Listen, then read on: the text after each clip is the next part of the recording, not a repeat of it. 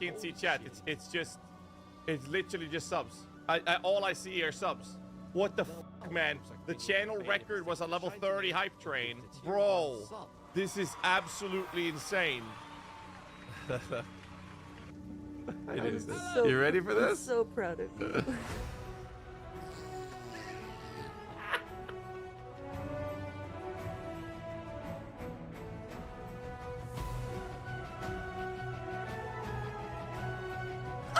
Don't be lazy. Subscribe to GHAZZY today.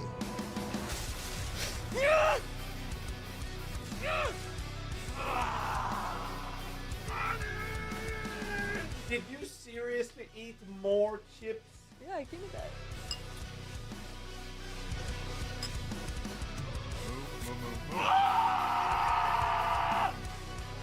Oh, fucking piece of shit! What the?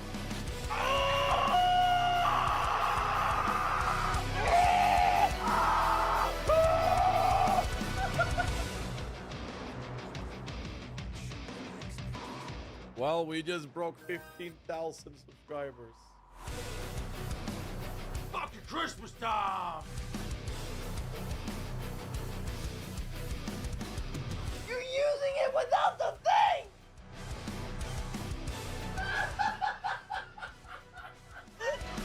Like, I'm not even using my offerings at the moment. Could. But like, you should be keeping distance. Ooh, divine ward. No! Ah! Fucking feed me. Shove it down my throat, okay? Man, I'll get on my knees if I have to. Let's go, dude.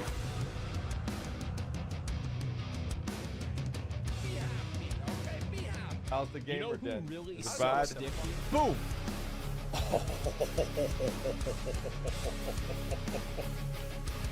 Like this. Oh my god, there's no way! What the fuck? Ah!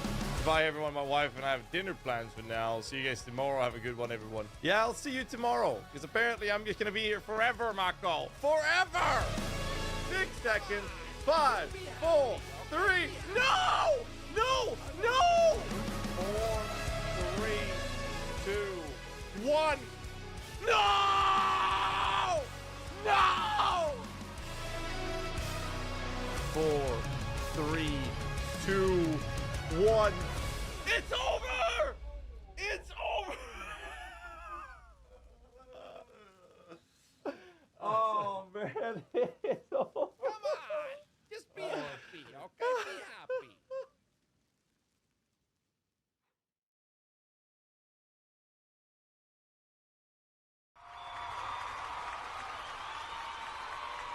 Yo, yo, yo, yo, yo, yo, yo, yo, yo, yo, yo, yo, yo. Bruh. What the hell, man? What is going on, dude? We got some SPECTRE info with some crazy stuff happening. Nice t-shirt. Come on, man. Not this again. You can't say that with every shirt I own, dude. Can't say that with every shirt I own.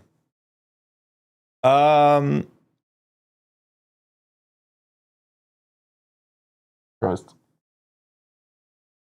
So, where do we start today?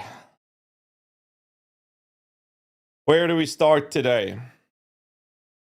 They did this as well. My little sister lands in the afternoon on Thursday. It's Tuesday today. Tomorrow I have Warframe sponsorship to do.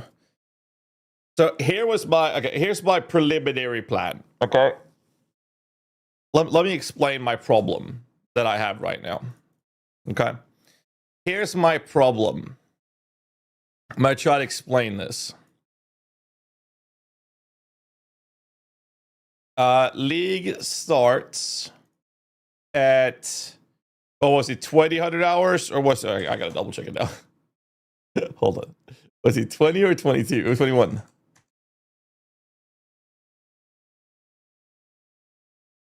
Yeah, it's 21. That's 9 p.m. for the Americans, okay? It's 4 hours from now in 3 days. 3 hours and 45 minutes. No, then it is 8.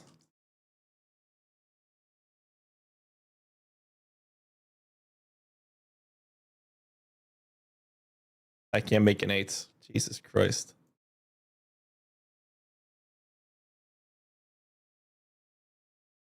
You see, it's in 3 hours and 45 minutes. 3 hours and 45 minutes is 8 o'clock. Okay? That's the league start. Okay? I'd like to be live around 4 to 5 hours prior.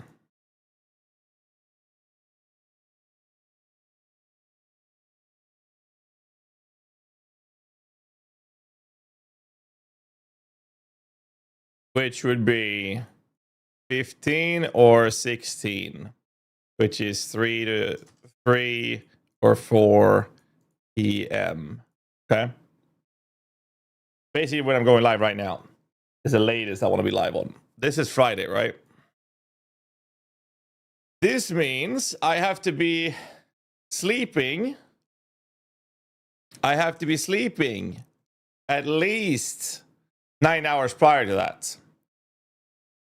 Which means I have to be in bed by 6 a.m.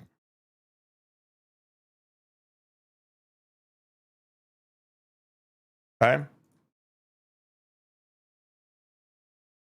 What time is the Diablo 4 releasing?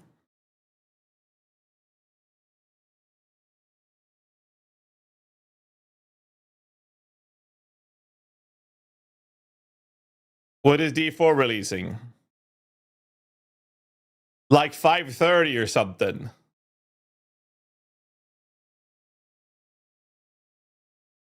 D4 5:30. Okay. When does the Game Awards start? When does Game Awards start? Local time, 1 a.m.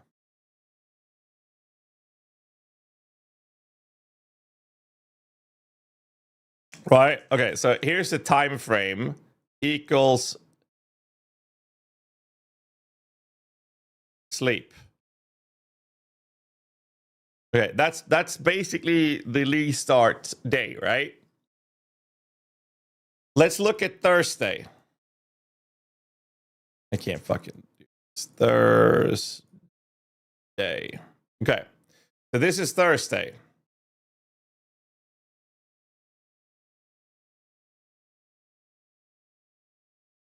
My sister arrives around.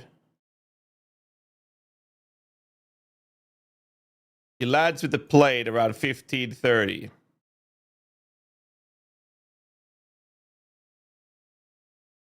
And we need to do a fuckload of hardware check, sound check. She's bringing a few things. We got to double check and prepping her for the subathon. Which means I will probably so let's just do this. Subathon prep. 16 to say 22. And then live 22, 23 starts.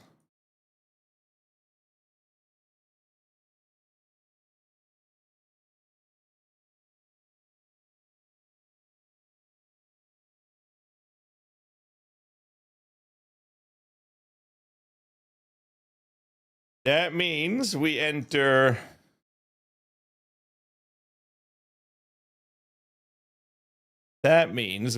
Friday.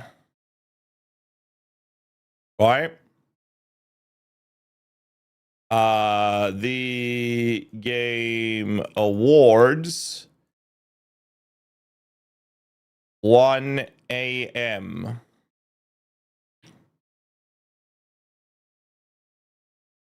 Skip sponsor. Sponsor I do tomorrow.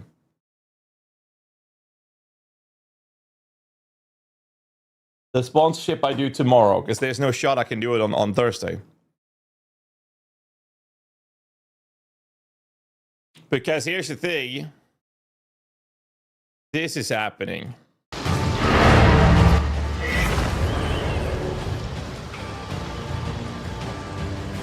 Watching the Game Awards for 30 minutes gives us the GHAZZY portal effect.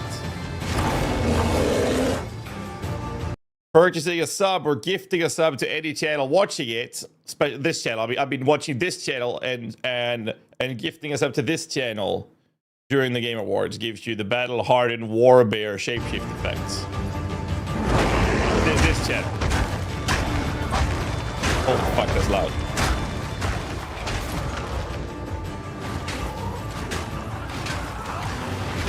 I'm not gonna play bear form that much, I think, but I'm getting the fucking MTX because maybe I will in the future, you know? So that's happening. Skin or a pet? It's a skin. The skin.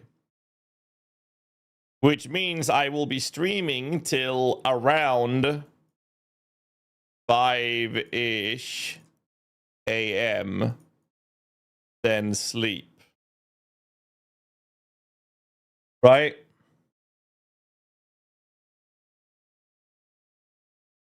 But this means I'm missing D4. But I think that's the plan. Chance to G with the 5 gifts. Thank you so much, dude. Appreciate that, man. I'm just gonna miss D4. That's what's happening. Oh no. Best plan. You say that, but after talking to Rax on stream the other day, I am more and more in belief that they might shadow drop the Paladin. The evidence is speaking for the chances that they are shadow dropping Paladin, which is the most sought after class in D4 in the from the entire community. And I think they're gonna say, "Hey, we're gonna drop the Paladin, but you could. They're basically gonna do this. I think they will showcase the expansion on the Game Awards, and then they're gonna say, if you pre-order the expansion, you can play the Paladin right now in the new season. That's what I think they'll do. I also think that if they do that, they will either have a massive amount of content in the expansion, or they have another class up their sleeve. That's what I think is going to happen. Because they need something big for the release of the expansion as well, right? So that is so cope.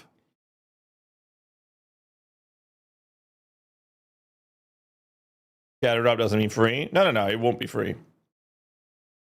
So that's what I'm expecting. Who cares about D4? Well, I have guys for both Spirit Board and Necromancer in D4 that I'm updating every season. And I would be fine with just skipping it this time because of scheduling. But if they drop in the Paladin, I'd actually be very, very interested in trying that out. But I'm going to miss that no matter what I do here. So that's the question, right? If they shadow drop a Paladin and say, hey, pre-order the expansion, you can get access to the Paladin. I kind of want to play it, but like I have to sleep because I'm running a subathon 12 hours later. And I need to be live 4 or 5 hours before that. Like, what, do I get 30 minutes of D4?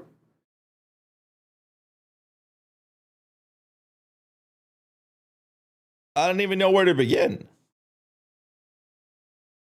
I don't know where to start at that point.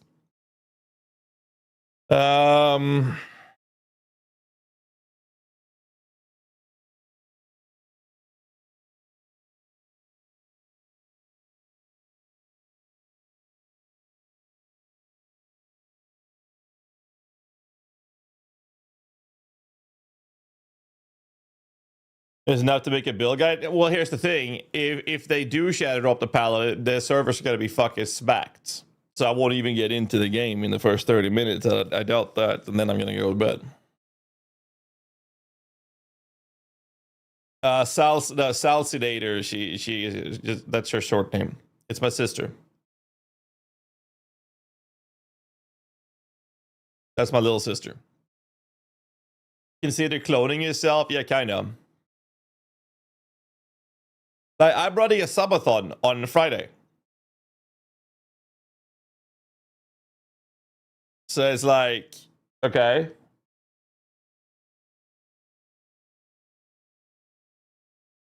You're going to play when you sleep? That's the plan.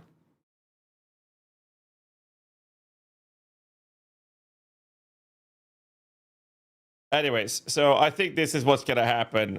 Tomorrow, I'm live around when I was live today. And I have a sponsorship tomorrow. And then on Thursday, I'm just going to be live super, super late in the evening. So I can stream the Game Awards. Let me out of the base and I'll play the other game next to you. Anyways. So for those of you who've been asking, because I got spammed on Discord and Twitter PMs about whether or not I was going to stream the Game Awards. And I will. I'll stream the Game Awards. But I mean, it also means that I have to get all the stuff done with my little sister prior to that, which means I can't go live till like 10 p.m. or something, my time. The bike in the beta you're forced to right generate power, GHAZZY. Have you been leaking info, Lolash? What is this? All right. That out of the way.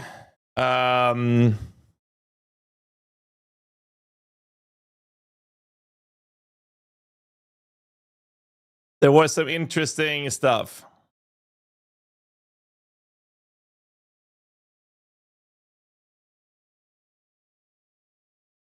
Yeah, I mean, I'll probably play D4 like in a month or two or something. I think that's the plan. I'm not the leaky one between the two. I don't leak shit, dude. But okay, how many of you guys think that I'm coping when I say that evidence points towards Blizzard shadow dropping the Paladin? And if they do, well, they're going to showcase expansion. We know that. And I think the shadow dropping the Paladin based on what we've seen, which would mean that they would need either a ridiculous amount of content, which I don't think is the case. And that means it's more likely that they have a second class for the expansion. You think that's coping?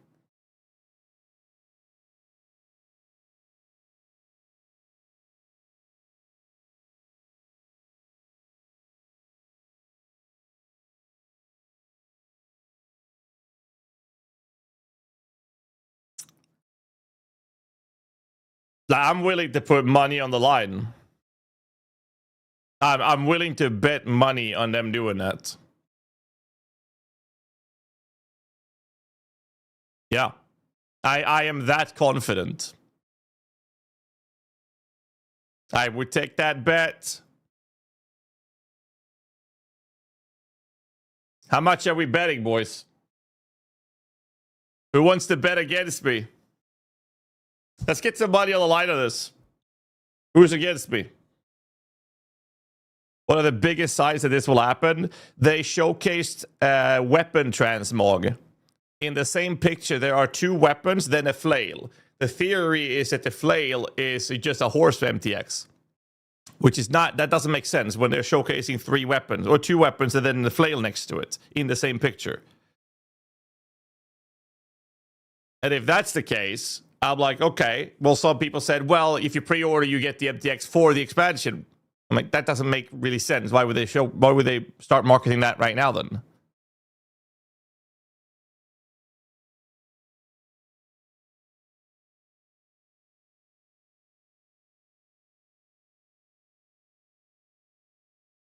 We had weirder horse attachment, sure, but not showcasing the same image that they're showcasing two weapons, right? What's my starter? Wolfpack something. The money you make off Gamba, you're gonna need to go to kick. That was an Adelby, not a flail.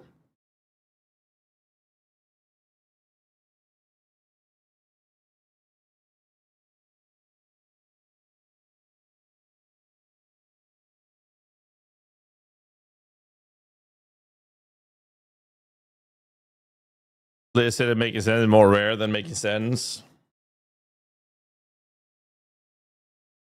Flannel. Oh my god.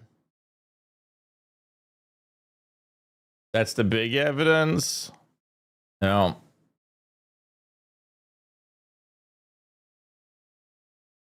I don't know. Sorry, 20 Spirit for Shava confirmed. We're still waiting for the confirmation what the changes are to the ascendancy nodes.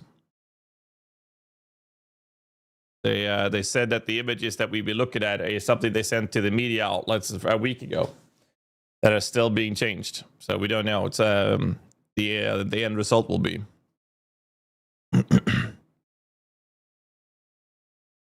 Can you to this game? I'm still confused why people complain about Energy Shield, but it's not a PvP game.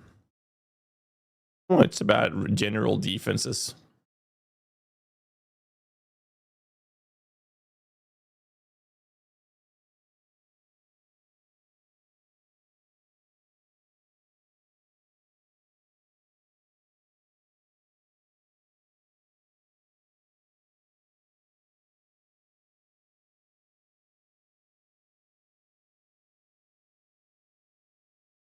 Okay.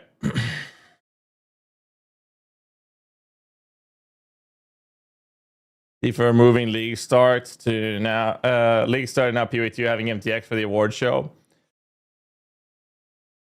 Maybe.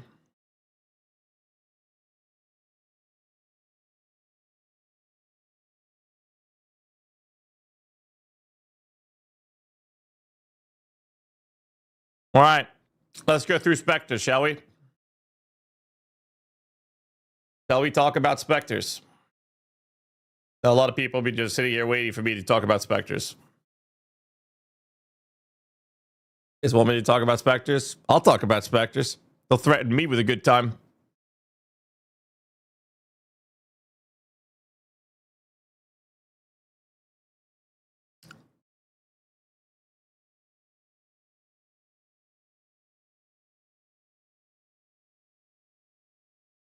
All right.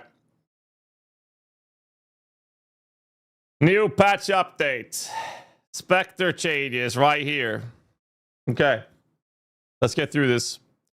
Support gem changes. Nothing we really care about. Iron War Nova radius changes. Unique changes.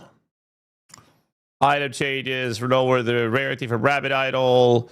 The essences. Unchange on melee weapon. They're just making it so the haste one can't roll higher than the natural attack speed roll on bows and crossbows. That's a little bit of a nerf on a haste essence. Arbiter of Ash will now face transition at a lower life threshold and will heal to full during the transition. In the past, when he fought Arbiter, he would transition at 50% or whatever it is. So now you'll have to do more damage, and then he will heal to full during that transition. Unless you use punctured lung, I think. I know that's a thing.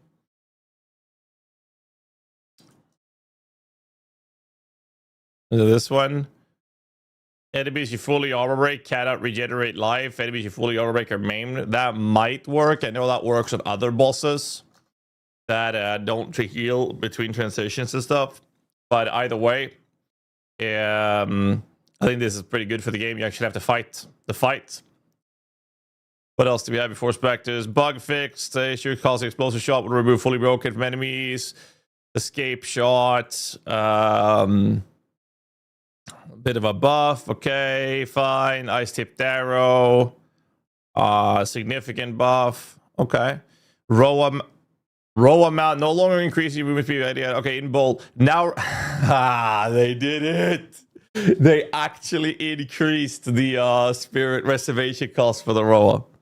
Okay. I didn't think that was going to make it in, but it's there. All right, so Spectres then. Oh, Spectres. Let's see. Whew. First, we go to Trudy's website, PoE2SpectreWiki.com. Let's go through it. What do we have? Adjusted the following monster and subsequently their Spectre variant. Frost Wraith got lowered Spectre cost and reduced cooldown of some skills. and we do this. Okay, these are Frost Wraith, Range Caster, Cold Hit, base spirit cost is 71, and it said that they lowered the cost, so lower than 71. And cooldown on some abilities. Okay, so these are the Spectre. These are the Wraiths that, you know, they dash towards you and then they explode. We have something similar to this in PoE 1 in the sewers, for example. It's the discharge mobs. Thank you, Saber, for the membership on YouTube, man. Appreciate you, man. Thank you. So these do the same thing in PoE 2, where they basically they dash forward and they explode, but the dash has a 4-second cooldown and the explosion have a 7-second cooldown. So based on this information, it seems it's more likely that the reduced cooldown on some skills is referring to lowering this to match this, which means that they won't dash to a target and then do nothing but start casting their cold projectile. It seems like they're going to make it so that when they dash, they will explode as well. And then lowered spirit cost. The result of this is they're not going to be that good. So we really don't give a shit about it. And here's some display of how they operate and how they look from Trudy. Big shout out to him, by the way.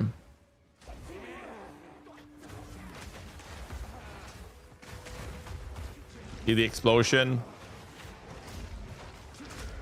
That explosion right there, the radius around him. So what they tend to do is dash into the target, then explode.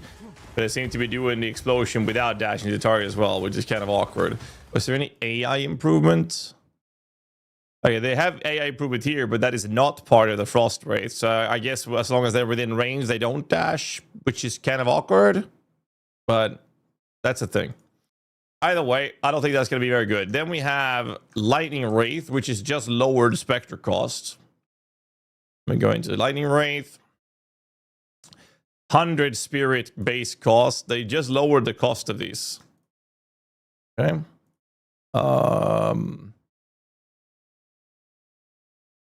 Chain 10 times pierce. Oh, because these are the single projectile spark casters. Spooky Ghost Lightning Bounce is called. That's the ability. This is a spark ability, by the way. You can probably see it here in Trudy's video. Yeah. It's just a 10 chain single spark projectile. Yeah, I do wish they told us how much spirit they would cost. Like, why not just give us the numbers, right? Spark without piercing. No, there's piercing. What are you talking about? It literally says pierce all targets. It doesn't even have a limit to pierce. The problem with them is how bad they are. On the other hand, they do have increased chance of shock, but I mean, yeah, the basically what you were saying here, high chance of shock but very low damage. It's just lowering the cost of this, not gonna change anything. Vile vultures. This is okay. So for those of you who don't know, this is a Spectre I'll be looking at to hopefully replace the ants. Because they do pretty good clear, especially in breach content. But I never liked the damage output that they have. So the changes here is lowered Spectre cost and improved monster AI. These are the leaping bird-like creatures. They have a base cost of 93 spirit, which is now going to be lowered. And the damage numbers on a 90 monster level scaling is pretty saddening. It's pretty sad. But you'll see the footage here for how they operate. They're actually pretty good. The big damage they do is when they leap. And they're, you know, okay on movement speed. But they leap quite aggressively. And that is part of the... with proper... Disgusting, Trudy. Disgusting drop right there, sir.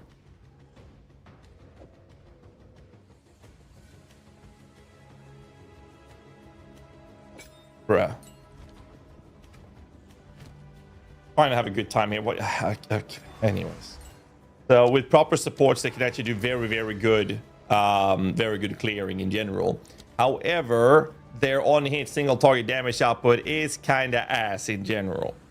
But they can be made to be pretty decent in terms of clearing. We see that in the past, some people have run breach breach encounters where they're running the Vile Vultures for the sake of clearing, then weapon swapping into Death Knights for single targets. They're possible. It kind of depends on the spirit cost and how well we can perform with them. Then we have the Faradin Impaler, who got monster AI improvements and lowered Spectre cost. So both of those things could mean that Faradin Impaler is something we're going to play with. The problem with Faradin Impalers is that they had too many abilities, and then they started doing their default attack, but it's not really their default attack. It's something that is called like a jab or something. We'll take a look at it here and you'll see it. And that jab has a modifier, if I recall correctly, that reduces the damage they're doing. I'm pretty sure. Base cost 93, by the way. So if you look at this, they have... this is basically their default attack. Then the Spear Throw with an 8-second cooldown. Then they have this is the Spear Throw damage source, which is coming from this. Then they have the impact of the Spear Throw. And then we have an Arena Left Elite. I don't know what this is referring to. Same thing here. Same thing here. Their Cascade ability has a 10-second cooldown. And according to this, there was no lowering of cooldowns. And then, yeah, this is the shit they start doing. When they don't do the other abilities properly, even when it's off cooldown, they use this. And this has a 60% less attack damage. And can't even stun enemies. It's terrible when they start doing this. However, with improved AI, I'm assuming that they're going to use these things more reliably off cooldown. But it will still be the cooldown, which is not mentioned here. I'm not sold. I'm not sold on these being good. But visual clarity is terrible with the... Yeah. As you can see. Visual clarity, by the way. Now imagine having, 8, 10 of these. But they look cool. I think that they have to be tested. They look really cool, yeah. But you can see here their damage. That's when they're jabbing, which deals like no damage. It's very low damage. And when they use their abilities, they do good damage and good area coverage.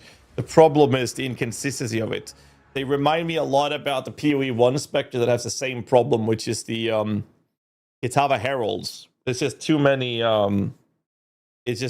attacks for them to be reliably scaled on one end, which makes them inconsistent in their performance.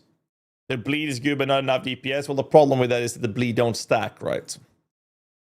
Then we have Bramble Hulk, which I believe are just way too slow to even give a fuck about, but they got improved AI and reduced cooldown on some skills. So if improved AI means they're faster, then maybe we can look at them. But I'm pretty sure they're fucking terrible in movement speed. They have a base cost of 84, which was not touched, but they reduced the cooldown on some abilities. If you then look at the Bramble, they first off have a medium movement speed, which means they're kind of to be fair. Their attacks, the patch note said reduce cooldown. They have a Hulk Slam, which is basically the only thing that deals reasonable damage from them, which is on a 6-second cooldown that deals 100% more attack damage. This ability is very likely still going to be on cooldown, but it will likely be in a position where that's the only time they actually do decent damage. And it's just double the damage on the regular attacks, plus the AoE coverage, right? So it's like, I'm not sure. And then they have the Hulk Leap Slam, or Bramble Hulk Leap Slam Leap. Leap Slam Slam Leap, whatever. 10-second cooldown on that, which is likely also lowered. But again, it's just going to make them close the gap more often. But if you look at the footage, I'm pretty sure they're just too slow. Look at the movement speed. Let's get when he's running up to that pack.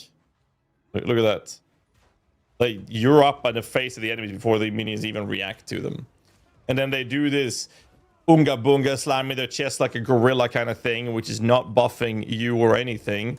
And according to the PoEDB, it's like an enrage effect on them, which I'm assuming is increasing their damage a bit. But as long as their movement speed is this, I'm not sure they're going to be good. Like, improved AI, I mean, they got to make them faster. But they're not all, like, improved AI doesn't mean that they're increasing their movement speed. That just means that they're adjusting their behavior. Obviously, we'll double check these things once the data mine file is out, so we can go through the database again to see if they did change the medium movement speed to fast, because maybe we can use them at that point. Skeletal Reaper is likely the Night Gaunt Spectres, because I believe they have a hidden name being Skeletal Reaper. Improve monster AI, rebalance monster power, resulting in a lower Spectre cost. Yeah, the Night Guns. Rudy's already set up the site to be perfect for this. Click to rate the Spectre. Sorry. Base cost 91 spirit. Patch notes did say that they're lowering the spirit cost of them. Check the spreadsheet. What spreadsheet? I'm going through the patch notes right now. So these are the really cool looking scythe wielding specters or minions that are emerging like a bat form or something, like 10-second cooldown. There's no notes about them lowering the cooldown. They look like this. They look amazing, by the way.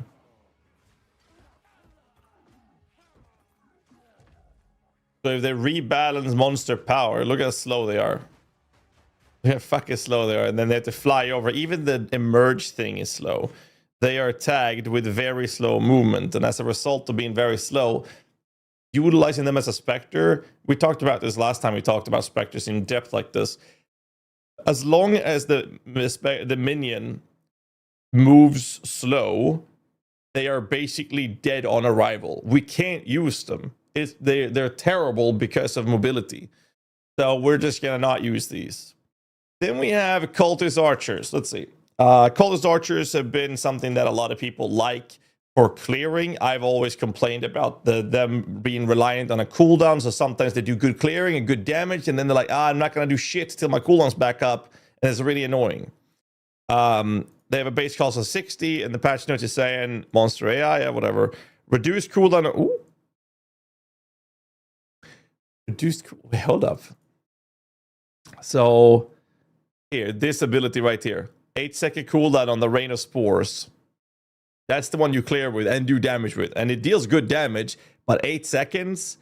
And cooldown recovery, one gives 20 or 25% better cooldown recovery, and cooldown recovery 2 gives 30%, which means you could do that with this, but they were still kind of ass because you had to wait 8 seconds minus the cooldown recovery, right? And the skill tree offers growing swarm for another 20%. So it's like, and they were always really annoying to play with personally. But they are really, really, really strong when they use this, right? And they look like this, so you guys can see them in action. See how the movement speed is significantly better than the Night Gaunts? And watch this purple shit now. That ability right there. This ability is the one that deals good damage. Slight delay on damage output, but we're used to that from Volgards. But with this ability having 8-second cooldown, they're very frustrating to use. But if that cooldown is lowered and we can add cooldown recovery support to them, they could actually be a possibility or a possible contender. Finally, getting over that threshold of, hey, they were kind of annoying to use because they were only good when they used the ability, and that was not often enough, to they are using them often enough to actually be used. And yes, that is chaos damage. It converts 100% of physical to chaos, and they have base chaos damage over time effect as well as they explode. And those things overlap, by the way. And does really good damage. Like, it's very, very good. We might actually play Cultist Archers. It is a very, very high possibility that we play Cultist Archers because of this. All right, so Cultist Archers looking promising. What else do we have? Black Strider. That sounds like one of the Abyss guys. They're not called Black Strider. They're called Black Space Strider, right? Wait, what?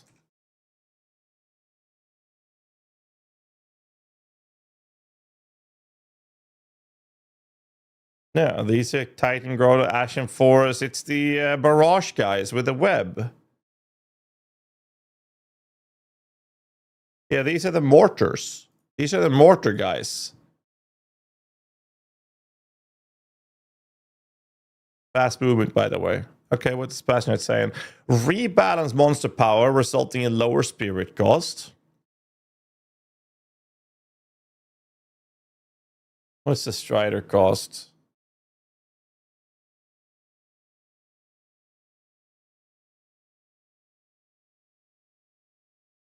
What?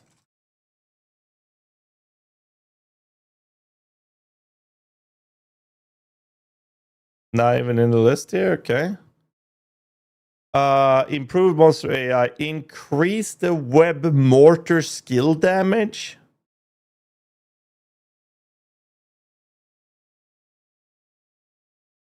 Bro.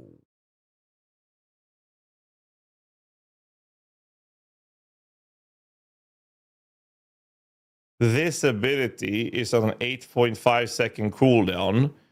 When they do this, they basically shoot mortars in front of them in like a crescent moon, like this. And when they do that, dude, melee players are gonna fucking die to this. They already do a lot of damage.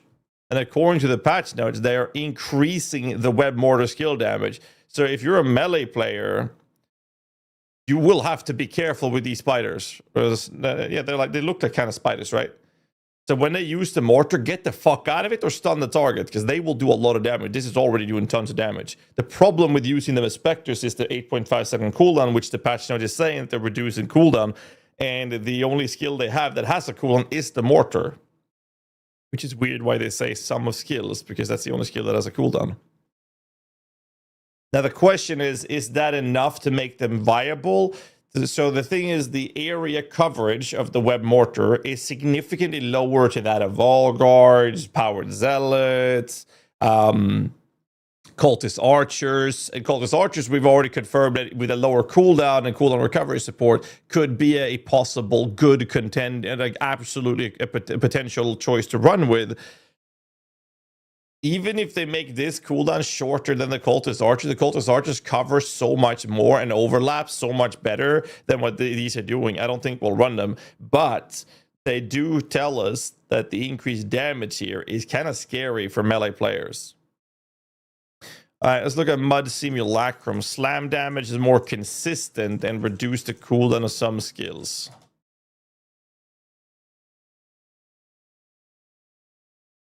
$72 spirit, no mention of spirit cost. Oh, it's these guys. We're not going to play with them because these mud golems, they are super slow. Like absolutely giga slow. Like you can't use them. Even if you were to put them in a wheelchair and try to push them forward, it would not be good, because even that would be too slow. Like they just, no. You want to see what the terrible movement speed Spectre looks like? Watch this.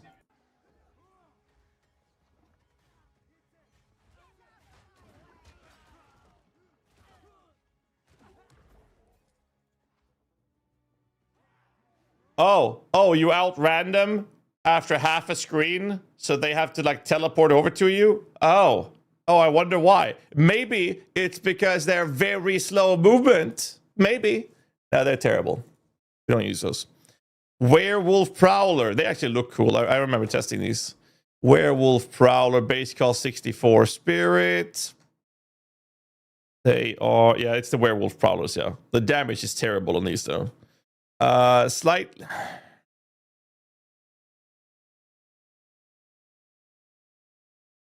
So here's a...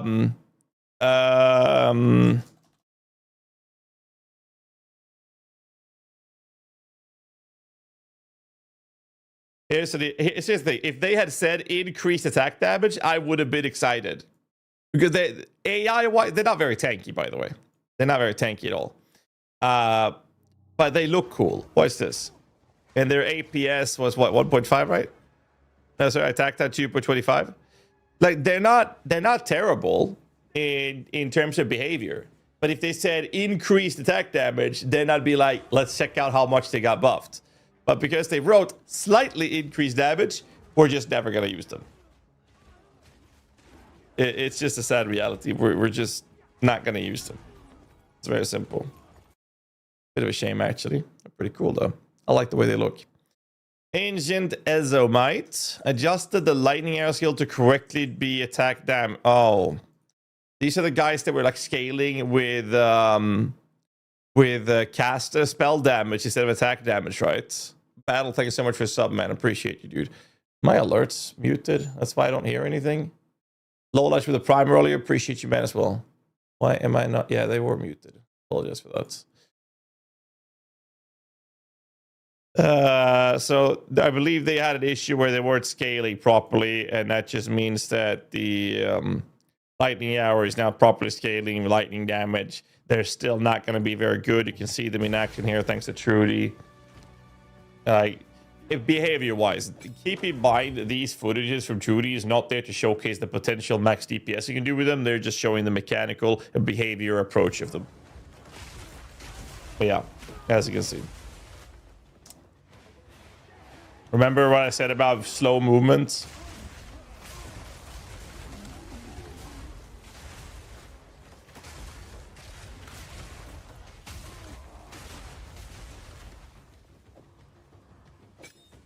Yeah. And that is a very slow movement tag. And we're just never going to touch them as a result of that. Well, I'm missing chat. Hi, GHAZZY. Wanted to say my beard is more sexy than your beard. I'm sorry to say that. You need some biotin to boost your growth. Good luck. Moo, moo, moo, moo, moo, moo, moo.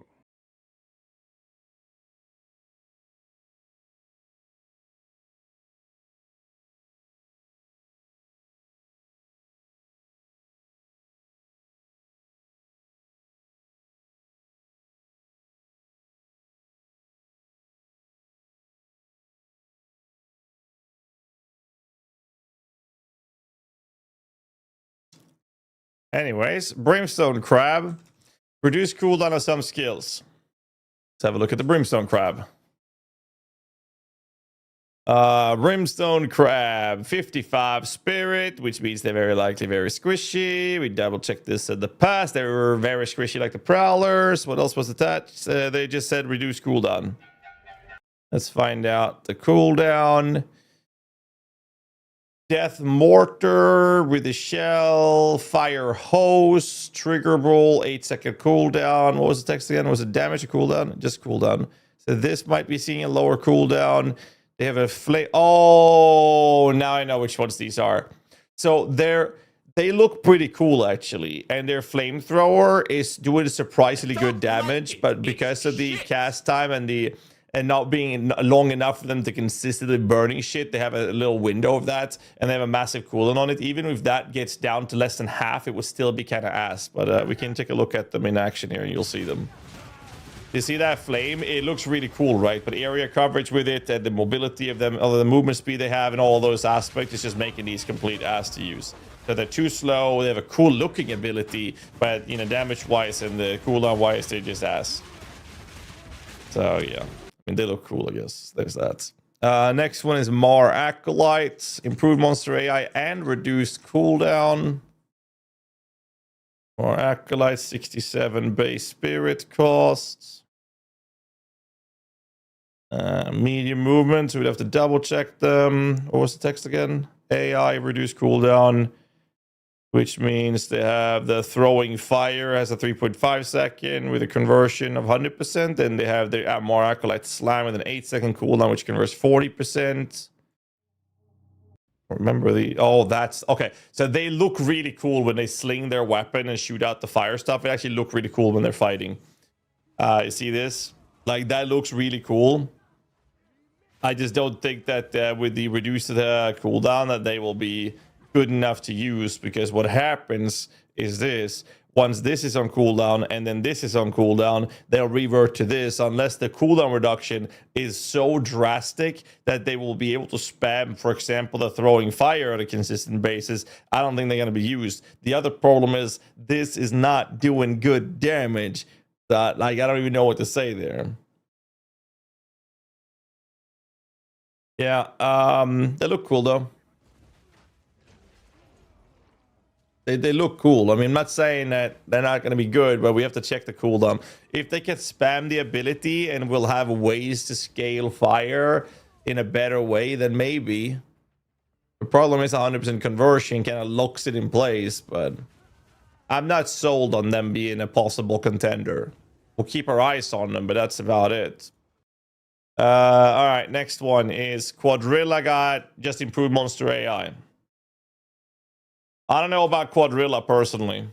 I'm not a fan. 84 Spirit. For those of you who haven't seen the Quadrilla in action, looks like this.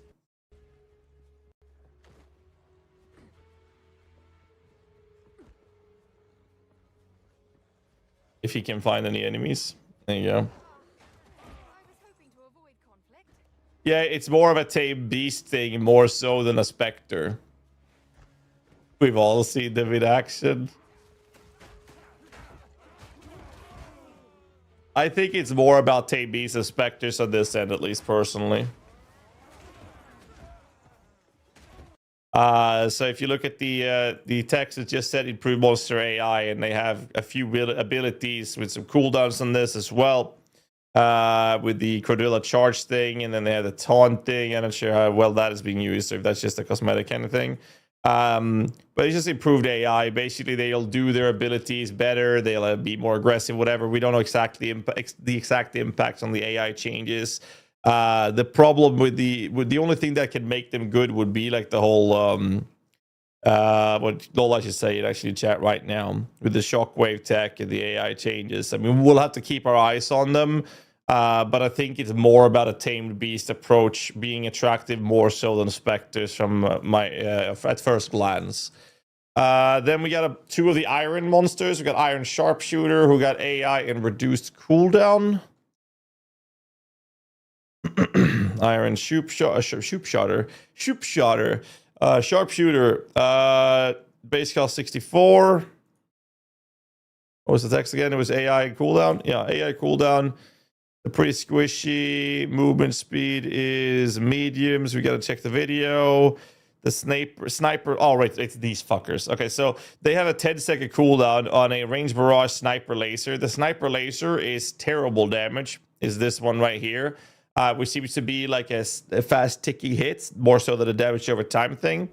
If this one is being used more often, that's terrible because it actually deals shit damage.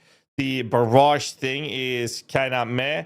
Damage-wise, they're kind of irrelevant, but most importantly, they're kind of slow when they're using these abilities, and the abilities don't really have a good trajectory when it comes to actual damage output. You'll see it clearly in this footage here. Mobility is kind of bad. That's a laser. You see how bad that is? They look cool though. They look like the titty bitches from PvP1. The tentacles. So the patch notes say that reduce cooldown. That means they're gonna use that shit more often, and it's ass.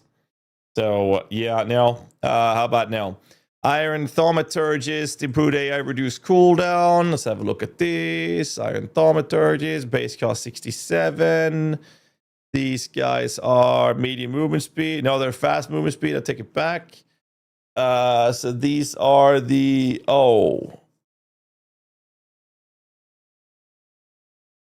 Maybe. Maybe these could be at least looked at. Because they're making some changes like Incinerate and whatnot on the Flamethrower. I'm not sure if Flamethrower would apply to the Incinerate change, but that's for ignitions. And you're stacking them, they don't stack. It'll be individually calculated, and that's kind of whatever at this point. But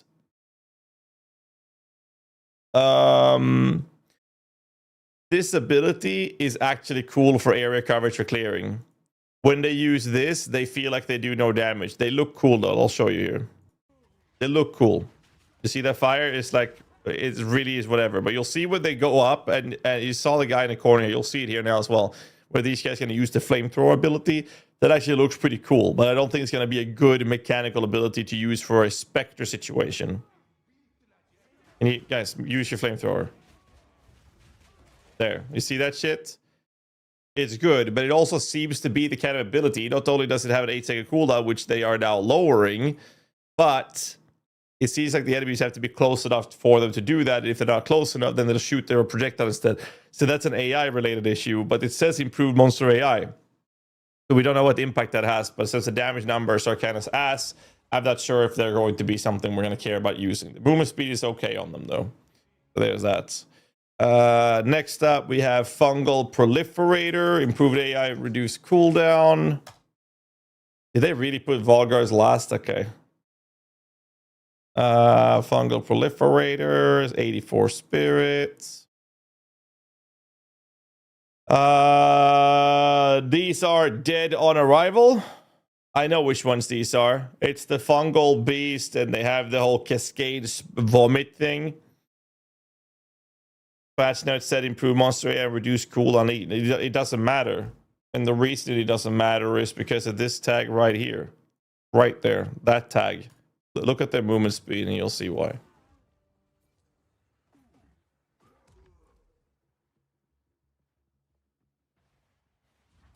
One eternity later. I can't look at it. I just wanted to not have the movement speed and the monsters be the same when there's a monster versus when there's a Spectre. I think Spectre should override that.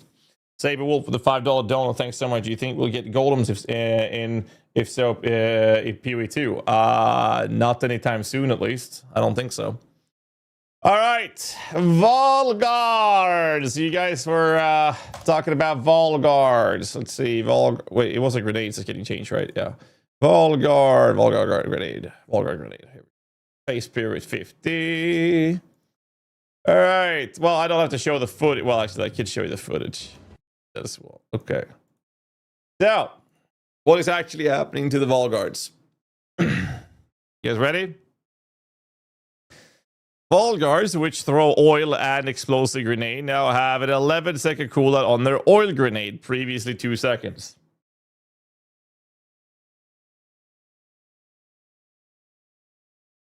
How many in chat think this is making them bad?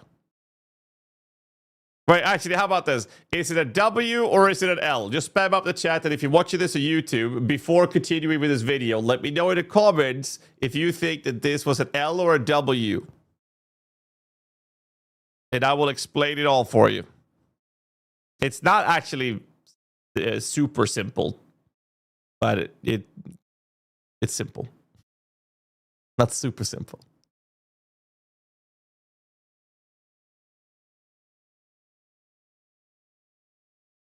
Okay, so for those of you who don't know, what made Volgards so freaking good is because of their explosive grenades.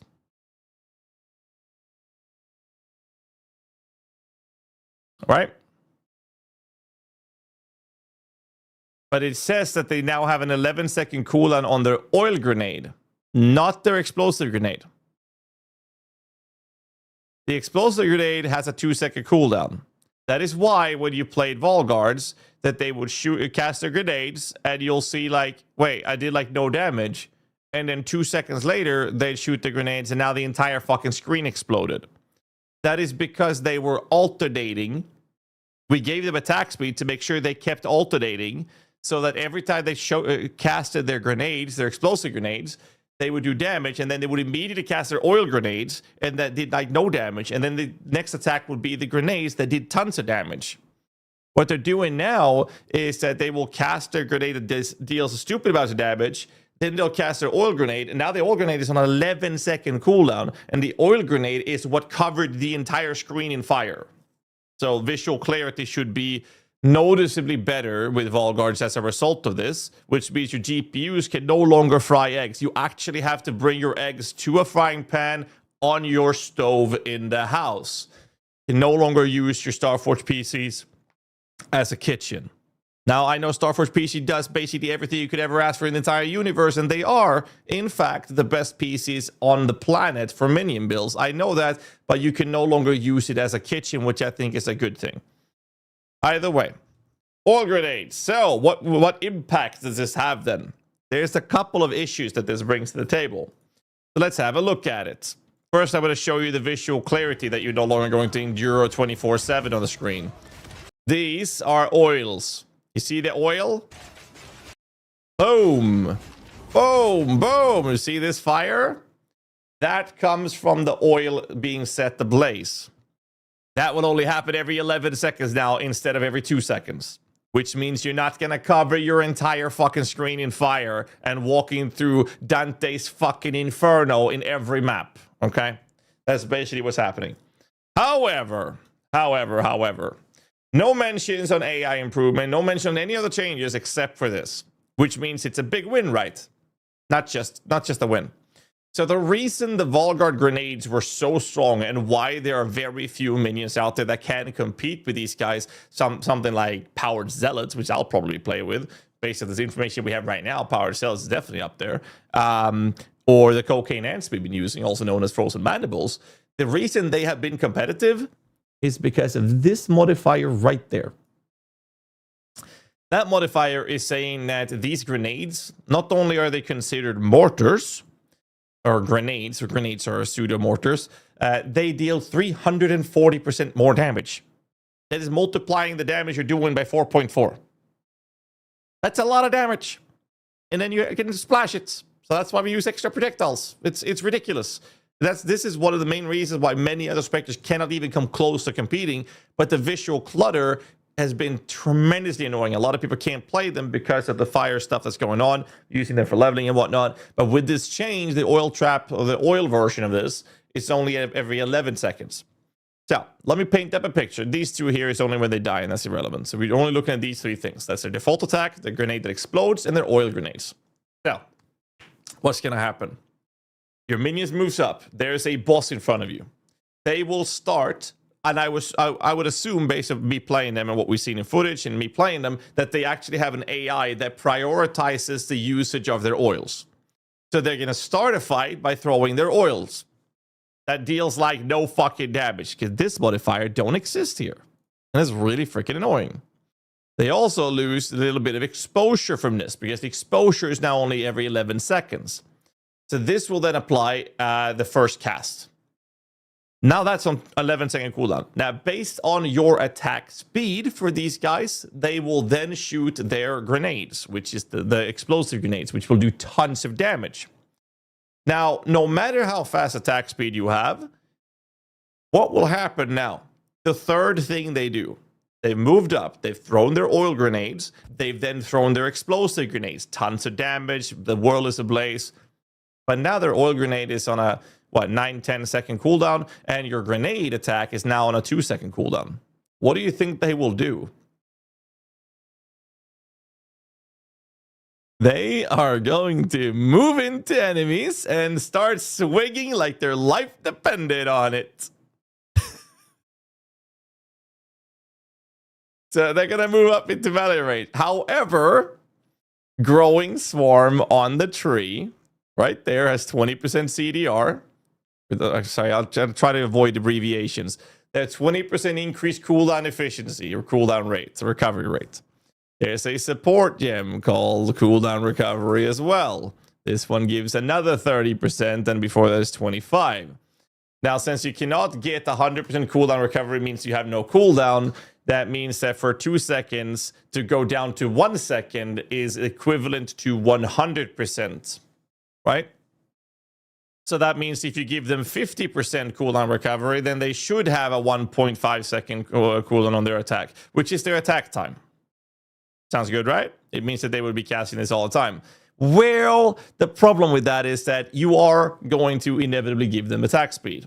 Oh, but guess you can remove the attack speed. You don't have to take these attack speed nodes right here. You don't have to take them at all. And you can skip the attack speed over here as well. Just don't take those. You can go into this cluster through here instead. Oh, that is so smart, right? Skip these. So that's what I thought last night as well. But it's completely fucking retarded to do that. Simply because we are going to use Pain Offering. And Pain Offering gives quite a lot of minion damage that you don't want to sacrifice. And Pain Offering does give increased attack and cast speed. So you are going to use Pain Offering, which means you're not going to be trying to balance their attack speed based on their cooldown. However, we are going to skip using rapid attack support for them. We used rapid attacks before on them, simply because we wanted them to make sure that every cast they did, or every other cast was the oils, and every other cast was the grenades. But when they got too much attack speed, we're in a position where like that was balanced, right, with more attack speed. So that was fine to do with the cooldown on it. The problem we have now is that we don't want to give them too much attack speed. So if we skip rapid attacks and we have the cooldown recovery, maybe I'm off on the calculations. Chat's saying that 50% recovery would be 1.33 seconds, which is actually even better. Than I'm off on the math there. I apologize for that. All I'm saying is you skip rapid attacks in favor of cooldown recovery. What would happen then is you're trying to minimize the time gap between, hey, my grenade is ready to be cast again, versus, yo, I'm out of ammo. I'm going to run in and suicide into the monsters like one of those explodey pigs in Act 1, right? So basically, you try to balance that a little bit. You don't have to think about it too much. All you need to know is we don't use rapid attacks on them, and instead we use cooldown recovery. That's all there is to it. And you still use Pain Offering, and the result will be that they will cast their grenades, honestly, more often than they did before. More often. Because now they're not interrupting their grenade, which is a 1.5 base attack time, to cast their fucking oils every second cast. So instead, you'll actually get more damage at the same time as we get better visual clarity. The only thing that's happening is slightly losing some damage numbers because of the exposure loss from the oil trap, which is now, instead of being basically every pack, instead of every 11 seconds.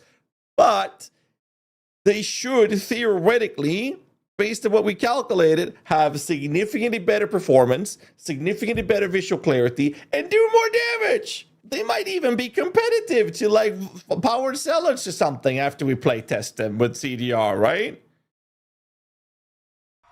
I would assume. CDR support doesn't work with medias and specters. It should. It should work. Obviously, we'll have to play test these things, but theoretically, based on these information, like, that's just the way it is. They removed it. Where is that in the patch notes? At 0.3? What? Have I missed this? Oh, chat's correcting me in the middle of me going through this. I need a link for this. Dude, I missed this. I missed it.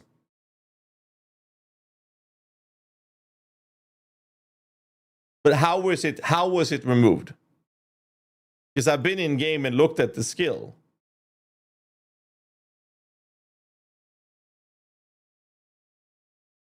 The only person thinking this is a nerf for Volguards is P. Diddy, hashtag less oil.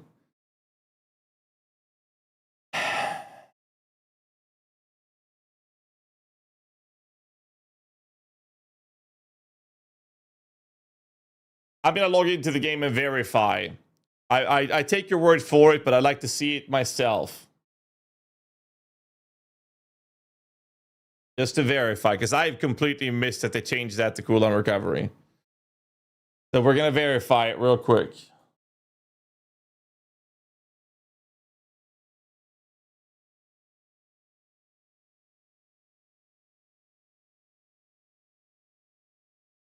Can I get into the game, please? Check PWDB. I mean, as well as we'll check in game. What CDR for medias can we get from the tree? 20%.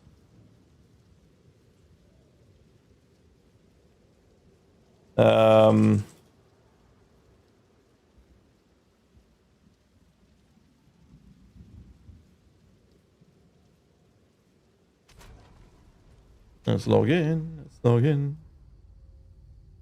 I'll take your word for it. No, I'm saying, like, I'm already on board with what you're saying. The thing is, I'd like to verify things I say myself as well, because I don't want to spew things out. If I'm uncertain, I'd rather verify it. You guys are telling me that they changed it and I might have missed this. I want to make sure I verify this so that I know for a fact moving forward. Because I don't want to tell people one thing when I could just might as well just go in and verify it real quick.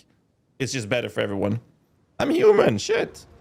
I make mistakes. Everybody does. Wait, that's a spirit gem. Let's see. Cooldown recovery. Cannot modify the skills of minions. It says right there. Cannot modify the skills of minions. All right. So that means we only have access to 20% CDR. It doesn't change anything. It doesn't really change any. Well, sorry, it does change something. It just means that we don't use rapid attacks. And we don't use CDR since it doesn't work on them. Does multi-shot work? Yeah. We definitely use multi-shot. 100%. 100%. We definitely use it because we want to have extra projectiles. Multi-shot. So this one is less skill speed. This is less skill speed. This is 25. 2 additional. So we use the number 2. Because you triple your damage with it. But yes, it's less skill speed. It doesn't really matter too much. Because we're giving them 20 CDR. We have a lot of attack speed from these nodes. Well, that's not a lot. But if you look at Pain Offering in an endgame build, this is 34% increased attack cast speed. That's quite a lot. Either way, the end result is we just have to decide which support chip to use. So we're not using rapid attacks. We're not using cooldown recovery because chat corrected me on that. Thank you for that, by the way. That means we'll be using something else. This allows us to do a couple of things. One, we could use magnified area, magnified effects, and have larger AoE for clearing, and then changing that for a single target DPS skill. There's a couple of other ways of going full physical with it, which would be heft. There's a handful of other support chips we could use for this instead. And magnified area got buffed as well. They removed the downside. Correct. That's in the patch notes, actually. I can show you that. Magnified area no longer causes support gem to deal less damage, which would increase the probability of you overlapping your damage sources from the grenades, especially if the enemy is moving or have a small hitbox. And I believe that the 20% CDR would move the grenade cooldown to 1.67 seconds or whatever, right? That's what Lolash wrote to me as well, so I think that's accurate.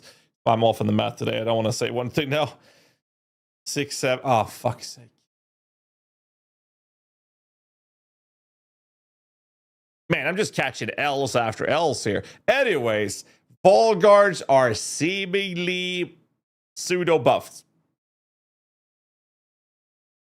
Because in the past, what would happen is they would cast a grenade, then they cast their oils, then they cast a grenade to do damage. So damage, oil, damage, oil, damage, oil. Now it's going to be damage, oil, damage, damage, damage, damage, damage, damage, damage, damage, damage, damage, oil, damage, damage, damage, damage, damage. Like that's basically what's going to happen, right? Zombie, subscribe with Prime.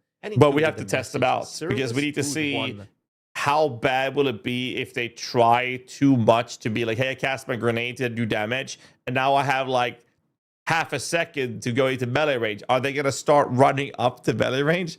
And if the enemies are on top of them, what happens then is that if there is a gap, they will start swinging. And if they start swinging, they have to finish swinging before they cast a grenade again. And I think it's going to be fine because it's going to be a net gain of DPS in the end. Because most of the times, they're not going to interrupt their shit by melee attacking. But in the past, every time they interrupted their spam or explosive grenades to cast their oil grenades instead. And more importantly, your GPU is not going to get fried because they're not going to cast oil grenades all the freaking time, lighting the entire screen on fire. So that's my take on the current Spectre changes. I don't know if they said anything about adding more. Like, are there more Spectre changes coming? Mandibles. Spectre variants, a certain monster in Act and their endgame variants, further details on which monsters have been adjusted will be posted separately prior to release. I think that's it. I don't think they're going to post more. What do you guys think? Anyways, let me know in the comments below what you guys think of the Spectre changes, and I'll see you guys in the next one. Don't forget to hit the like button, subscribe for more content, and I'll be back tomorrow. Have a good one. Bye. There you go. Get a video out of it.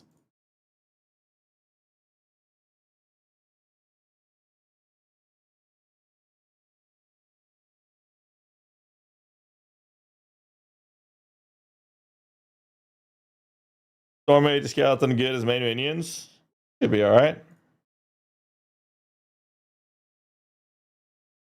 I don't think we'll see more. I genuinely don't think we'll see more. I'd be very surprised if we saw more.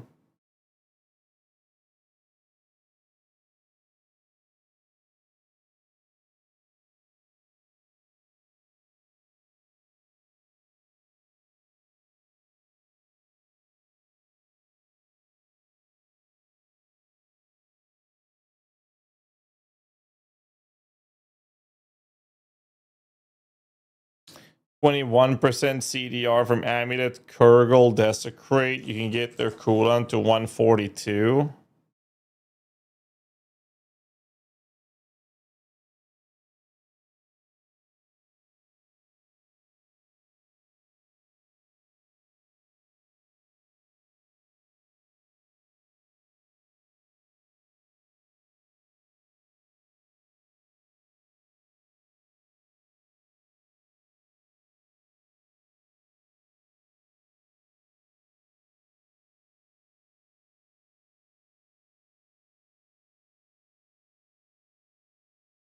Yo, are we gonna...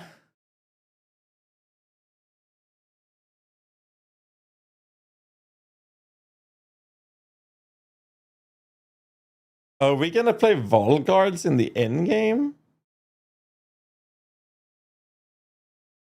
Well, it's not 21 from the amulet, it's 20%, but yes.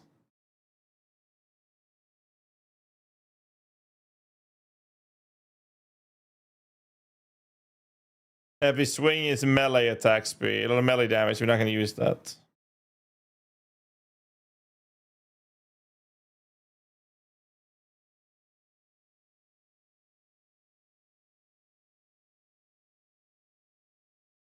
Sanctify, corrupt the amulet. You don't need to do that. This should be enough.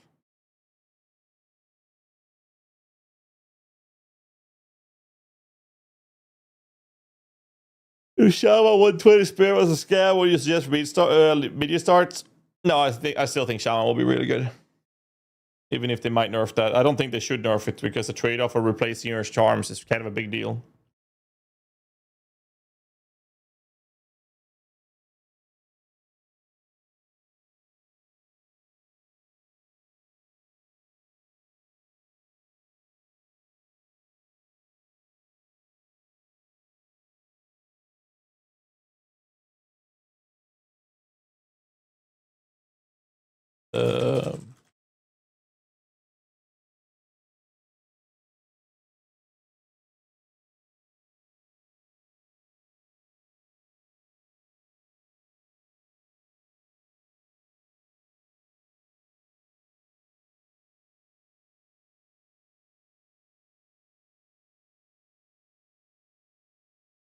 All right. Wait, what is this?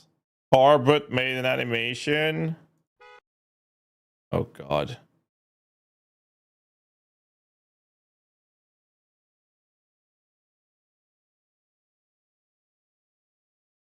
Predictions, Shala versus Oracle for minions. I can't make that prediction because Oracle will heavily depend on the node changes. So here's my take. Here's my answer to you for now. Oracle feels extremely lackluster in general, simply because of the fact that Oracle don't really give you anything. What it does, it alters the skill tree for you to play around with and do more stuff with the skill tree. That's it. Which means that for the Oracle to be good, you're sacrificing a lot of stuff from the Ascendancy choice that is now being forced upon you on the regular skill tree, which means the regular skill tree additions need to be fantastic because they're essentially not only replacing the power gain from the Ascendancy choice, they're on top of that costing you passive skill tree points, and you only get 2 from the Oracle Ascendancy. So they need to be ridiculously good. And I'm not sure if GGG are willing to make them that good, and instead be in a position where I'm starting to think they're going to be a little careful. And I think that if they're too careful, Oracle will not be that great, and that makes the Shaman significantly better. Cinda coming in with the 53 months. Appreciate you, man. Hope you're doing well, man. Thank you. Any thoughts about Ritualist? Oh, yeah, of course. For non-spirit demanding builds like Unearth, Zombies, yeah, absolutely, 100%. The issue Oracle is that I suspect the bud is basically forced to take Unseen Path. The Ascendancy lacks. Could be baseline for taking Oracle. Maybe. What I think they should do is give you a significant more amount of extra passive skill points. But again, if the extra nodes from the Oracle trees are ridiculously good, then it's fine. You get 130 extra passive just by being an Oracle. It doesn't cost any Ascendancy points to unlock. What? Bro. No. No. No. No. Walk the paths unseen, a 4-point Ascendancy node. That unlocks those extra passives.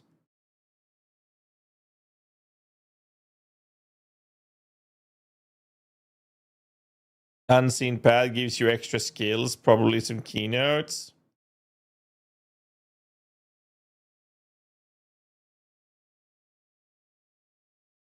Considering your name being the Logic fan,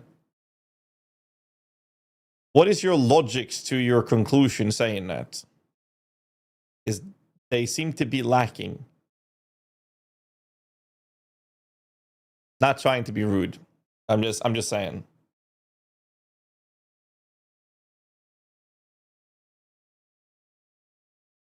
It's in the reveal video. It's confusing because of how they worded it in the video. Okay, let's say that it is confusing. I didn't find it confusing, but let's say it's confusing for everybody. What is the most logical conclusion? That the Ascendancy gives you access to it, or that you just play Oracle and now you have access to a bunch of extra power for free without spending a point in it? What makes the most sense? What is the most logical conclusion?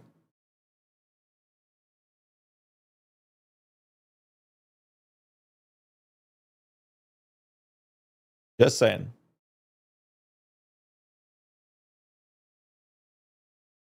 You become an Oracle and win the game. They say something like, when you become an Oracle, you get 130% passive right away.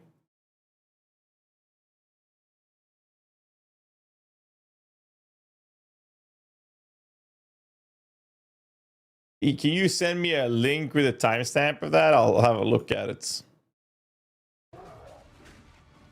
And one of my favorites, when you first become an Oracle, you'll notice over 130 new extra passives appear in the Druid section of the tree.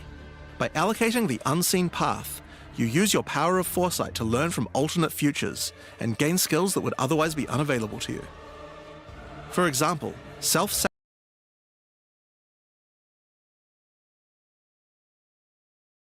Yeah, they appear, but you're not able to spec into them. I can see how that's confusing, Logic Fan. But they are stating that by allocating it, then you're able to take these things. And then we've checked the trees. These are the unseen path nodes. Like, we verified this several times over. But I can definitely see how that's confusing. I see where you're coming from now. Yeah, I see where the confusion is. But logically... And if you look further into the video, this is confirming what we're all saying. You're not getting it. You have to spec the Ascendancy node to get the nodes. Cinda with a 50 gifted bomb in the channel. Thank you so much, Cinda. I appreciate you, man. Thank you so much, dude. God damn. Oh, shit. Cindalicious dropped another 50 subs. Cindalicious. Reading emblems left and right. If he keeps this up, I might have to start calling him Cindatron. We appreciate the support. Now let's get back to grinding. Maybe we'll hit a Boeing where I won't get one shot by a rat this time.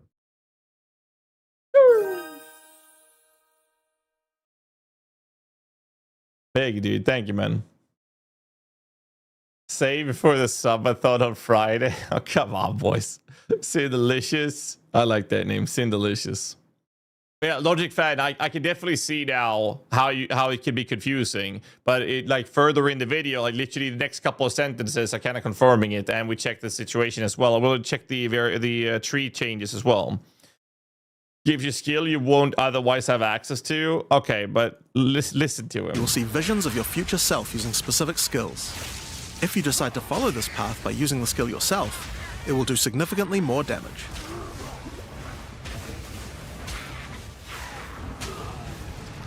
So here's the thing. They aren't talking about these passives until they get to this notable. They say unseen paths, you can learn that skills were otherwise impossible to acquire from other possible futures. With converging paths, at a critical moment in battle when a monster is vulnerable to freeze, stun, or electrocution, the Oracle can use moment of vulnerability to see a vision of the enemy's future, and then merge it with the current timeline, allowing him to deal damage to... Is there a subathon? I thought for the full release only. So we had a sub goal to set up for me to do this big thing I wanted to do for the full release, and we didn't hit the goal, and we came to the conclusion that there was a lot of people that chipped in a lot of subs, that I didn't want to disappoint those people, so I said, you know what, I'm gonna do a big subathon for the 0.4 release now in December, but it won't be the extra things that I'm planning to do for the big PoE2 release, but it's going to be bigger than we had last time. We have a lot of cool things happening. My little sister's already got a flight ticket. She's coming down on Thursday. I'm going to pick her up. So we're going to have a subathon on Friday for the December launch. Yes, that's the plan. Did Volgards die with the grenade cooldout? No, they got buffed. To both. And one of my favorites, when you first become an oracle, you'll notice Okay, I'm gonna show you something. Okay, can I trust you guys not to spoil the subathon if I show you something?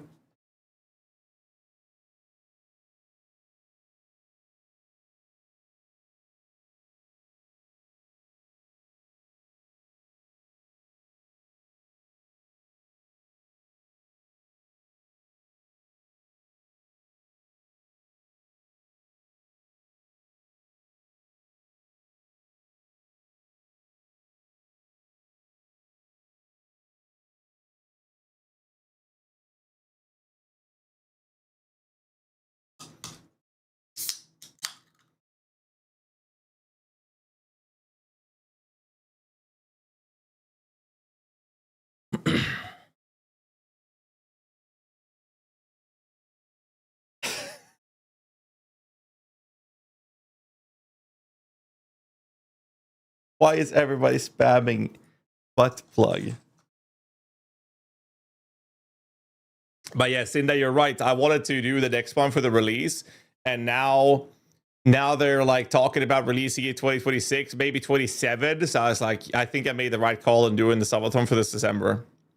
Stream over Christmas again. We'll see. We'll see. We'll see how that goes. Okay. What is a surprise? Was that supposed to happen? I never said surprise.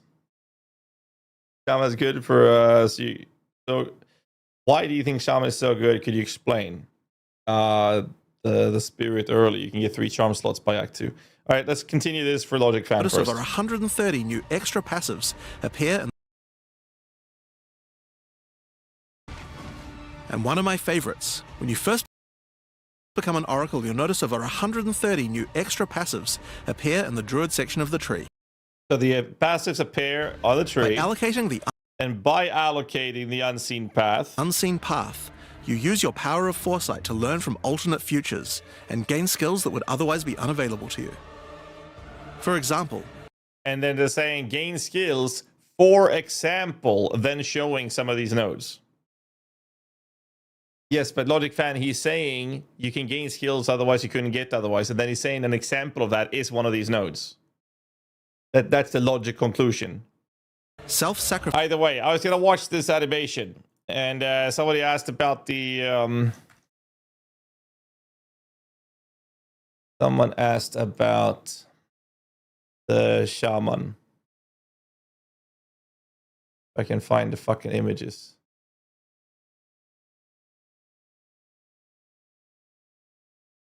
Wrong image. Here. Right, I'll be here. I have to make sure I stay first place. Oh my god. Okay, Sid. Yeah, maybe we do stream past Christmas. We'll see. So this node here, Sacred Flow, gives you 40 spirit for each available empty charm slots, right?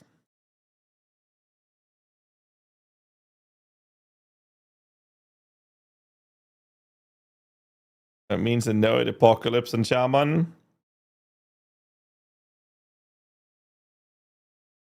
That's a skill that they basically showed a little bit with like fucking elemental stuff raiding for the skies. We have no idea how good it is and what it does exactly until they release more info on it.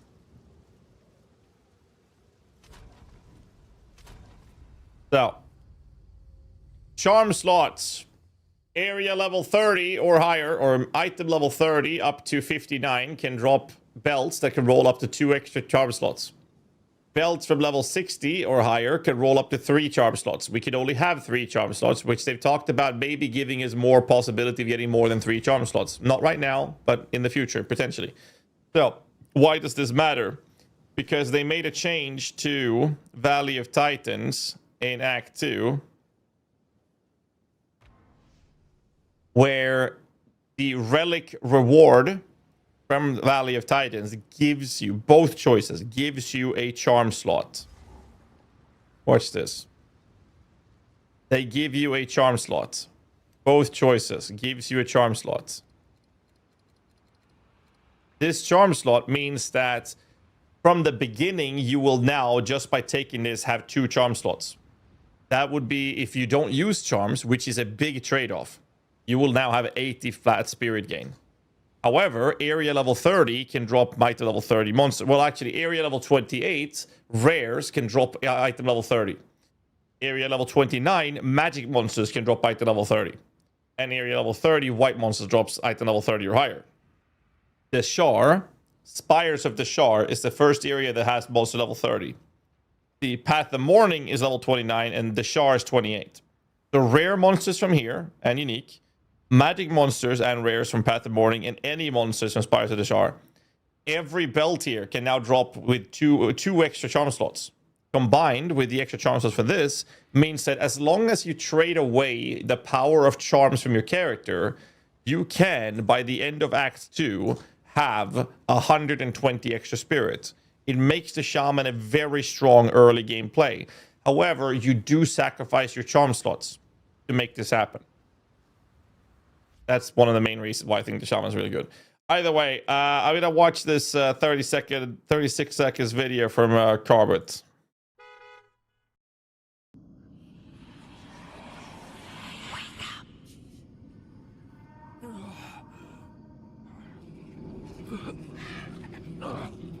Fucking leave. Well, well. What have we got here then? You lost, fella? Hey, we're talking to you. I asked you a question. What's wrong with him? He's lost his bloody mind.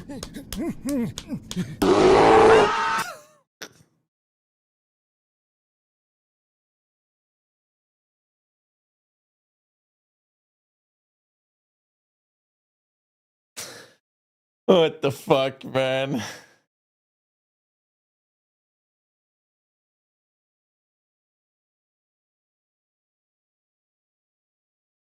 What the fuck, man?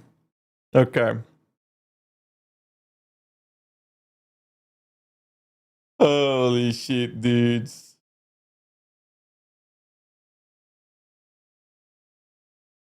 That is good. It's a like.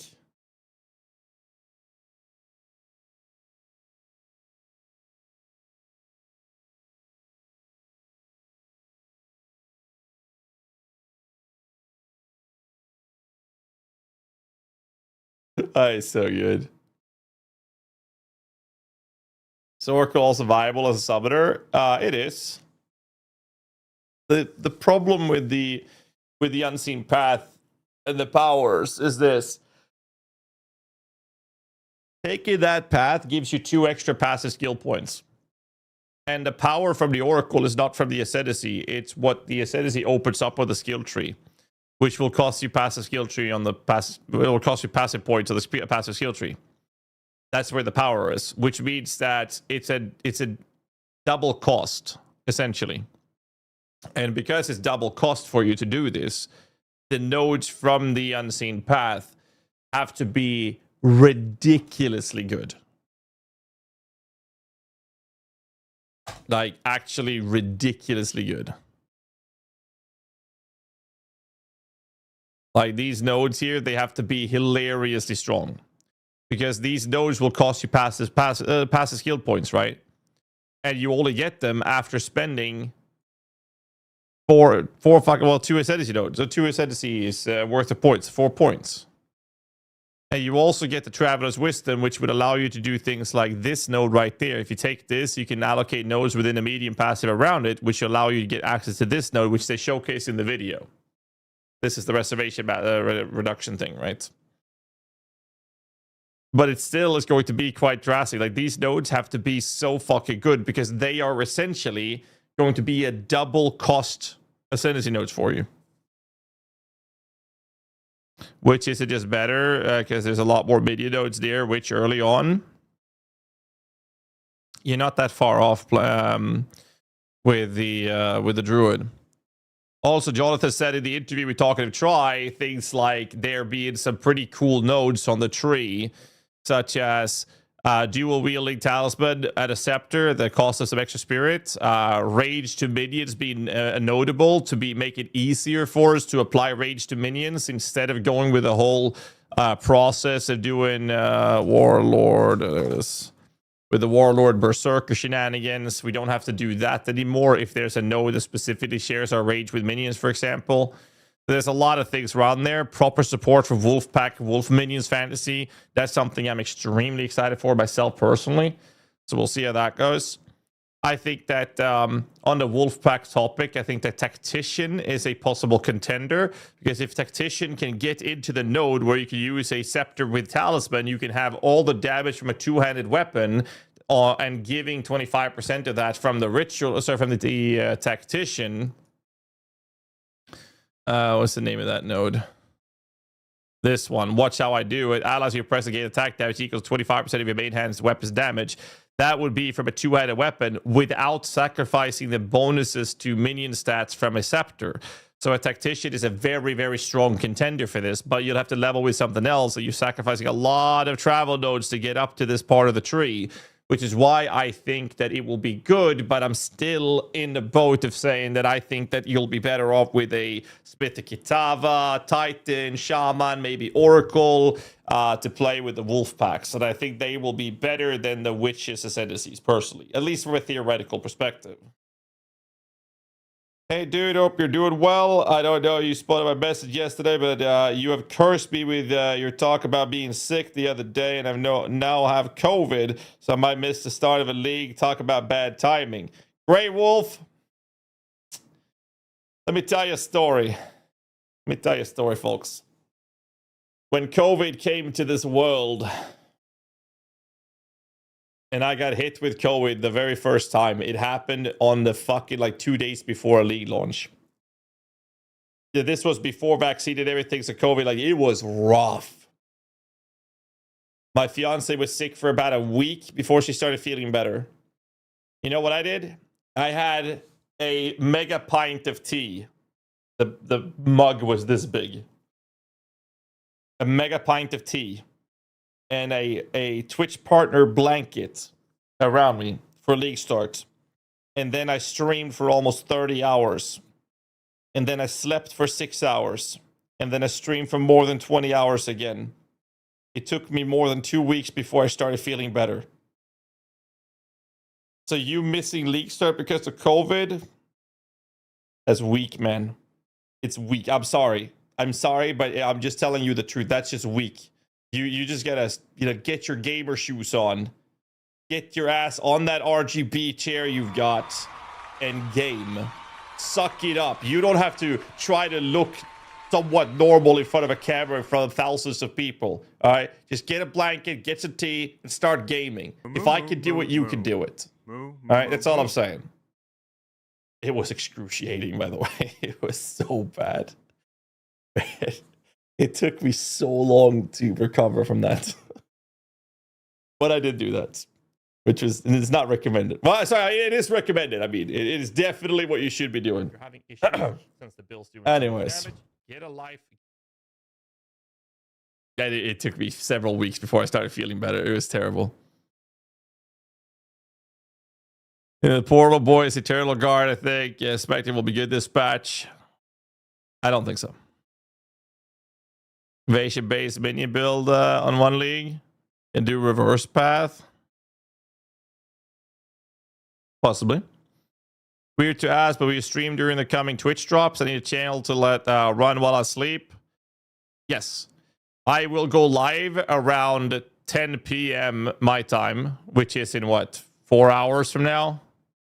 I'll be going live on Thursday in 4 hours from now. And I will stream the Game Awards. So if you guys want the drops and whatnot, you can tune into this stream. I'll be live during the Game Awards to make sure you guys get your drops. So I'll go live pretty late on the Thursday to do that. Look at how a Wolfpack media build is something we can hope for. It's definitely a possible contender for sure.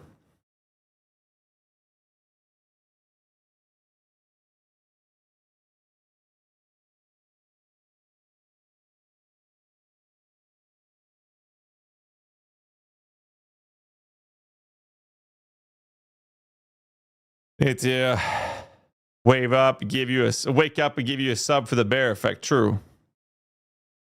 Is that a minion build? Do you go pure or hybrid EDC? Well, I mean, you can level minions with a lot of different ways. Bone cage, EDC, fire stuff with the explosions from the snipers. Saw this. You can explain if this is a troll or hidden.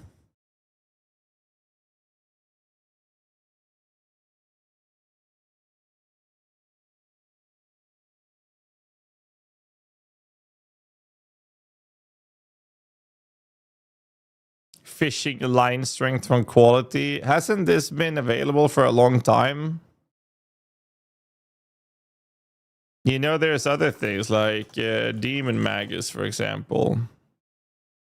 This has been in the data mines for a long time as well.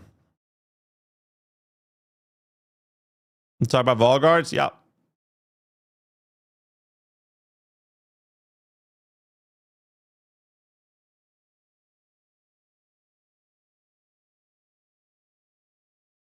Lich where the Reavers looked interesting. Do you have a guide for that one? The Reavers? Oh no, in game? No, that was just me showcasing some stuffs around it. I didn't make a build around it. Because it wasn't good, but it might be good now with the 0.4.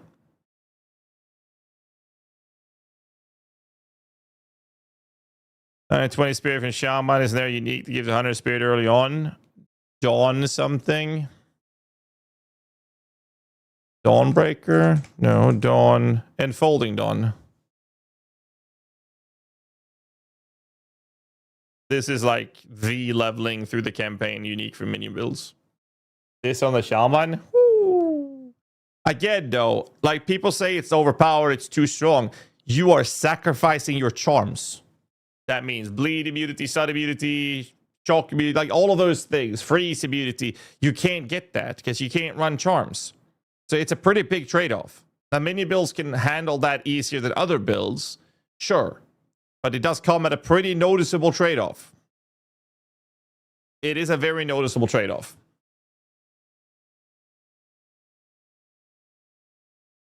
So I don't think they should nerf it.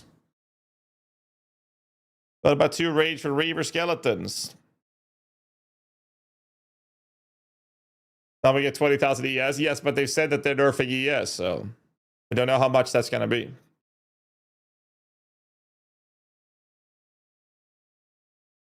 What do you reckon would be the best wolf ascendancy? I think that it depends a little bit about the minion node placement of the tree. I think tactician is good. I think the shaman might be better. I'll be doing a druid build with it personally. For Kira with a sub, thanks so much, dude. But hey, who am I to complain? More subs mean more maid outfits for this fine gentleman. You're a true legend. People won't realize the trade-off until they start to die to it. Yeah. We can't have more than 3 charm slots right now, but they've talked about adding more charm slots in the future.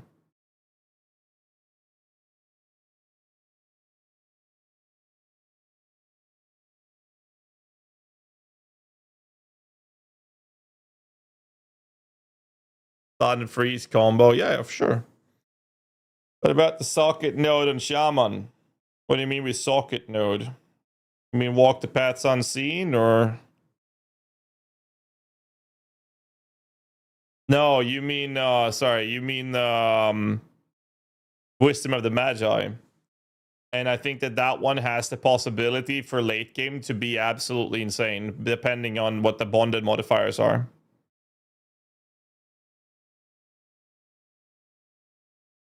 Wolf without minions. When I play wolf but don't like minions? Sure, absolutely. I don't see why you would have to play wolves when you play, play with minions when you play werewolf. I might play the werewolf without the wolf minions without werewolf form. It depends on the skill information that we haven't gotten yet. We haven't gotten that info yet.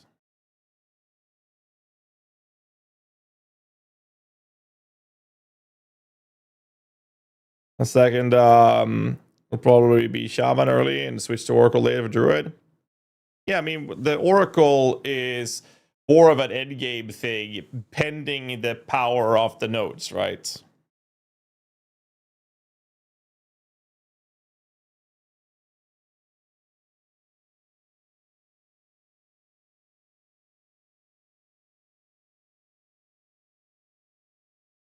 But to play a Wolfpack hybrid video build. We will update the crafting video before or after the league. I can't do it before the league. I mean, okay, Testament. The crafting video. Yeah, let me show you.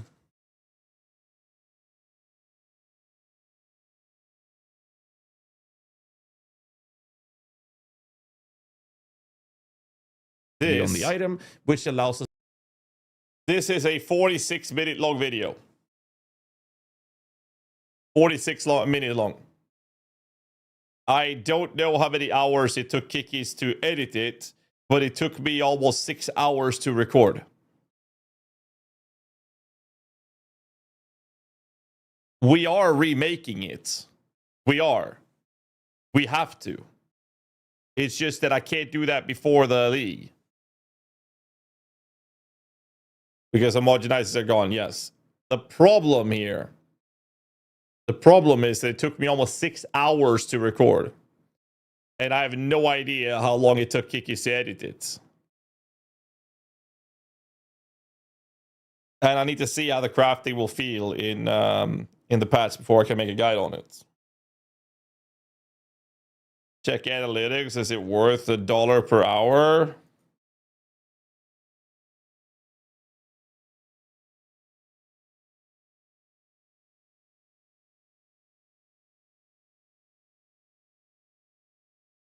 Fuck.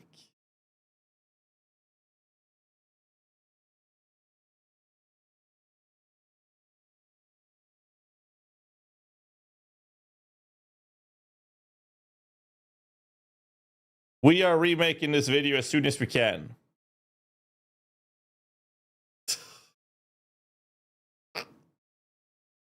What the fuck? What?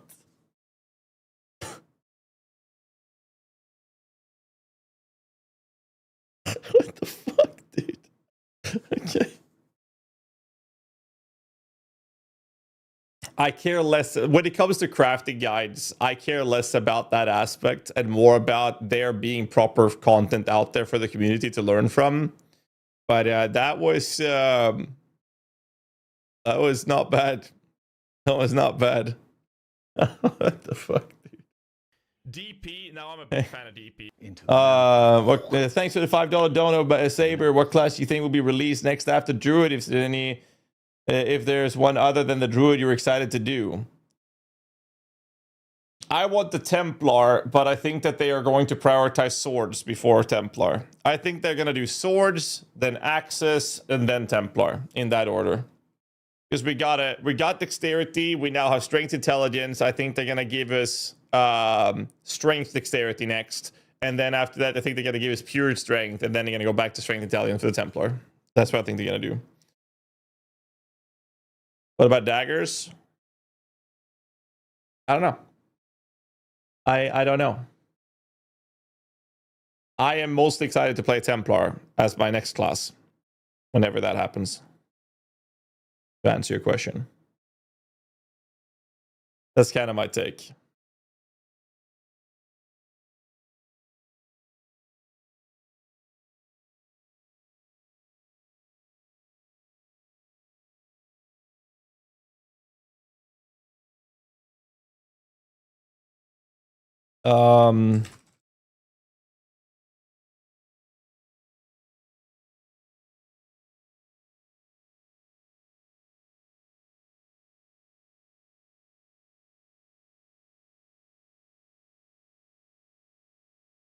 Okay. All right. Where was I? Hannah just wrote to me saying that food is done. So I'm going to run and grab some food. Real quick. So I'm going to do that. Enjoy the ads, boys. Enjoy the ads. I'll hurry up. I'll be back in a second.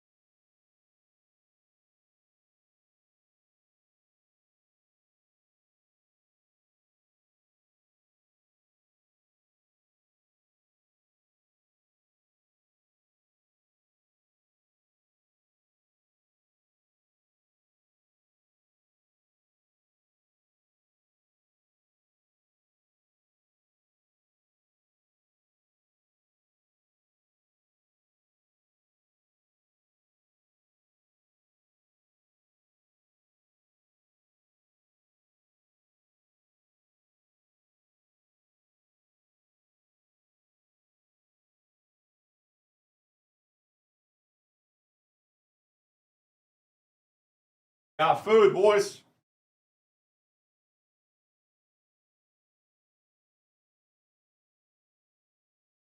Look at that.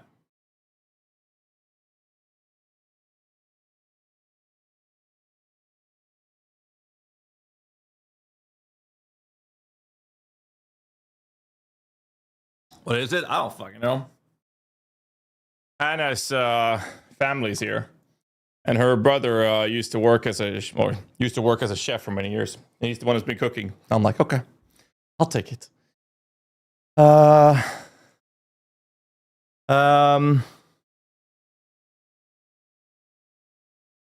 right, let's see. Do we have like some highlight video we can watch so I can eat the fucking food? Exile again, what you got? Videos. Alright, let's watch this so I can eat my food. Not playing melee, I'm not doing it. I can't bring myself to play melee in this game. I'm not doing it. I'm not baiting myself. I will not do it. I see you, GGG intern. You want to stand right in front of his Angorm is families, doing- right? Yeah. And then he like you can just auto attack coaching from here. Oh, it's all good. Wait, what the? This is we need to ban Angormus. This is f***ing bug abuse, dude. This is blatant. No wonder he's a speedrunner. He's blatantly abusing hacks. Oh, and then we're gonna kill Bala Bala. No, you don't actually fight her. It's a bait. You do the level 28. You just don't ascend early on. You ascend at the level 8 trial. You get from the Shard. One birds. Oh, you kill the Yeah, thingy. her fight sucks. Yeah, her fight sucks. You don't want to do it. We're running out of time. No, it's like a 1 minute fight. Okay. Alright, so log out. So they do the twins in the Shard instead. Log out. Log out. Go to character select. Yeah, go to character select. Log back in. Oh, no, No, don't do that. No, no. Wait, what is this text? So, when you go back into the game, he doesn't regen his HP. What? When you log out like this. Oh, sick. I was actually gonna show you the mass resetting tech. Oh, what? Don't do that. No. So, when you go back into the game, he doesn't regen his HP. Oh. When you log out like this. Oh, sick. I was actually gonna show you the mass resetting tech. Oh, what? I'm trying to eat my There's food. a I tech? didn't know that. Yeah, so just reset at checkpoint. So every time, so there's 3 soul cores in this room, I'm pretty sure now, instead of 2. Uh-huh. And what happens is every time you place one, if you place one in and you reset a checkpoint, all 3 spawn in again. And they spawn in different locations. So what you do is you run to one checkpoint to place a soul core, and then you run to the other one. It's like you're born with 16-inch balls and you're dragging hold on. across the floor. And then like Go to one checkpoint, then you go to the other, then you reset the zone. And if the cores spawns in one of the explored areas, you'll see them on the map. yeah, like it's giga damage, but is it worth it? It is. Whoa, you can get the checkpoint through the wall, refresh your flash charges? That's some insane tech. Don't look, GGG. Don't look. Don't look. Don't look. Don't look. Okay. Don't look. Cut the VOD. Cut the VOD. Cut the VOD. Oh yeah, Garatha, you're. You do the I same watched thing your there. yesterday. Like holy shit, man. It's amazing That'll how bad that arbitrate. was. I still can't believe I'm running out of mana. It's crazy, dude. Like, chat, I have a gem that says 40% less mana cost. I have 20% cost efficiency. My anoints mana. That's wild. I have freaking mana on my like. I have mana regen on my ring. I got mana regen nose on the tree. Dude, I'm freaking running out of mana still. Viper Queen. Where the f is Viper Queen? What? Yeah, I was behind her. Huh? Your rampage ends. Lol. Yeah, I've never seen that before. There apparently is a layout that just lets you skip the boss. That move is the worst. I don't know when I play Ranger, I just turn into a f***ing centipede in terms of IQ. I swear to God, I don't know what it is when I play Ranger. Like literally nothing should be different from Merc, but I can't play as this stupid class. It's because it's a women f***ing bitch. All right, this one, you know, people going crazy asking about it. I don't think it's ever going to happen. Auto sort inventory, Jonathan. What is your philosophy on this? Is that ever going to happen? Well, I mean, if I ever do that, then Chris will come rolling out of his grave to kill me. So, you know, I've got to bear that in mind as a doubt. Bro, it's kind of like a meme, but it's not a meme. Chris was actually the one that was really anti quality of life. Like Chris, like he had like very old school in game design where he wants like feedback, resistance on almost everything. Feeling that way. But then on the other hand, like, you know, the next meta will shift and then, you know, you'll find the warrior is the best. And I'm sure Warriors, Warriors the best the druid guys. will end up being a pretty common one in 0-4. Yeah. Do you think Druid's going to be meta, Jonathan? Do you think it's going to be like busted? People are going to find some crazy interactions? I think that it's very likely. So, for example, the Wyvern Flame Blast, in its kind of default incarnation. So this is just aside from totems, right? Yeah. So this is the one where the Wyvern flies up and starts burninating everything. Let's go. The move. So in its sort of default incantation of that, it's an ultimate really. You should be using it as like a boss ability if you get the opportunity. You know, like you heavy stun the boss, you start burning it, and the way that one works, by the way, is that it actually stacks ignites that add together. So unlike other ignite in the game, which you have to do a big hit, message this is a type of ignite where like every time you hit them, the ignite grows and grows and grows and grows. So, like that one there is like a kind of interesting thing with that particular thing. So it actually works really well with bosses where you can stack the ignite really huge. But we also wanted to make sure that ability, if you want to, you can do a build which is going to get you to the point where you're just like burninating like the whole map, like you're just continuously flying around in the air for ages. This will be the highest single target skill in the game, if what they said is true, because it's already decent effectiveness. Like if you assume 5.5% per level at 13.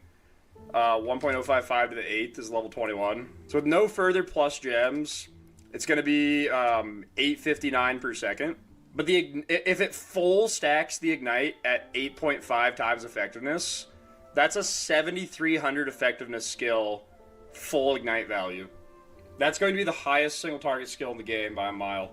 I'm actually like borderline confused on this. Like, I guess it's just a game where single target doesn't matter, so they can make these numbers this big and it doesn't matter. But if that actually stacks, that's insane. Well, the name is Talkative Try. You have the Twitch channel. I'll give him a shout out here. He's basically. What did you guys think about it? It sucked. Try Talkative. That's what happened. It sucked, dude. Look at this. What sucked? What does Jonathan think about PoE1 players? Kill yourself. What the fuck? What the hell, dude? Bro, chill.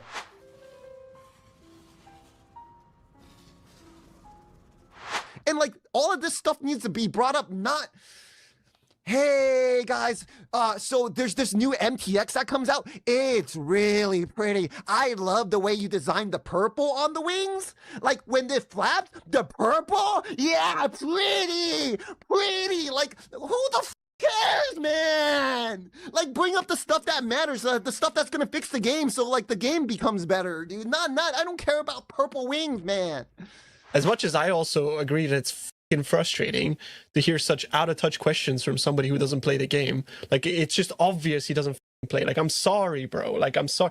Last time he had an interview, the question he was the most excited to ask was like Expedition 33, and I'm a Path of Exile 1 player that's been playing this game for 15,000 hours, and I'm seeing somebody who just came in and says, oh, you know, all that shit doesn't matter. What about Expedition 33 though? You know what I'm saying? Like, it's fine for these people to have a voice, but it cannot be the only voice.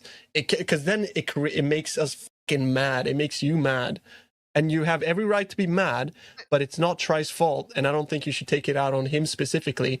I think it should be taken out on the fact that GGG has not opened communication channels with anybody except the people that they deem to be their fucking best PoE. If Flame Breath was a PoE 1 skill, right? It would have just said 18 rage per second and then Mark would have just sat there and be like, ha ha ha, show me you can generate 18 rage, you little right? But in PoE 2, it's like 6 rage a second. You cannot gain rage during this thing. And it's just like, okay, well, now we're locked in to only playing Flame Breath for 4 seconds, going down and wing breathing or like doing little wing until I can go up and then get, right? It's like a completely different design philosophy in the two games. It's a design philosophy one issue, game is just so, you're just locked in this box. You can't leave, right? You just can't. Like you can't build better. You can't do money. You can only play builder spender the way we want you to play builder spender, and that's our game. And it's PoE 1 has lucky crit, and then like 3 years later, 10 years later, they made triple lucky crit. Oh yeah. PoE 2 in the first year of release made bifurcate, bro. Bifurcate. You're a bisexual, furry, and you're a bottom name Kate. Bifurcate, okay? You know what a bifurcate is? It's a lucky crit that splits into 2 crits that you are. Every single time they get competition, the competition just shoots themselves in the foot, bro. Like, I don't know how they're so lucky. Dude, GGG has to be the luckiest company anywhere. Every single time they get a competition, their competition literally just, like, fucks themselves in the ass. Like, Blizzard, I don't know how Blizzard managed to have that budget and Diablo 4 up that bad, but they have. Every time LE's on the rise, they're just like, we're selling to the worst company in the world, and they have the freaking, they're so lucky. 2, okay, 13, 16. Guys, who the f gambas with House of Mirrors? It's Inting. You should always gamba unrecruited logs. Obviously. I want it to be like here, so it's like actually like Exodia. It's sort of, bro. It's fine. That's fine. Got the wiki, but it's also much. You just gotta start at one thing one thing at a time. Yo, price of devotion.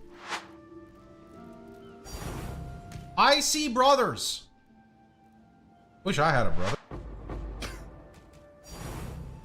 The apothecary. Did he just say, I wish I had a brother? Is Pox live right now? Not live. Alright. Funny. Anyways, where was I?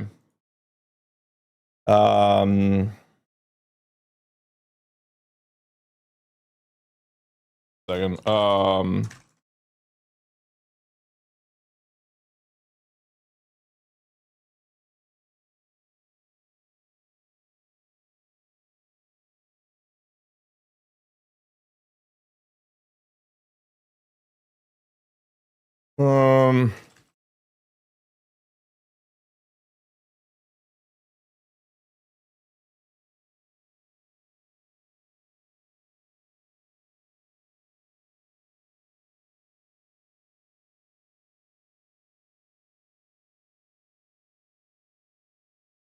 All right. Hold on, I gotta send a message to sis. A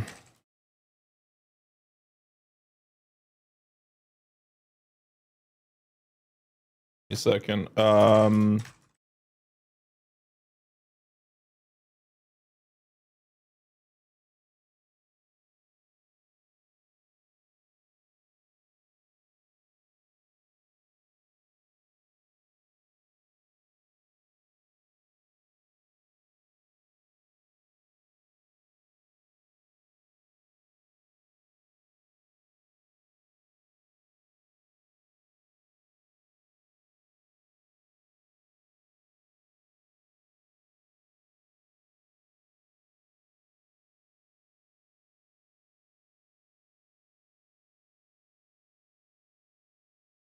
All right, there we go.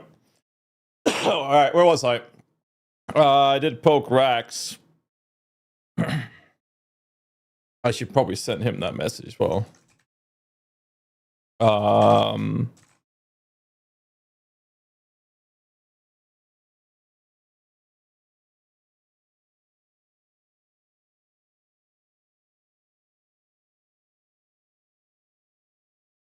for the launch. All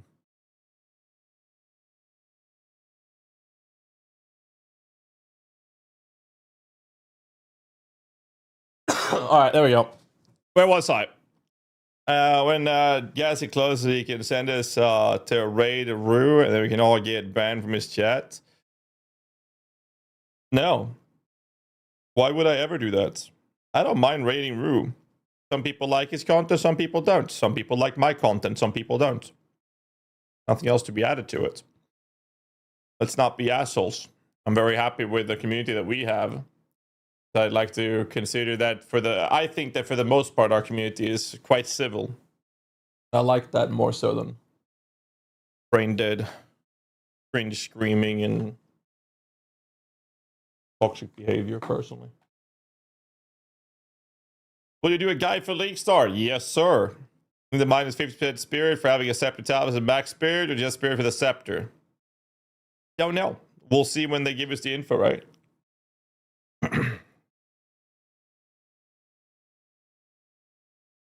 Then the try was so controversial. Oh, you mean like for the Cross and Tudas take?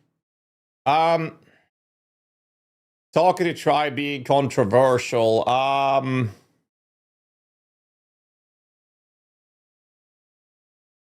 Talkative Try is a very casual player. And he is in a position where he allows his interviews to ask questions from that perspective in, I would arguably say, a better way than any of us other veteran gamers can. Interview, yes, it was pretty good. Oh, I think so as well. I think it was pretty good. I would arguably say that I think Talkative Try has done significant improvements on the way he does interviews. I think that he's actually evolved quite a lot in his interview skills. Guys, he tried his best to be diplomatic. Oh, don't get me wrong. There's a lot of ways that Talkative Try makes content that I personally don't like. There's a lot that he does that is really good as well. There's a lot of stuff that many of us content creators and friends I have in this industry that does stuff that I'm not a big fan of. And they make stuff that I am a fan of. It's just preferential takes. It's just opinion based. That's fine. Another round of Prime subscription magic, making it an absolute. Thank you, Disaster, for the Prime sub. Keep rocking those crazy diamonds. I think that people need to realize and remember a couple of very important takes. Siggy does really good interviews as well, for sure. The Q&As, absolutely. I think people miss the most important aspect of this, and that is that Path of Exile 2 caters to a much larger, a broader player base than that of PoE 1. And I think that's important to remember, because you have a plethora of casual players. And that player base is, the vast majority is much more casual than the player base that is casual in PoE 1. That's why people were so surprised when they heard about the feedback that people felt like they were getting swarmed in higher tier maps. I've never seen or heard that argument anywhere at all. But apparently there was a lot of people having that feedback. Enough for them to make changes around it. This player base, this specific casual player base, is similar to D4. It's not the player base you see watch his streams. It's not the player base you see watch his streams, or YouTube for that matter. Right? So we don't see them. They're not on Reddit either. And it's like, I think it's important that they get a voice. And Talkative Try is a good person to do so. Because like, we veteran players that have done interviews, most namely me, Darth, Sis, when we have interviews with them, we do our best to make sure that the community gets to voice their concerns. How do we do this? YouTube. How do we do this? Streams. How do we do this? Reddit. That is a part of the casual player base. But we know for a fact that the largest part of the casual player base, they are not operating on either of these platforms. This makes it extremely hard or borderline impossible for us veteran players to properly sit and view things from a perspective of a proper the largest player base, the casual player base's shoes. Try bring stats to the table.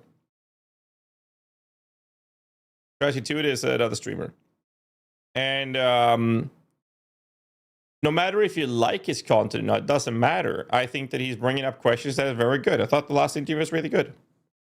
But I think a lot of people, when they want these interviews, they want in-depth information. They want the hard questions. They want these. They want to know details.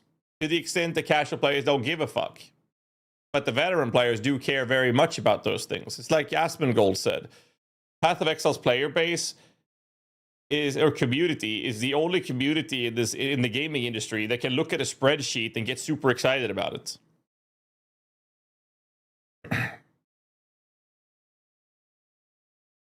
And I think that's a good way to put it. So when Darth and I have our tavern talk and we have Mark and Jonathan in there, we do our best to ask about these casual perspective questions as well. We try to do our best to make sure those are in there, but we also ask some hard questions. We also ask more in-depth, detailed questions, right? And we've been trying to schedule a tavern talk with Mark and Jonathan. It's just that they haven't had the time schedule-wise to make it happen. So when I last spoke to them for the point 4, they said that they only had time for one live stream interview, and Mark wasn't even there. It was just Talkative and Jonathan, right?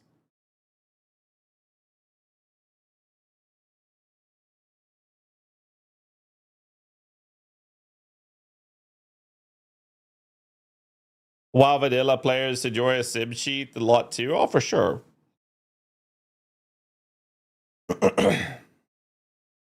Wisdom has less toxicity, casual or hardcore perspective aside. Yeah, it just is what it is, right? I don't like when the toxicity goes to the point where people are attacking each other. That's why Crouching Tuda said that people, according to him, they think that he's basically saying that the criticism shouldn't be brought to Talkative Try's front door, but rather GGG's front door. That was his take on that conversation, right?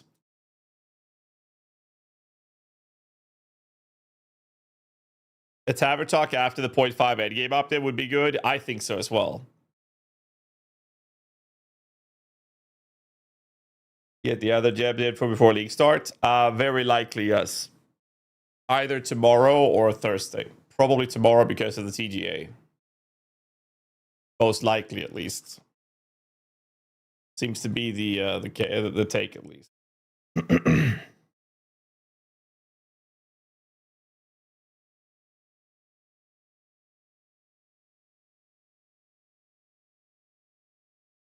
I don't have the numbers, but I think the majority of casters never touch or will never touch the endgame in PoE 2.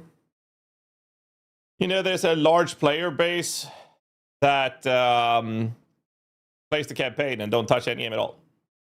Same thing in D4 for that matter. But yeah, those players definitely exist. How many percent of the player base do you guys think kills Arbiter of Ash? I think it's less than 2%.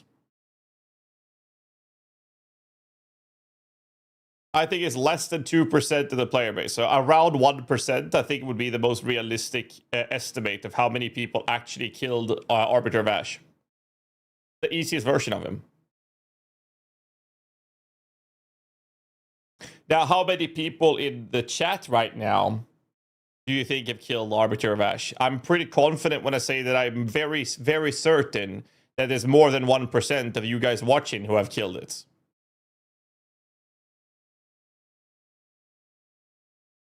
Actually, let's make a poll. I can't make the poll on YouTube, though. We got 400 people on YouTube watching. How many on Twitch? 1,400 people on Twitch. I can make a poll on Twitch, though. Poll. Let's see. Have you killed Arbiter of Ash ever?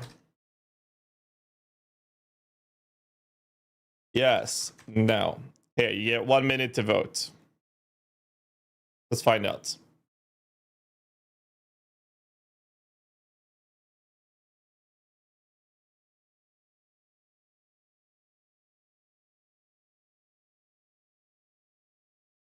Brock said 0.8% killed Arbiter. But that's what I'm saying. If I'm looking at the poll I have active on Twitch right now, it's a 50-50. A little bit more than 1%. Came over you to just to vote.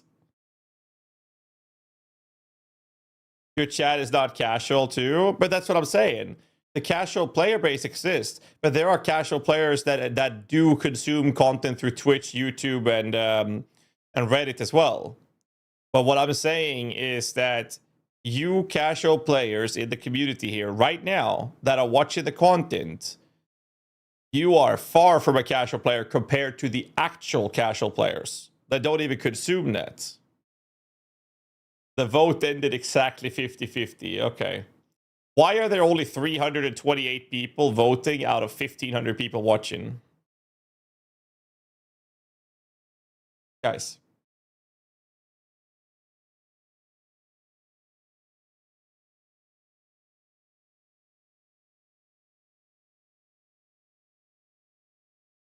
Do it again. They're so casual, they're not even typing it chat. Boys, are you bots? Are you bots in my chat right now? What's happening? Yes? Okay, everyone's gonna spam yes now.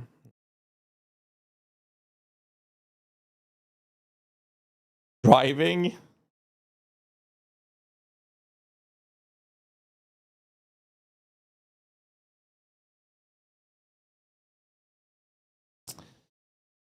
Ugh.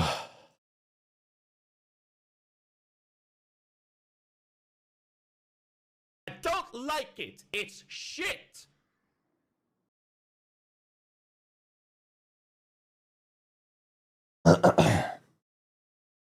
Or yes, your minions. My point remains, though. My point remains. Yeah, true. As to that, you need a captcha. True.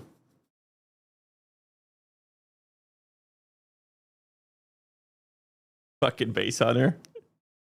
Yeah, YouTube mentioned it, so I figured I'll just play it, but YouTube can't hear the music. I'm on the couch, too far from the laptop. PoE1, though, I've beaten some of the endgame bosses, like PoE1 a lot, though. No? I was probably already able to read the vote to begin with. That or there were too many options to pick and had choice paralysis. There were 2 options! It was yes or there was no. What do you mean too many options?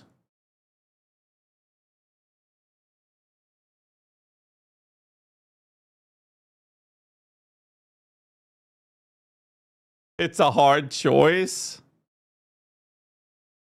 It's not like I added, 6 or 7 different... Fuck.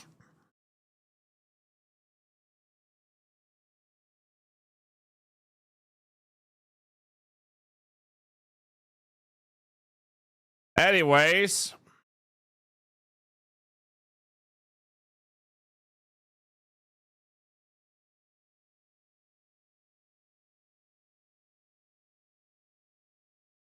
Yeah, I'm just gonna let chat get their 6-7 spam out of here. We're tourists. We don't know what Arbiter is. Then the answer is no. Third answer, who's Arbiter? Do you want better? Why is Arbiter?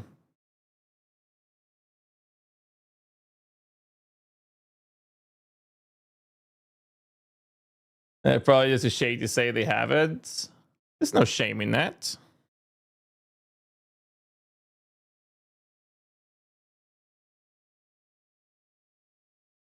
Is he fuckable? Is it just me, or has like Twitch chat lately just turned more and more into a bunch of gooners? I don't like it. It's shit.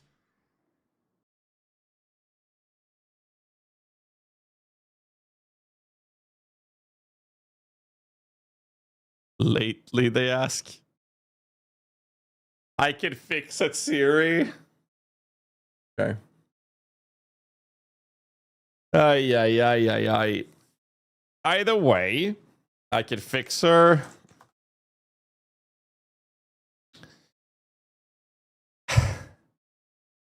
I don't know what to say at this point.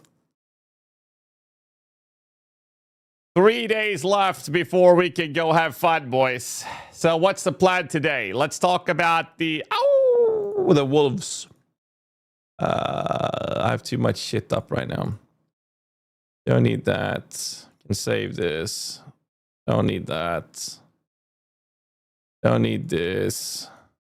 I don't know what the fuck I'm doing. Don't need those. I'm so tired. It's 10 a.m. in the morning. I just finished reading the patch notes at 8 a.m. Here. Shoot me. Ay, ay, ay. Schooner Boomer, Gassy TV Daddy. Are you new to PoE? Let me get talking to Try's interview.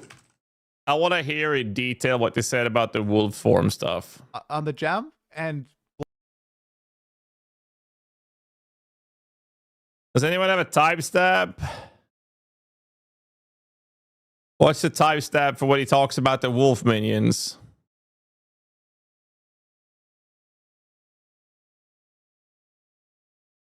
$14:45. It wasn't that early. No shot it was that early.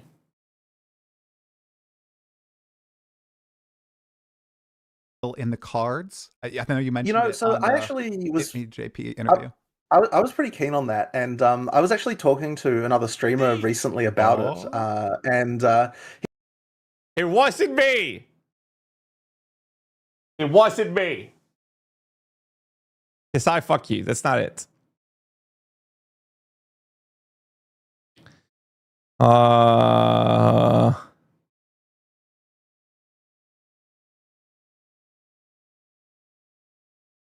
It was pretty late, was it not?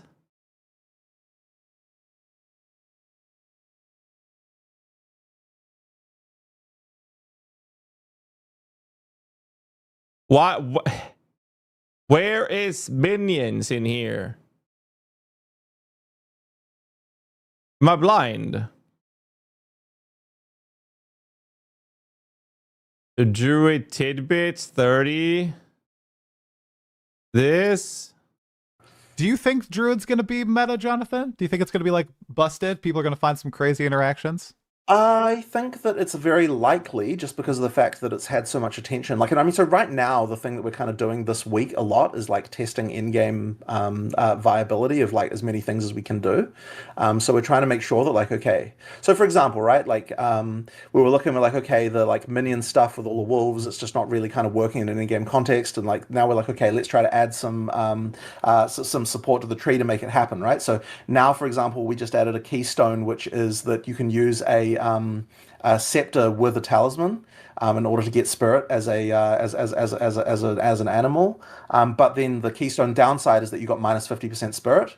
So you kind of have to like, you know, like you still like, so you know, like you can't quite necessarily get as many minions as a minion character would have, but it kind of like lets you do a you know, it makes that from a spirit perspective possible to do like minion stuff as a druid, as an animal, to get the kind of like pack leader wolf build working. It sounds like he's saying the 50% spirit reduction is not just from the scepter, it's just straight off the bat 50%. Right?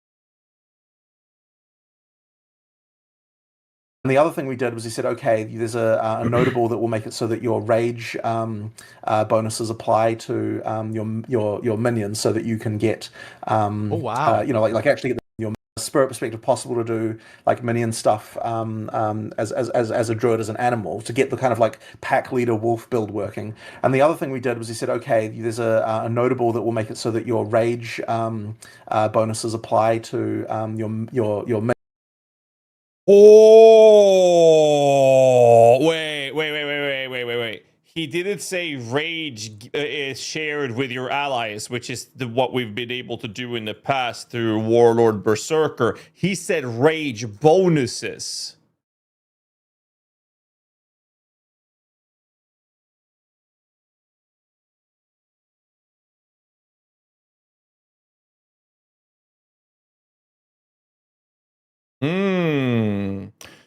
An Atom Paladin, Iron War, Resisted Ignore, Scary Warriors, Cast of the Minion Death, Auto Curse.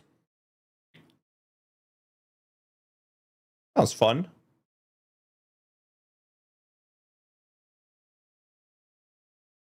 We'll see how that pans out, though. If it's 50% of Scepter, it's too strong. 50 global, it's too bad. Not necessarily. The Reavers may not have actual rage, but inherit stats from your rage. It should be able to allow us to give max rage to our Reavers, which means that it's even, and Wolves for that matter, which would indicate an even better approach of running the Shaman for them.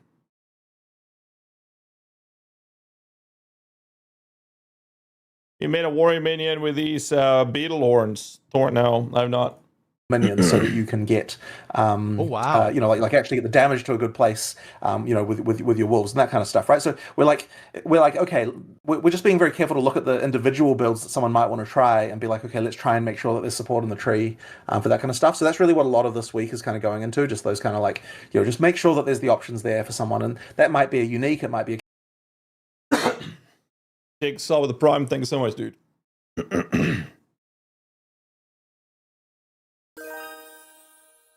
Jigsaw, what the fuck did you just gift an entire squad of subs and then throw in a Prime subscription? You trying to make me cry over here or what? keystone, it might be a notable, like just try to make sure there's something there that can make each build that we want to do work. And so that's kind of, it just making sure there's that in-game scaling. That's exciting. I think I heard GHAZZY from across the Atlantic, like howling when you said those two keystones. Right.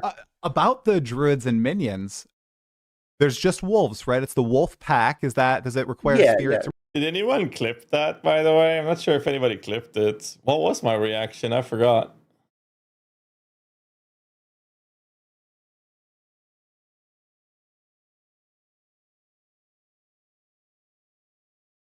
You howled?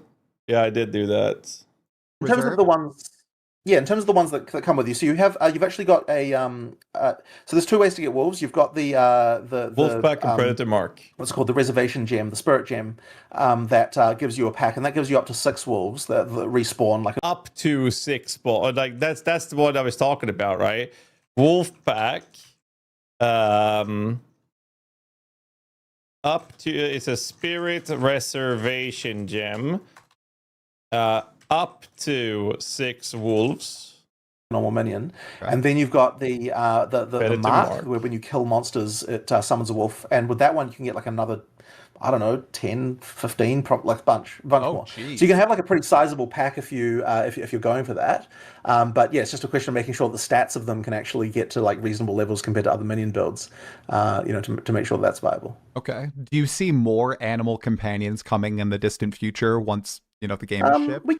We could potentially do more of that stuff. I mean, like, there's still plenty of other minion things going on, kind of adjacent, right? So you've got the +2 from the tree. This node is temporarily summon minions, and he said that the minions from the wolf pack were resurrecting minions. That's permanent minions. I guess this should possibly get +2 then, at least theoretically.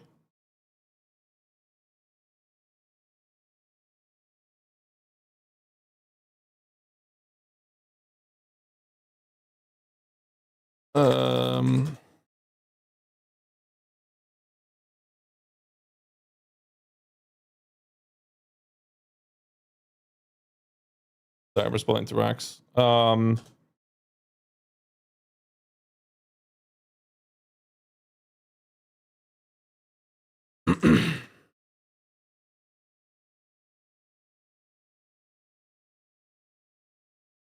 kind of int minion stuff going on. Obviously, it's not in theme with the druid so much, but yeah, like we could probably do some more animals, but for the time being, you know, we didn't think we really needed more.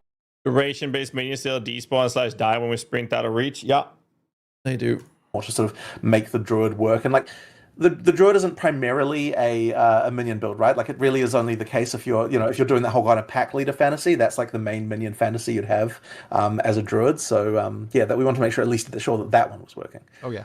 Yeah, it looks sweet.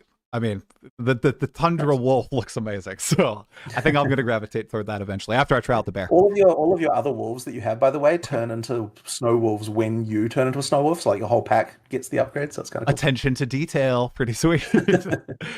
All right, we're going to go back to a little bit of game balance / identity. This is, I think, the number.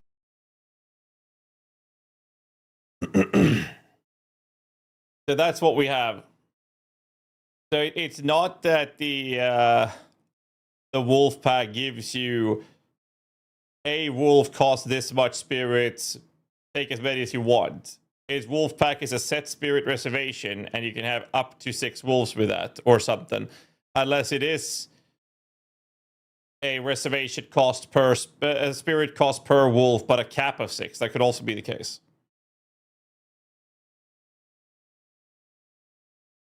Spectres no more, or what is going on? No, we'll definitely have Spectres. We'll get a level with Volguards, and due to the buff to Volguards, we have to compare Volguards with powered Zealots in the endgame, essentially. This is assuming Lingering Spectres gets fixed.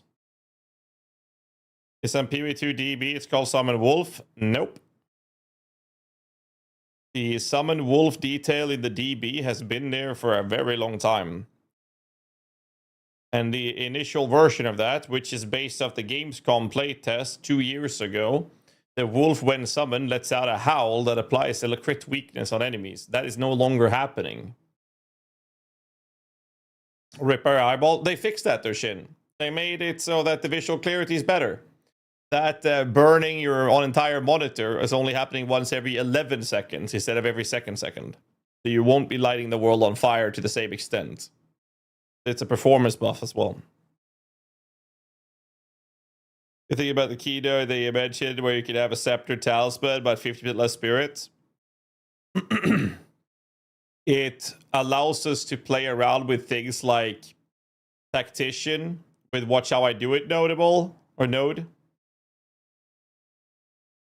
Cultist archers, vile vultures, Volgars, powered zealots. I think Cultist Archers needs to be compared with Volguards, and I think Volguards will win in the end, because Volguards' damage output is just way too fucking strong. And then we have to compare Volguards versus Powered Zealots for the endgame, which one actually does the best. That's what I think is the current take. And since Volguards have baseline physical damage, I think Volguards will win that argument, simply because you can do Fist into Chaos stuff with Ulnatol's Embrace and stuff like that, which is a ridiculous amount of damage and armor break at the same time. Especially with the armor break node on the skill tree, the extra chaos, physical loss, extra chaos damage on the skill tree, and I think that Volguards will win as a baseline default of that. But this is all depending heavily on a few factors. Most importantly, it's just the CDR rate, the cooldown for the grenade explosive versus their attack speed, and overlapping capabilities versus the overlapping shotgun effect of the spamming sparks through the powered zealots. For those of you who think I just spoke Greek, the TLDR is we're going to compare Volguards with powered zealots in the endgame. Wyvern oil spit to fill the Volguard reduction to oil grenade? Not needed. Volguard is weaker according to Sergog's last video.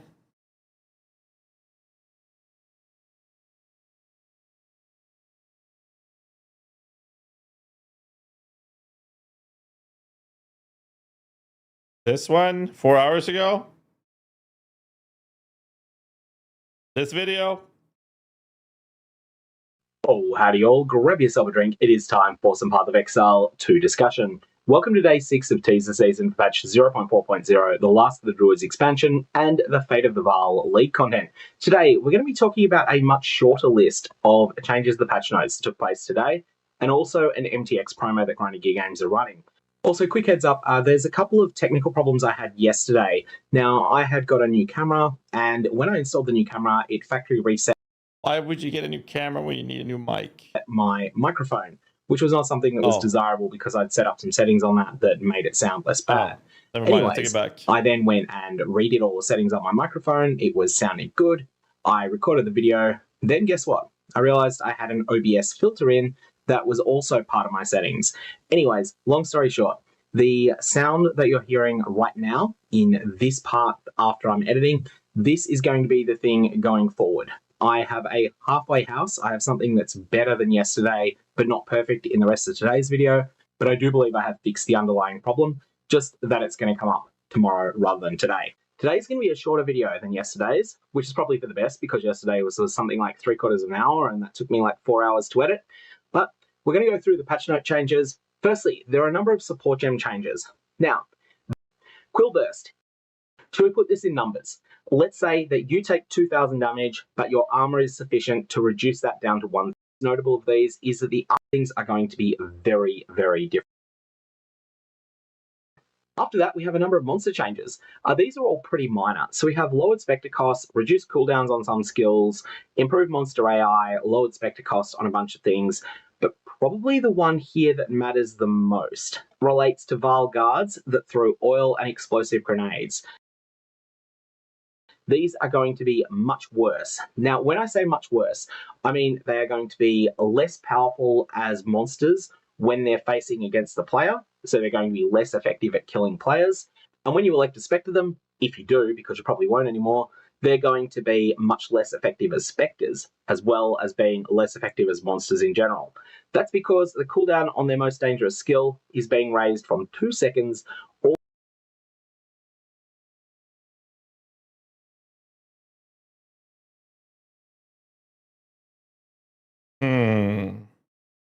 No damage scaling.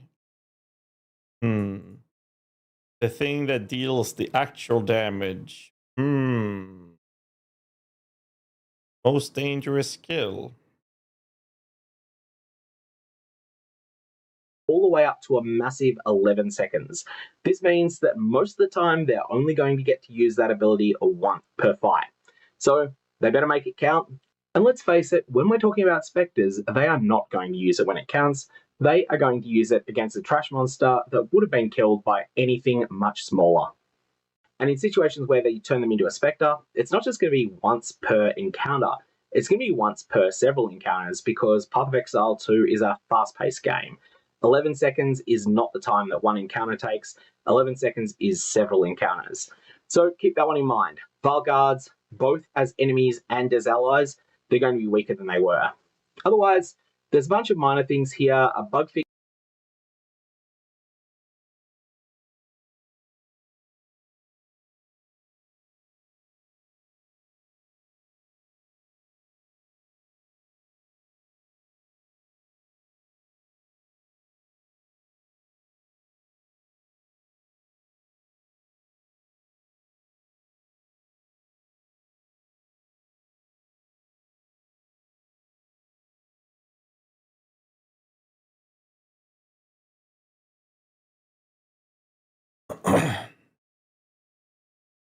I think he misread it.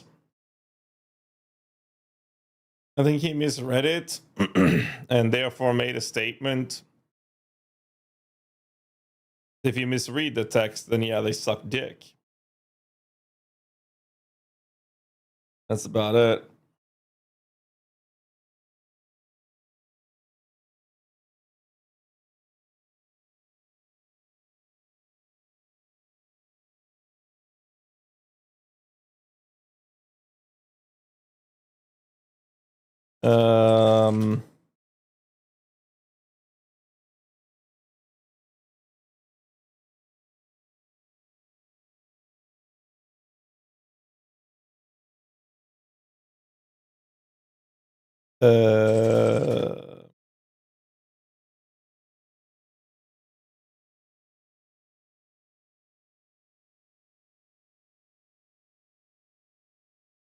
Hold on.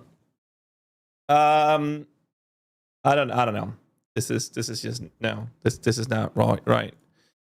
I believe you misread the Volguard change. Not only is it a visual clarity and performance buff, but they are actually going to be stronger than before as a result of this. The most dangerous ability they have is still on a 2-second CD with 340% more attack damage scaling modifier. I'll do that.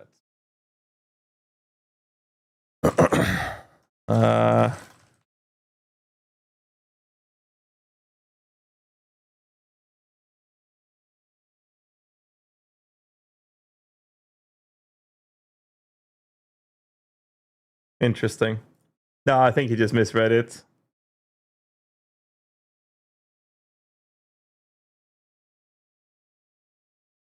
I genuinely just think he misread it. That's just it. The chance you can read my questions? Sorry, I'm really bad at keeping track of YouTube chats. What was your question? What was the question? Making me scroll through YouTube chat?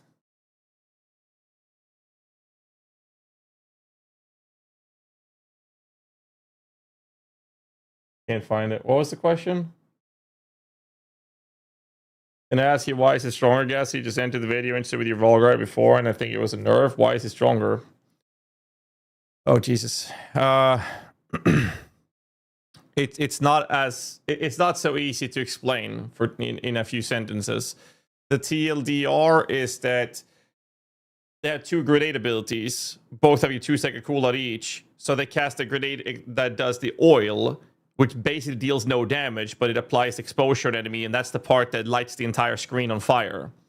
And then they will shoot their grenade ability that does the explosion damage that ignites this shit.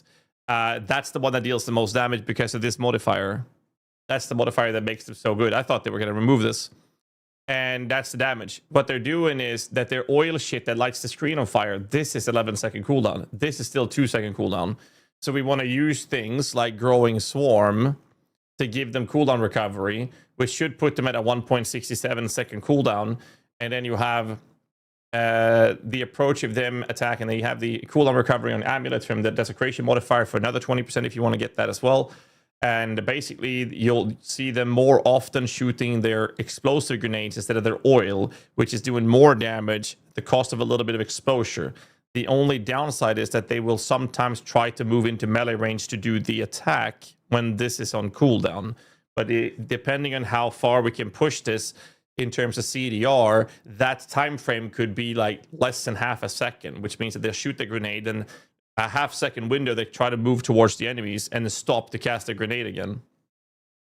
Either way, they're going to shoot their explosive grenades more often on average than they did before, which is more damage.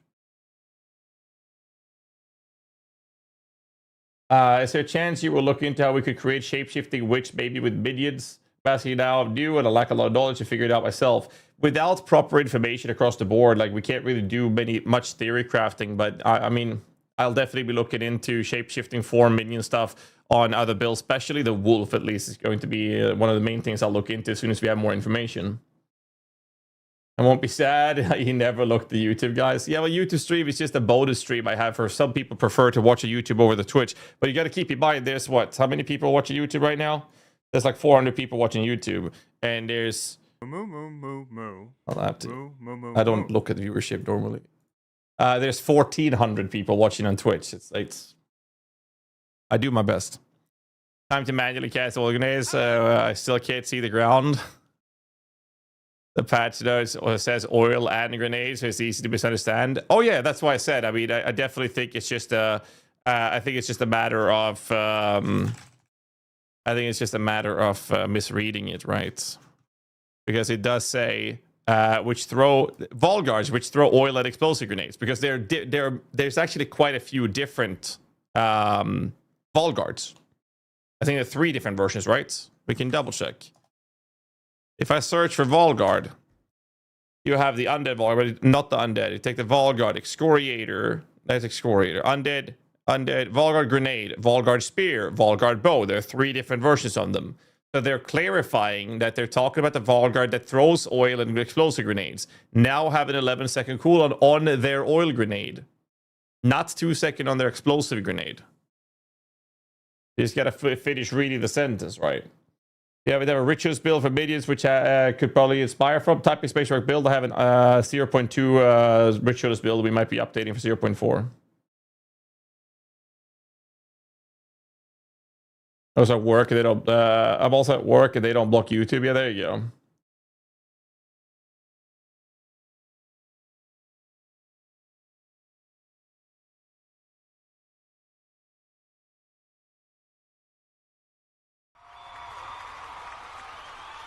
They mistyped the password and meant to say both increase in CD. I seriously doubt that's the case.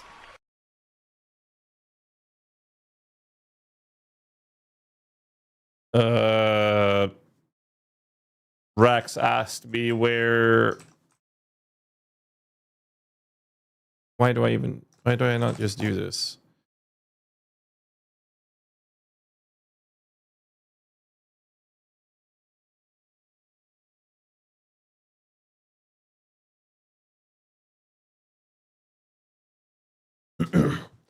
Yeah, the Spectre spreadsheet. I want to see the Skeletal Reapers are good. Skeletal Reaper is Night Gaunt. Is it the exclamation mark Spectre command working? Yeah, exclamation mark Spectre.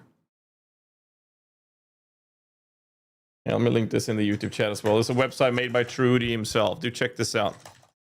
This is where we find all the information on the Spectres. Videos on 99% of them as well. So, like, do check it out.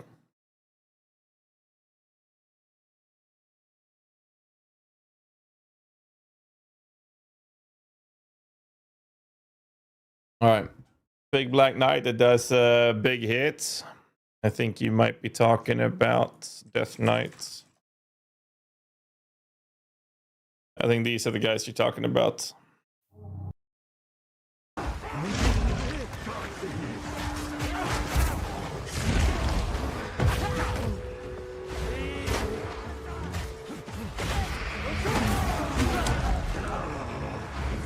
Rudy, did you playtest these from a white monster or a rare?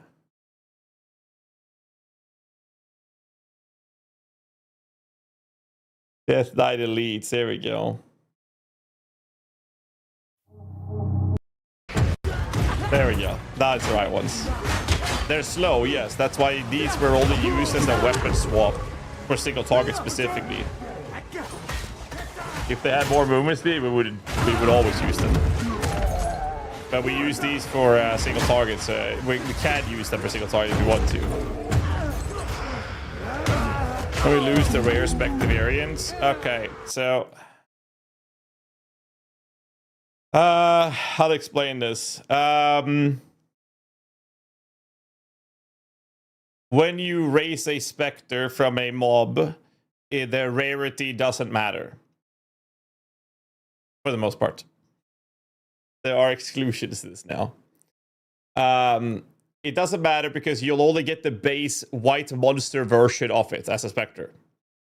Now, in PoE 2, they have basically made a decision that there should never be a rare monster that does nothing but a default weapon attack. They want rare monsters to have abilities. So what they've done is that in some cases, such as the Death Knight, they have made it so that if a Death Knight turns to a rare monster, the rare monster uses a separate base version of that unit that has another ability. Because of that, when you raise Death Knight as a Spectre, you're gonna want the rare version because the base monster type is the same but has another ability, and that ability is what you want from the rare version. Then a hotfix at 0.3, the one that removed the ad at first to remove this feature? No. That is a different thing. That is a different thing. That has nothing to do with the base monsters. So wait, it's so hard to explain unless you have PoE1 experience. You kill a monster, no matter the rarity. You raise that monster as a Spectre. It becomes the base version of that monster without any modifiers or anything. It just becomes the base monster. But in PoE 2, rare monsters cannot have no abilities. So to make sure that rare monsters have abilities, sometimes they have made a different base. It's the same unit, but just a different base with another ability. That it becomes the base used by the rare version of it. There's only a handful of these examples in PoE 2. Just a handful. Death Knight is one of those exceptions. So the Death Knight as a rare is a rare version of a base Death Knight that has another ability. And that ability is what we want to use for the Spectre. PoE being confusing? Yeah. So when it comes to the idea of Death Knights, you do want to summon the rare version, raise the Spectre as a rare version, because that becomes the base version that is a separate version to the regular version. Oh, Jesus Christ, it's so confusing to talk about. Either way, you don't get the modifiers. It's just that base monster has another ability. Not an inherent ability. There's no different stat-wise or anything. It's just that it has a different ability. The Death Knight V2 base white mob, yeah. That only spawns as a rare, and you raise it into a white that isn't the Death Knight V2 white corpse.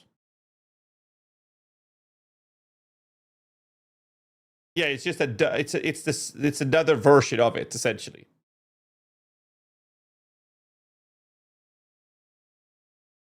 What is this?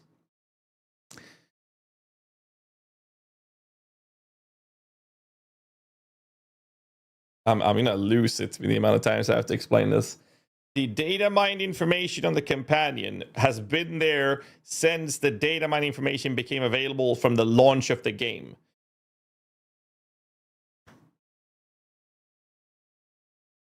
Like, all of these things have been there for a long time. I'm not saying that they're not coming, because some of them might come. I don't know. Like the summon wolf, for example. PoE2 DB, summon wolf. Here's another example. This has been there for ages. You know what? It's kind of cool. This is not updated until we get the GDPK datamine files when we get the torrent to download the client update before the launch this week, so probably on Thursday.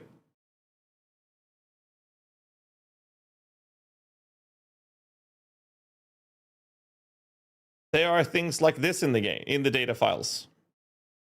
An activated summon and reviving magus which cast socketed spells in order. It's a meta skill, Jep. This is not in the game, but it's been there since the launch of the beta, December last year. There's a lot of these things.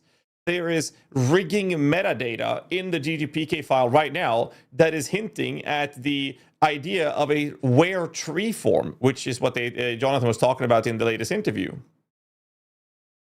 And that's pointing towards files that don't exist. But there's also files pointing to the where wyvern to files that do exist, which is why I was so confident when I said I think we're going to see a wyvern form for the reveal, which is exactly what we did, right? Like, this just comes down to learning how to decipher and read the data mine information. So now, let's don't give it too much thought. Is basically my take. Wyvern looking bait. I don't know about that.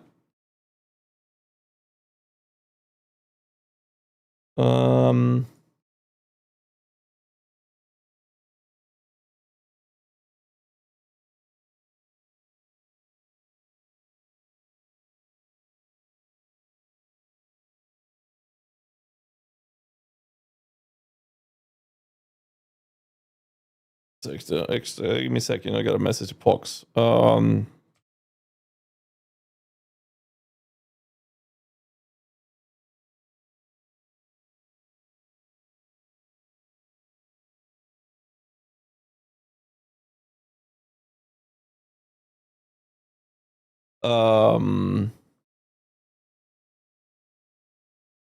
we go.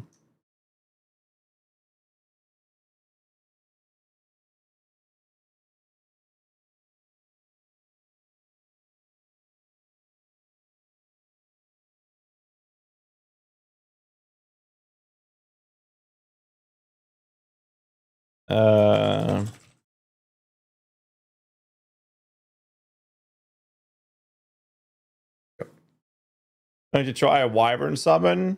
We have one that we might be playing with, which would be Wyvern consuming clerics to get power charges to either do totems or zombies, for example. So that's already been considered, if you will. 1 mil card vid is out. Really?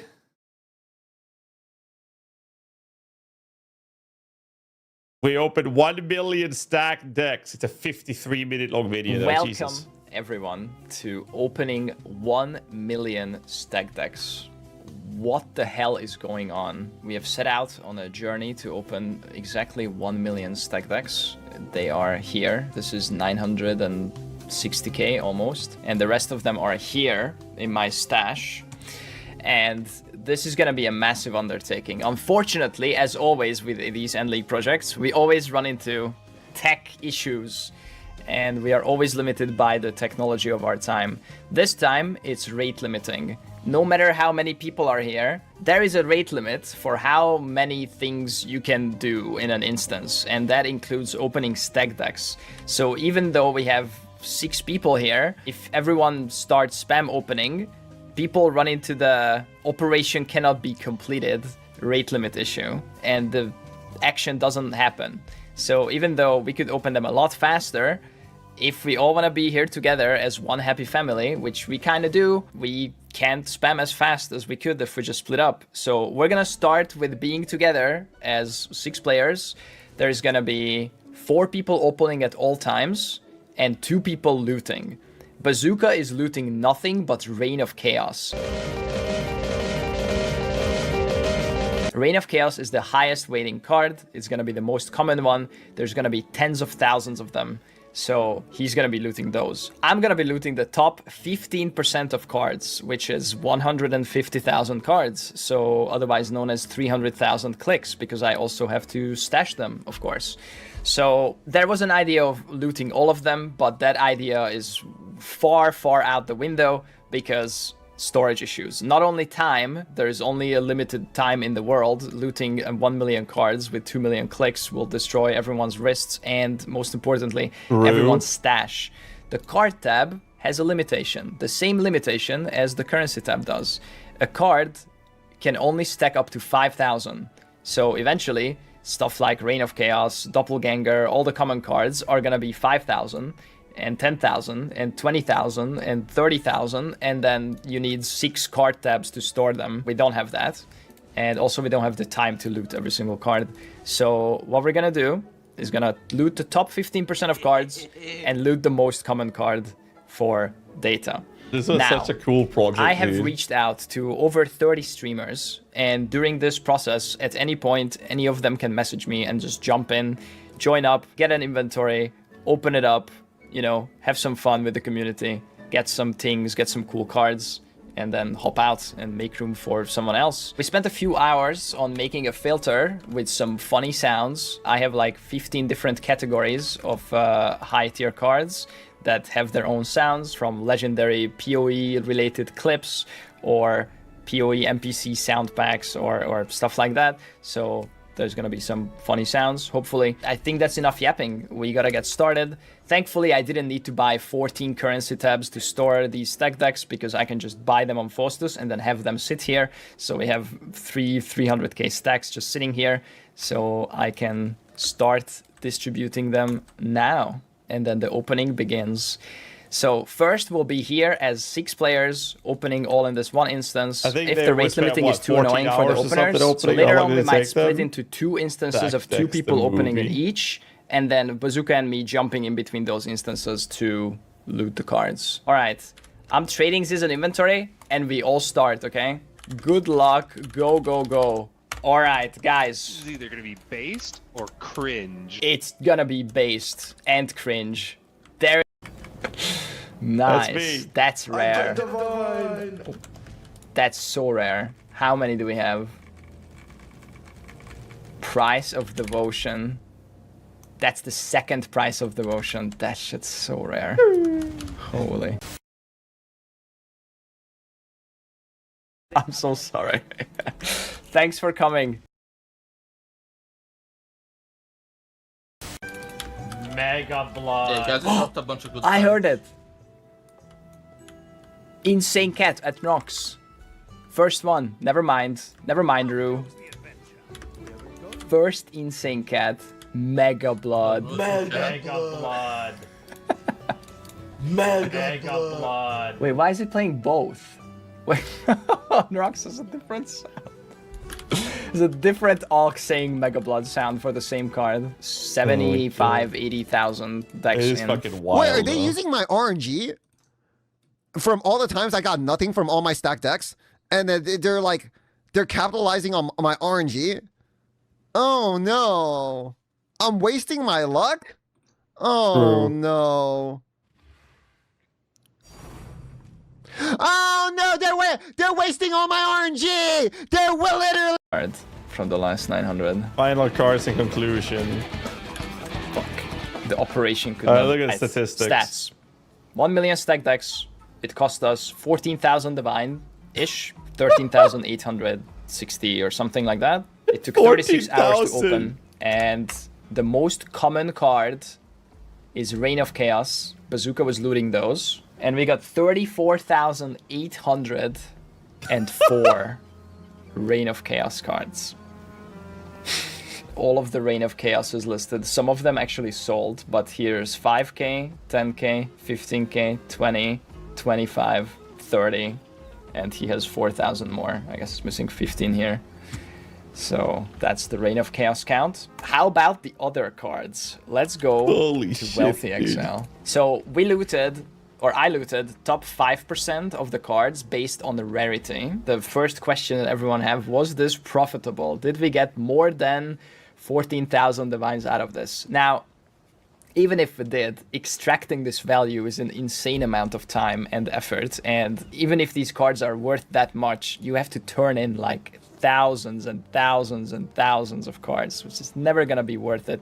But if that value was instantaneous, was it profit? Let's sink.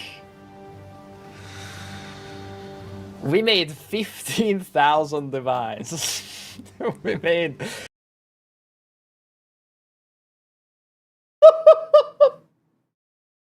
They spent what, 14 hours or something? No, more than that. They spent several days to make. What do you mean 10x? They paid 14,000 divs. They made like 1.3k divs or something. they made like 1.3 thousand divs. You can make that in 2 days of just profit crafting. At the end of a league, that is. Divided by 6? Yeah, sure. But I mean, the total investment was less than 14,000 divs. And they made 15.1. We made 1,000 divs. It is profit. Very slightly. Holy shit. Alright. It's just barely. Okay, we got 64 apothecaries. Is the highest value. Even though House of Mirrors is the most valuable card, we only got 18 House of Mirrors. So the Apothecaries was way more value. It was 2,433 divs in Apothecary, 1,766 in House of Mirrors, and then 1,338 divs of Unrequited Love, the Mirror card, or Mirror Shards, Immortal, 115 Immortals, 19 Histories, that is really rare, 2 Hinekora's Lock. We didn't even get 4 sets of the History card. Damn. 847 divs of Price of Devotion. That's a Mage Blood. The Mage Blood cards. Actually, just type Mage Blood. 69 Apothecaries. Nice. 19 Price of Devotion. 20 Insane Cat. The Corrupted Mage Blood cards. Numbers, 233 7 Years Bad Luck. 233 Clangs. Metal Clangs on the filter. 539 Sephiroth. Jesus that is Christ. basically a divine per card. So this is like 500 divs. 723 Divine Beauties. Let's just type Divine Orbs. 183 Brothers Gift, 723 Divine Beauty, 17 Divine Justice. This is the most rare card, I believe.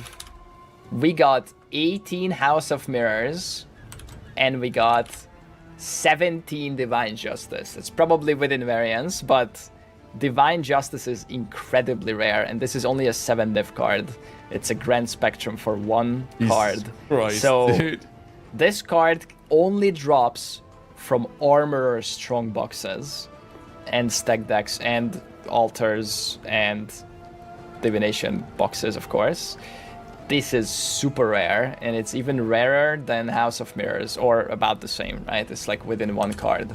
The Old Man is the rarest fishing card. How many did we get? We got 32 Old Man.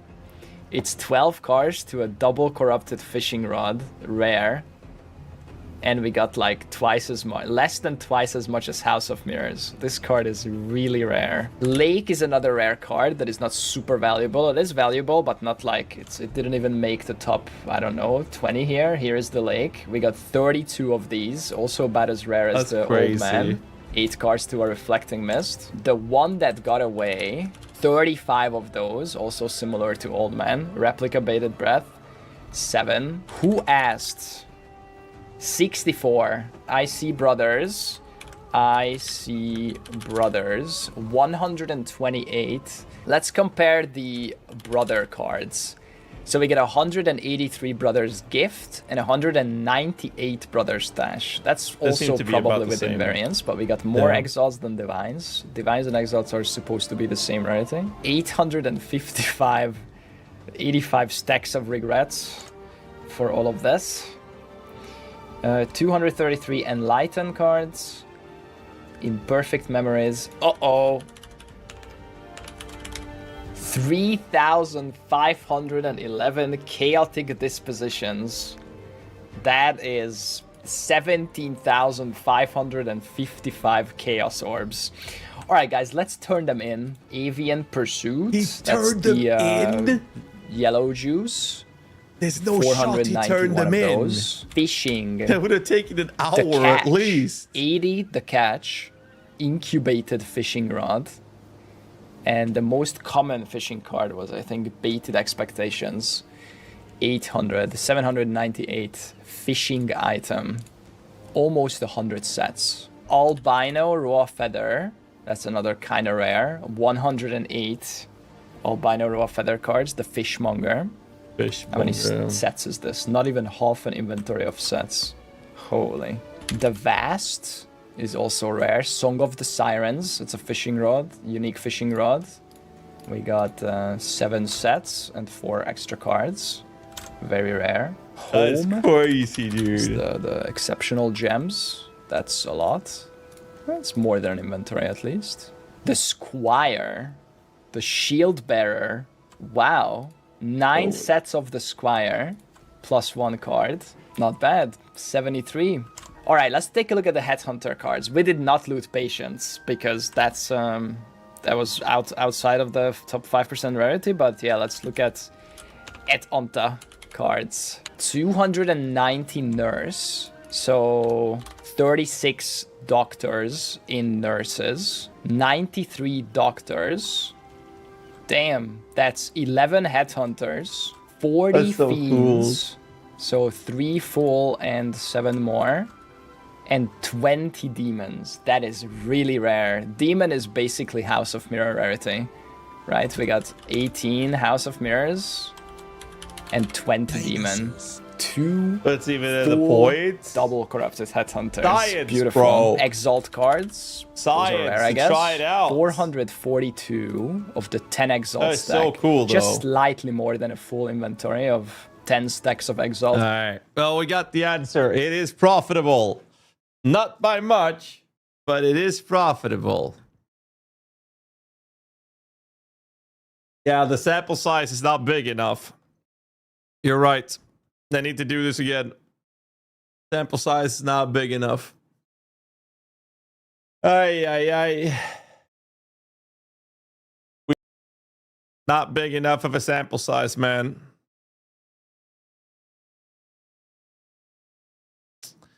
Ay. That's not good, dude. I need to be part of it again. I didn't open that many cards. But you know what? I think I'm good. I think I'm good.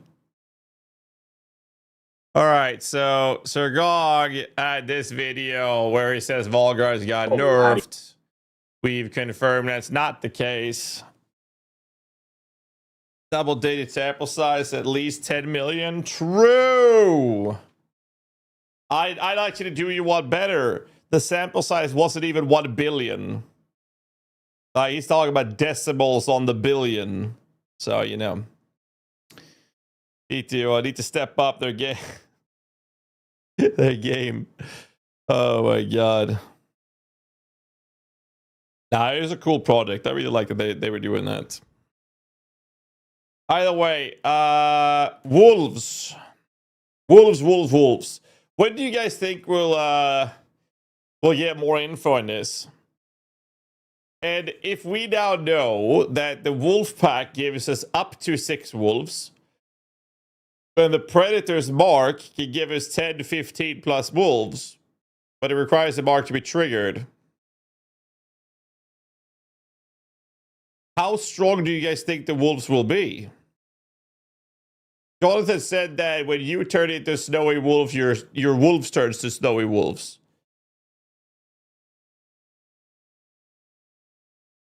So surely there must be ways to scale the wolves in different ways or different vectors than what's available to skeletons. But what would make the wolves good to be used as minions then? Because if they're comparable to like skeletal warriors or something, then that's a bit of a yikers. Unless they have other vectors of scaling as by default, right? Maybe the wolf pack is saying, hey, they do this and this as utility, right? Maybe they have Fist added as extra cold. Maybe they convert.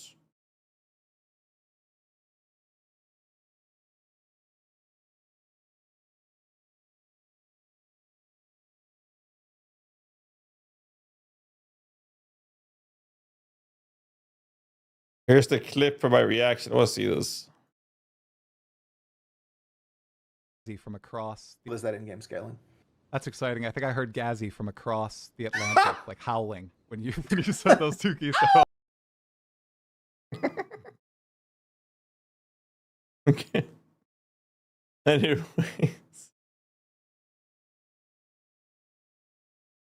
We know that Howl applies crit weakness. That's what they said 2 years ago, Sai. That doesn't seem to be the case anymore. Allstrix highlights Tactician as a possible build for Wolves. I think that any minion build creator worth their salt would say that. And that has to do with this part. No, sorry. Yeah, that part. Tactician, Talisman, you don't lose the Scepter for minion buffs and minion levels, so you can get Tactician to give you 25% of the damage from a two-handed weapon. Any minion build creator worth their salt will say that Tactician is a potential contender. I am more inclined to believing that the Druid Ascendancies would be better, based on what we know so far, but that is only an educated guess. But Tactician is definitely a possibility, for sure. 100%. And the banners, absolutely, the banners as well, for sure.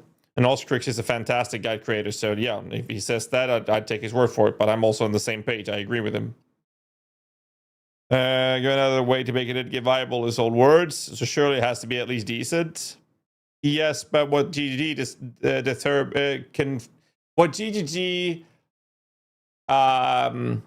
considers endgame viable doesn't always compute with what the community considers endgame viable. And I say that with the utmost respect for the company, but sometimes they consider things to be viable for endgame when it sure as fuck isn't. So we'll have to see. I feel like we will have to be the judges on that, okay? Remember that Jonathan said wolves should be completely comparable to minions? Passive wolves are 60% self-damage, 4% spawn wolves. That might be the case, but you also have to keep in mind that in the Talk of the Try interview, they are specifically saying, or Jonathan is specifically saying that they wanted to make that fantasy a playable approach. So something needs to be there. Now, question is playable going to mean good, or is it just, oh, it's functional, but it won't be performing? Will 6-spear gem wolves trigger Predator's Mark? I don't know. I don't know what Predator's Mark is doing. We don't know what Predator's Mark is doing outside of when it triggers, it summons wolves. Similar to how Voltaic Mark creates a lightning explosion when it's triggered, right? Which is now going to be based off electrocuting. We don't know what Predator's Mark is doing per se. Right? A clip of GHAZZY answering question about Vol guys. I'm sure it was marked as before. Well, TLDR, they got buffed.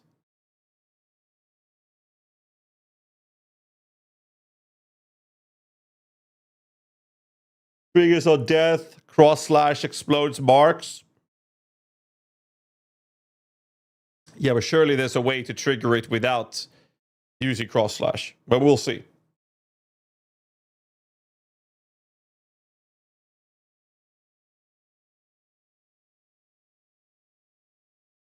To do attack to trigger it, yeah, but I mean, we need to see the exact details, right? Jonathan also said it was not intended for Druid to be a minion class. Well, they've said that with every class. No class in the entire game is supposed to be the minion class. That's designed. That's by design. Frozen Markon instead, does that mean no Wolfpack? Wolfpack is a separate skill.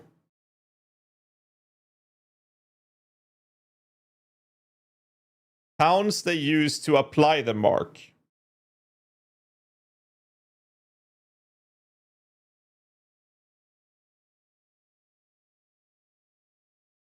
Can I show you a new AG build that goes under the radar? We don't have AG in PoE 2, so I'd rather not deviate from PoE 2 focus right now and start theory crafting and looking at PoE 1 stuff.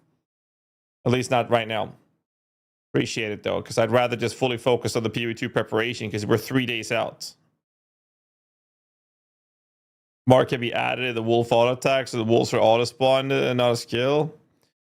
Well, you could add the mark on the pounds, but that's about it. Last month, the 2025 sexy calendar.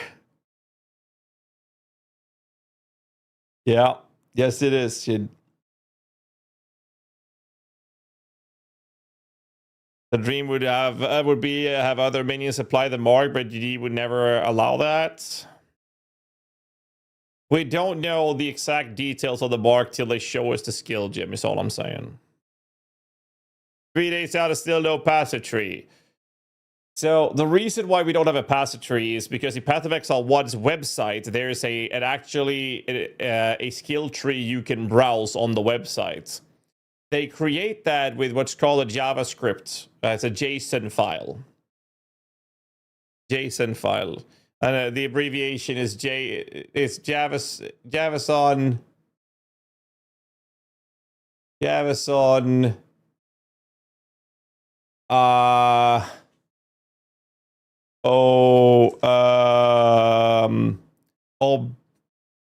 googling it. Object, right?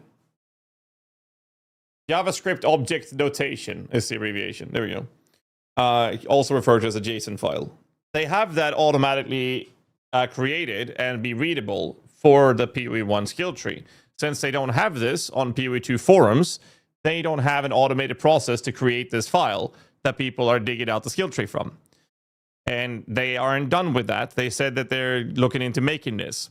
As a result, we don't have the skill tree for PoE 2 until the data mine availability from the GGPK file, which becomes available to us when we can patch the game, which becomes the earliest availability of that is when they release a torrent download, which is normally about 24 hours before the league launches. We normally get access to a torrent file that we can pre-download, and that one is going to be downloaded and then data mined, and then we'll have the skill tree available on PoEDB and probably on PoE Skill Tree Planner. On those two sites, most likely. Mark could be a support that you can add to the wolves, perhaps so they trigger the wolf packs themselves. That would be goated. Possibly. So we won't have skill tree till the last day. Wow, GHAZZY knows things. Well, that's the perk of playing Path of Exile for the past 12 years and spending more than 30,000 hours of my life on this idiocracy and playing obnoxiously unhealthy amount of hours in the game. So I guess that's a good thing for the wasted hours I've spent playing games. And I don't regret it at all. But yeah, and not dropping a beer. Shut your mouth.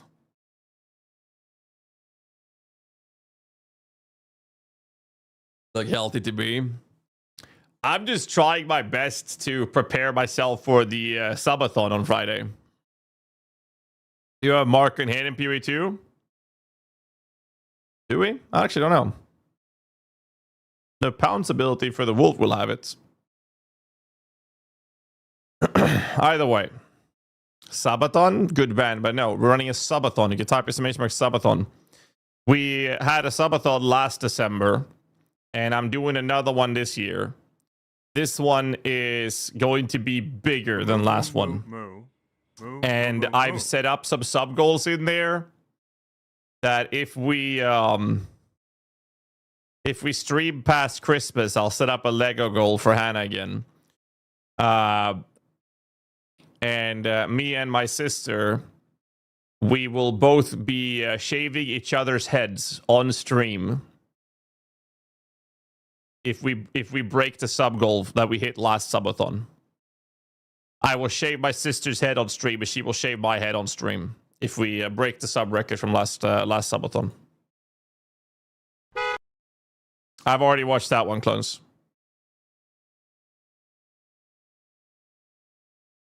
So yeah, there's some pretty fucked up shit happening. What was the last record? 35,300. It was 200 something, so we set the goal of 35,300. Your sister's a real legend. The fact that she's willing to even consider doing that is insane. She's being well compensated, trust me. You start media build on Druid. That's the plan. And I'll be looking into the wolf sub and stuff. That's my main priority right now. Still legendary? Oh yeah. Oh yeah.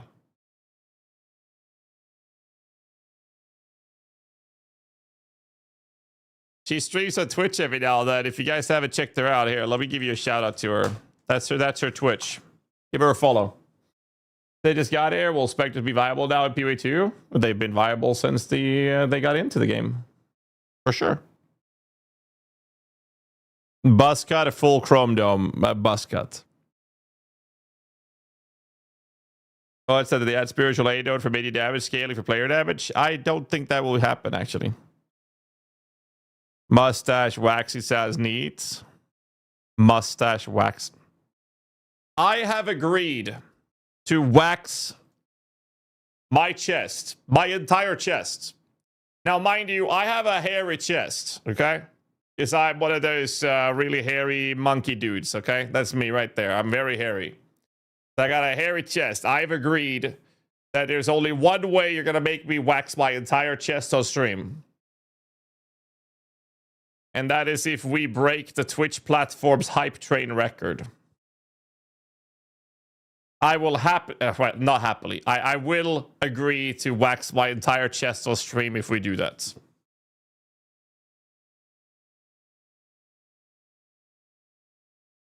Wax chest equals new tattoo. I'm not doing another tattoo goal because I'm still working on the back piece tattoo.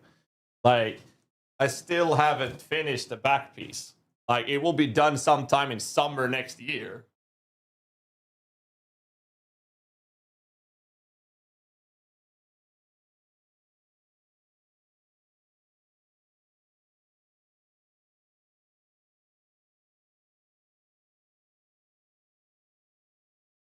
Like, that's going to be done, like, summertime next year. So I'm not going to add another goal because it's going to take fucking forever for me to finish the previous goal. So we're getting there. What's your Twitch? Salcinator. Is her Twitch. Still slimming? No, but we have another goal where we're gonna eat durian fruit. Apparently that smells like ass. Is she live right now? Oh, she's live. This is my sister. What the fuck? It's lagging out.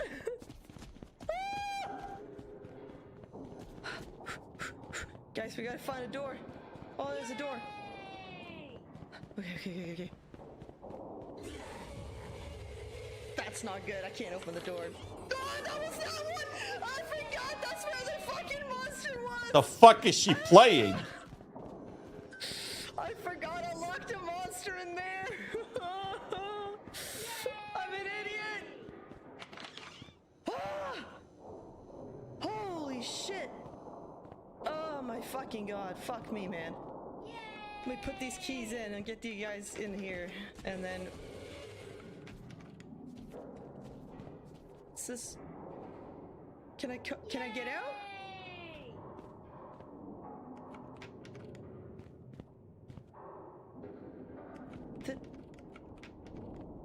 The fuck?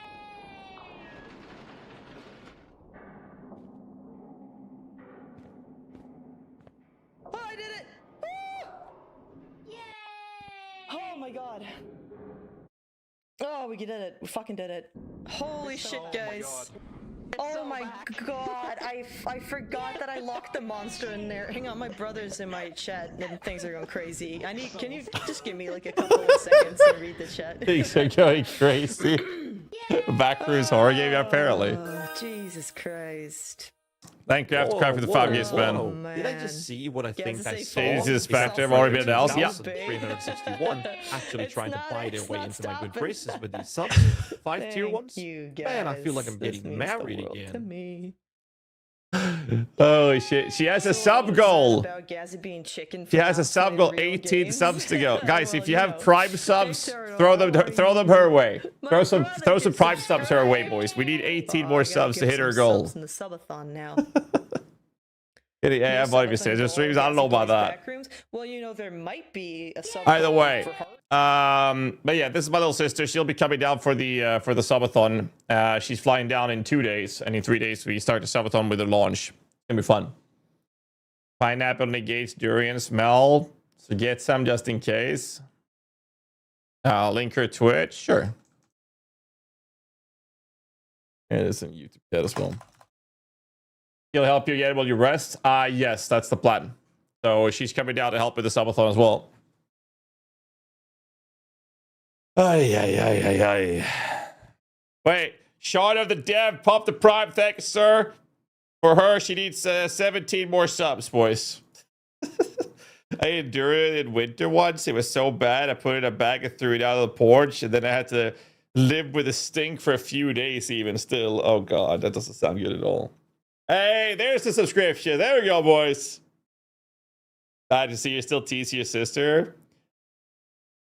I mean, what can I say, man? It's my little sister. She's awesome. I'm only here because GHAZZY threatened he would take away my birthday.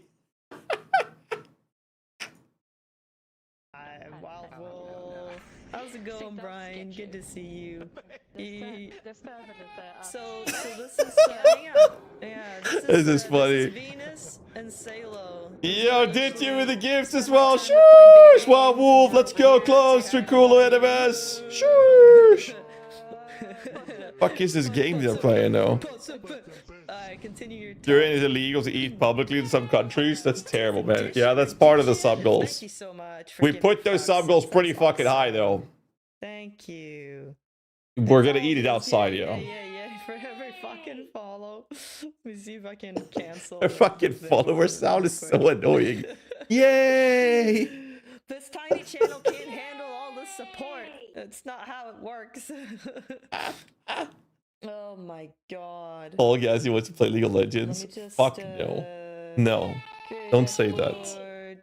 Tree manager. Oh my god. You know what? It's what it is. 7 subs to go in the sub goal. I'm train level 4. Oh my god. Alright, anyways, that's my little sister. We won't hit the sub goal, GHAZZY 2024. I've learned my... Oh, vowels coming in. Look at that shit. Look at the vowels. Sheesh. Sub goal has been met. Oh, 3 more than the goal. Look at that. 10 gifted. Sub goal met. Yeah, I'll just say vowels. See you soon. Sub goal met.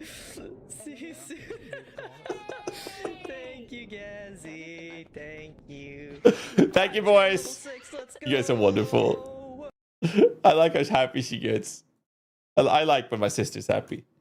Anyways, where were we? We were doing something. You better take your beard out before you eat durian. 7 years beard because of it. Ooh. Hey, what's up, dude? Finished my PC configuration. Welcome back to the land of the living, then. 5080, 9.8 KX 3D now. Nice. We were thinking if Wolfpack minions will be meta. I mean, we'll see how good it turns out. I mean, that's like the end goal for me is like, I want to play Wolves. If it turns out to be bad, I'll go Spectres. If it's good, I'll finish Wolves, then go Spectres, and then I'll play a caster build after that. That's my plan, but I want to do minions first, of course. A mix of wolves and totems. We don't know until we see more information, right?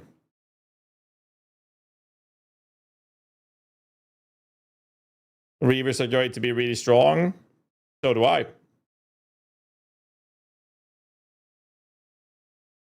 Yeah, the werewolf spectre, the wolf build. So happy I brought my new machine in September. Or bought your new machine? Yeah. You know, I still have some cable management to do. So here's my plan. It's Tuesday today. Tomorrow is Wednesday. I'll be live around the same time tomorrow as I was today, right?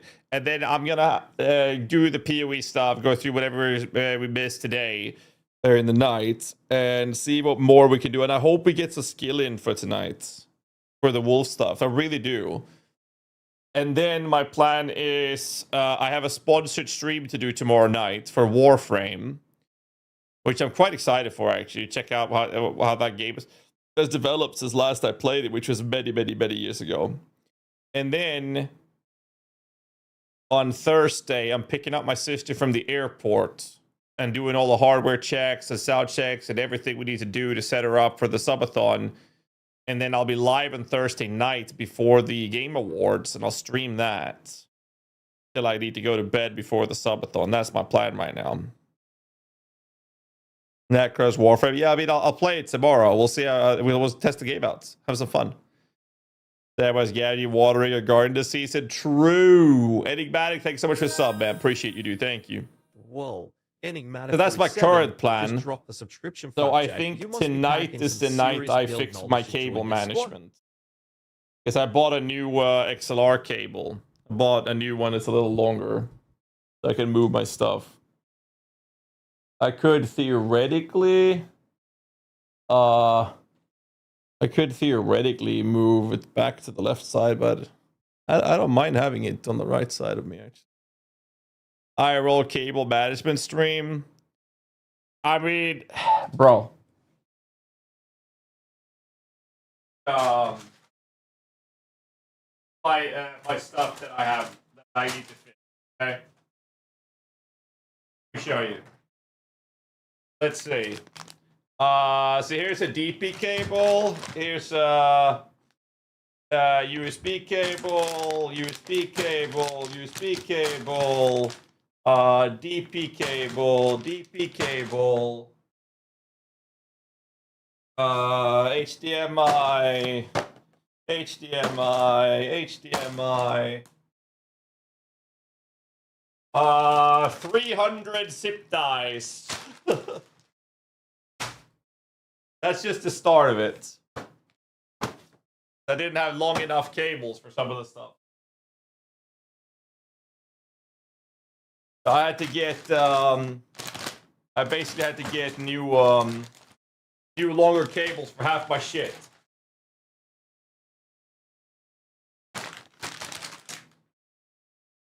Ay, ay, ay.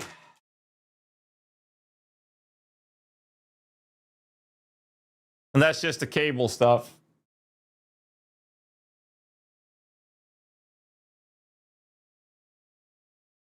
Got cables. Got cables. Didn't I send a picture? Let me see if I can find it. Yeah. There, this is the underneath my this is underneath my desk. That's how it looks underneath my desk. There's a fuckload of zip ties underneath there, and there's some stuff I could drill up. But yeah.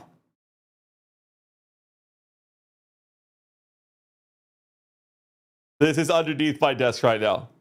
People don't see it, so it's fine, but it gets the job done. And this is how it looks on top. These are the cables I'm gonna fix, and these are the cables I have to sort because the mic stuff that I had to fiddle around with, I needed to get some sort of this. And some of the cables were too short, so I'm gonna do this. I built this desk myself, by the way. I built it myself. Because IKEA didn't have legs that could lift and hold all the weight on my desk. So I bought legs from Germany that could handle 450 kilos. Not cutting the tail. Well, the reason I didn't cut them down all the way was because I knew I had to make more stuff. So these are just preliminary. And the problem is, since they're preliminary, I wasn't sure if I'm going to change it. And I would like to be able to reattach them. You just squeeze the thing and pull them apart and put them back in. And that's really messy if they're super short. So some of these are just preliminary because I'm going to go down there and fix. I'm going to fix this. Those cables need to be fixed. And I need to fix something here. I'll probably put a cable sock on this or something like that. Because there will be some cables that goes from my keyboard and these things down, right? Buy a bike or a treadmill. Yeah. At least he cut them, yeah. I like the color of the wood of the bottom better. This, I didn't like that at all. I wanted it to be like dark brown, borderline black. So I made the desk myself. Took me a couple weeks, but I built it. My desk is 3 meters tall, long, and 90 centimeters deep. It's nice, yeah. And down here, there is my UPS that runs both of these computers. Real wood? Yes.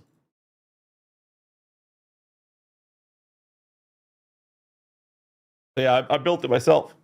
I'm pretty happy with it. And this is my other desk where I have my drinks. Because drinks do not go on the same table as I have my hardware. Clean wiring. I mean, this one is connected here. I didn't know where to put it, so this has just been preliminary. So I'm going to fix those things. You see some cables here. So I got to fix that. And I'll probably should do that tonight, because if I don't do it tonight, then it'll never happen. The big box under the desk. That's a UPS. That is a footrest. Do you like the upright monitor? This is where I read Twitch chats. Like right now, I am looking at Twitch chats. I'm looking at this monitor right now. Yes, it took me a while to get used to it, but I do like it.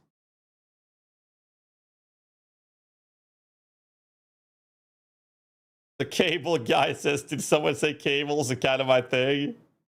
Get a mini fridge?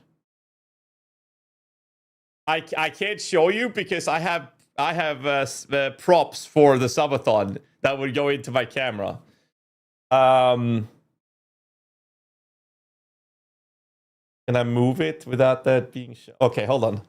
Hold on.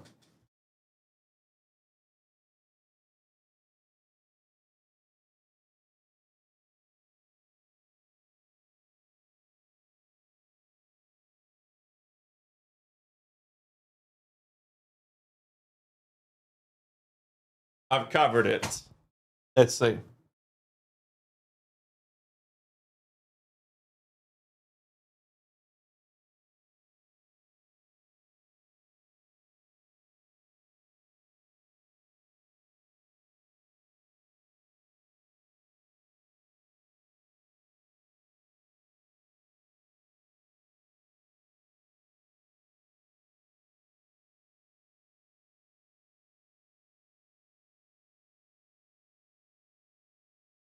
This is a box of shit. And there's a streamer props here for the subathon. That's my trash pile I'm supposed to take out tomorrow. Which will probably happen on... Probably tomorrow, actually. Up there, that is a camera for the sleeping sessions in my sleepy loft. So that's my sleeping area. And that is my toilet, which has a shower. And back here...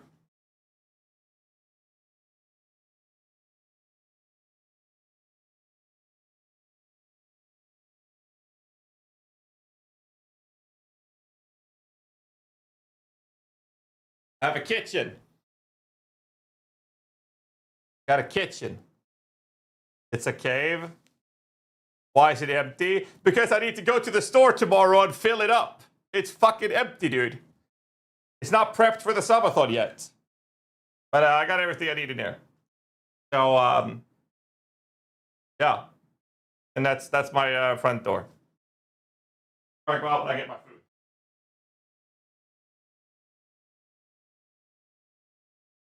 But yeah, that's my streamer cock shed. Cock shed. I have some back there.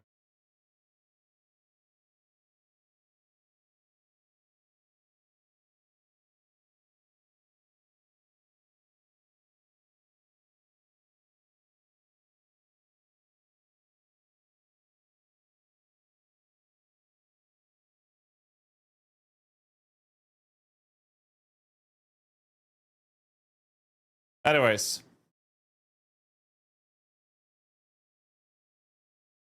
Oh, yeah. So that's how it looks from where I'm sitting. Fridge is not leveled. No, the fridge needs restocking. I was supposed to do it today, but Hannah took the car. I didn't have a car. Good choice to paint your wall instead of green cloth. It looks like ass when you get into the room. I'm not gonna lie. The green wall. But it's always behind me, so I never see it. I don't give a shit. Ay, ay, ay.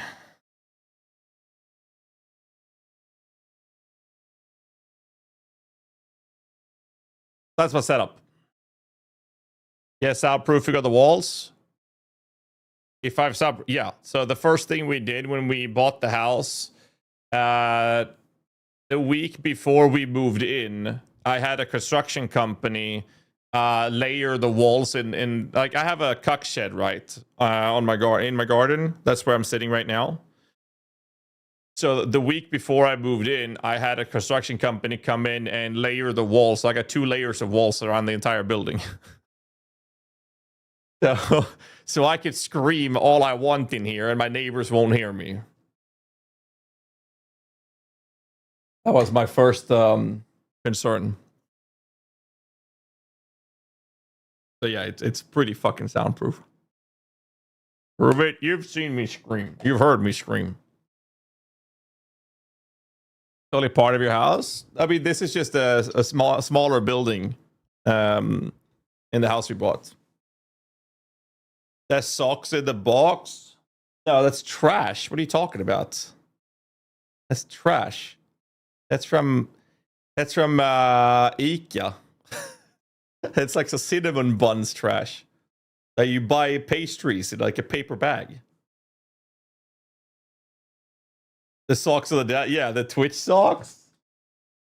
Please? They got Twitch socks.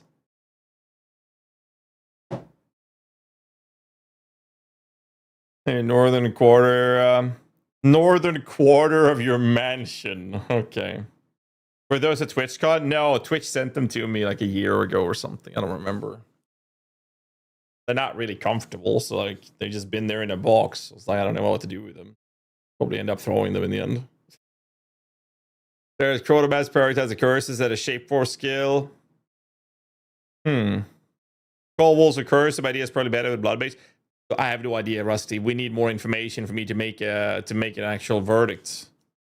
To give a verdict on that. And about the highest bidder.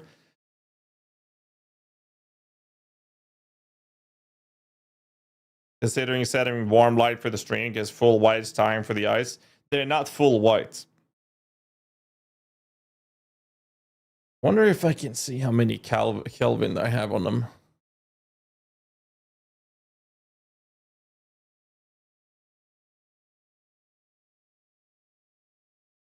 Where is... Oh, that's the one.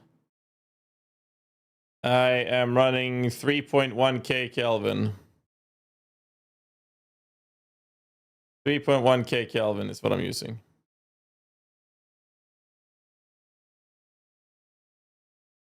So is Volgard's dead now too with the coolant increase? No, Volgard's got buffed. Volgard's got buffed. It's Kelvin.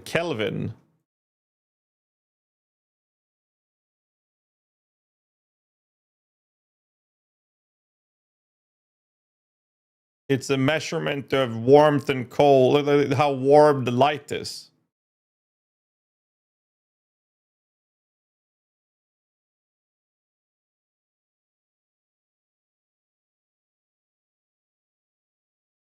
$3,000 daylight. Warm white is 2.7 to 3,000. Mimics the self-glow of traditional incandescent bulbs. Neutral light white is 3.5 to 4K, and I use 3.1.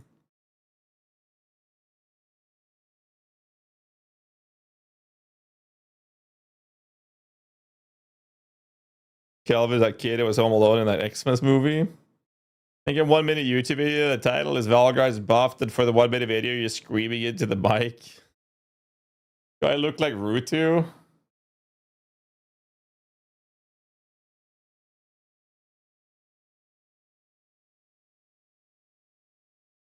Lower the number, the more blue. Higher, more yellow.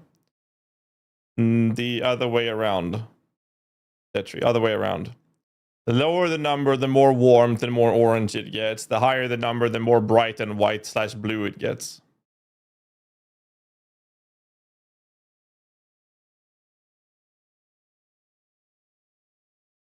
When is the next interview, Jonathan? I don't think there is any more interviews. I don't think there are any new interviews.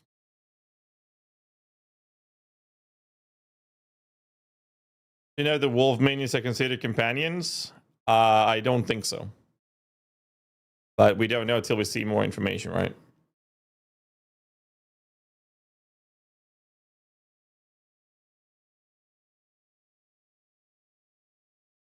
Still waiting for Spectre changes thing? No, we just got it. And Volgar's got buffed. They buffed Volgards, surprisingly.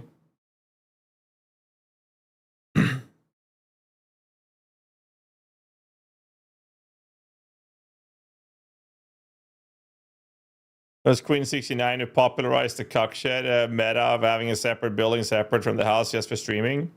It did, yeah. It was actually because of Quinn that when we bought the house, I was very keen on making sure that where I could stream was not part of the main building, because it allows me to do whatever the fuck I want out here, like painting the wall green and isolating it with extra walls and shit. And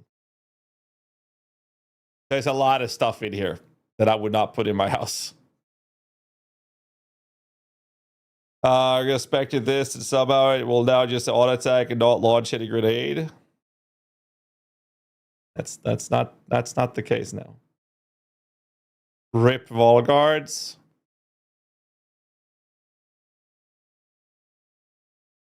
They buffed Volgards. What are you talking about? Too many people just don't know how to read. People making statements and whatnot saying that they nerfed Volgards. They buffed them. Not just visual clarity, but damage-wise. It's like, this is good. You never needed the oil. How many people you think play Volgards and also open PoE2DB?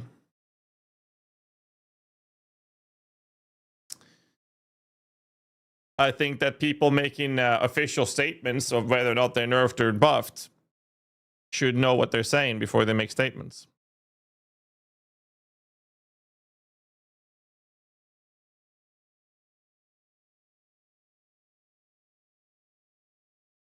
Performance changes in Vol Guys. I won't cook my graphics card. True.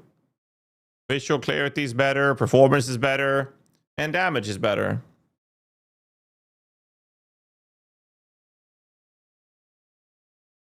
The chat message quite the official statement though. No, but Sir Gog, another content creator, made a video saying that they nerfed them. So I made a comment explaining that that's not the case.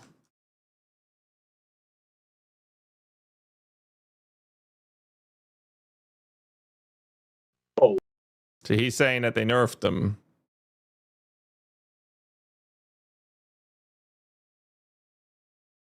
Less oil equals less America. Is that simple?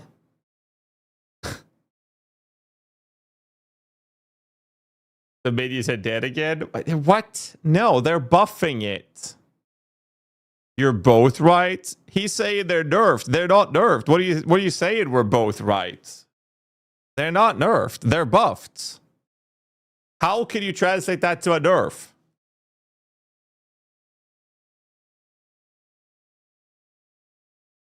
So you're saying they're nerfed, right?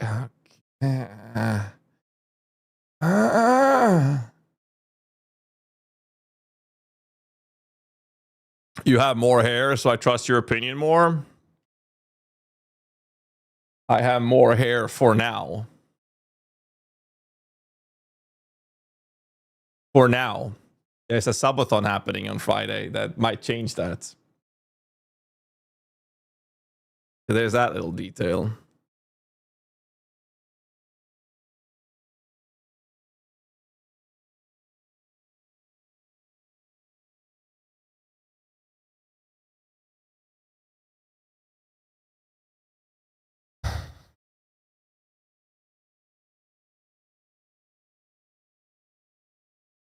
Fuck's sake. A more aerodynamic ball and give you higher FPS in game. True. Explain why it's a buff, kind sir.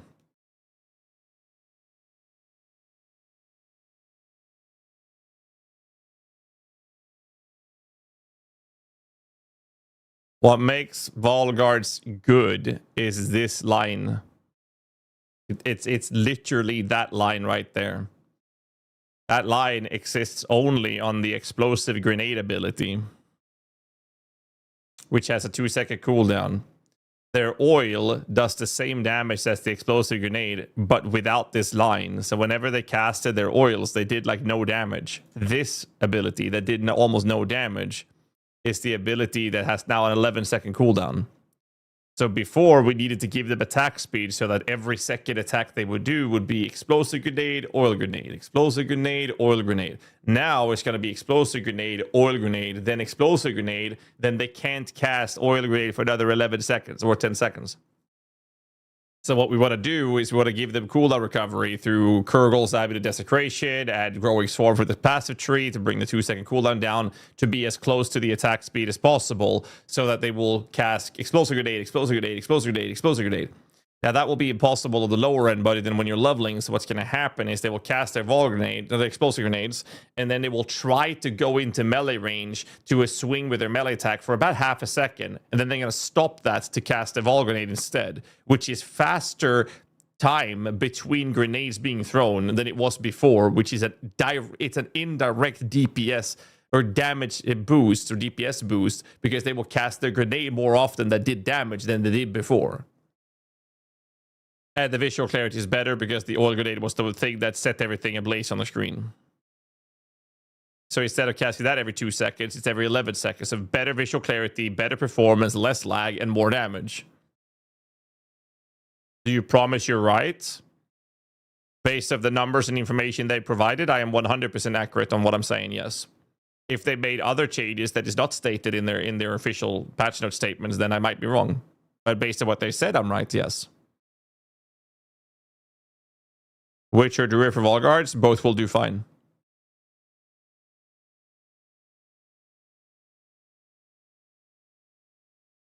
Did both grenades get a cooldown decrease? No, this is why it's important that people stay in school. It says Volgards which throw oil at explosive grenades. The reason it says that is because when you look at Volgards, there is Volgard Bow, Volgard Spear, and Volgard Grenade. There are 3 different versions of Volgards. So they're saying this to make sure people know that they're talking about the Volgards that do throw oil and explosive grenades. They now have an 11-second cooldown on their oil grenade. Not the explosive grenade, their oil grenade, which previously was 2 seconds. Their oil grenade is this one. This one did not do damage. This was the visual clutter bullshittery, and they didn't do much damage. So if you know how to read, you'll see that they're talking about making sure that people know that which Volgard they're talking about, because there are 3 versions with the same name. And then they're saying that now they will have an 11-second cooldown on their oil grenade, not the explosive grenade. I think I'm done explaining this now. I've explained like what's between 6 or 7 times today.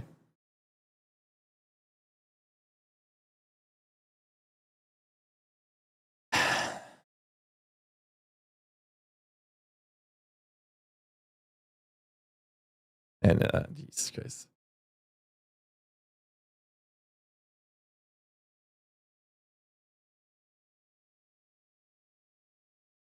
Grenade, oil grenade, explosive grenade, oil grenade. Now it's going to be explosive grenade, oil grenade, then explosive grenade. Then they can't cast oil grenade for another 11 seconds or 10 seconds.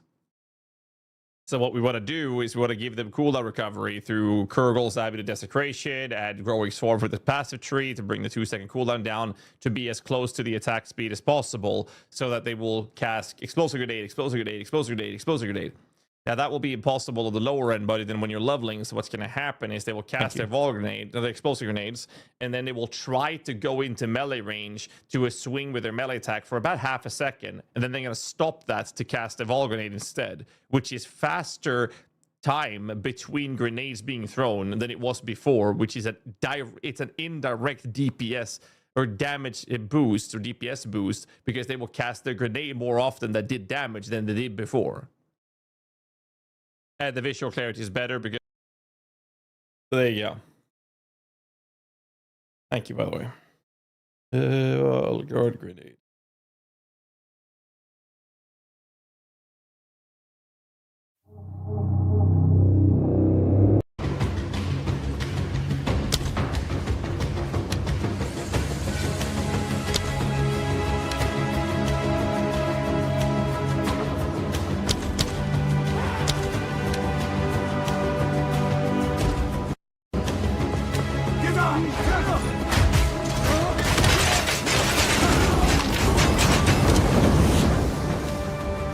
Yeah, they just buff Volgards, yeah. So casuals care about Volgards? Of course they do. It's like the best Spectre you could use for leveling. And now, because of these changes, we might actually see the possibility of them being competitive in the endgame as well. It'll have to be compared to Powered Zealots. And the visual clarity you see this getting better.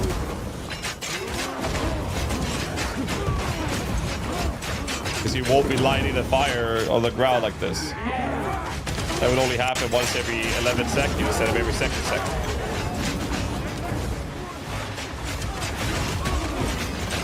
Plans build? I don't know. We need more skill info. The level you get them?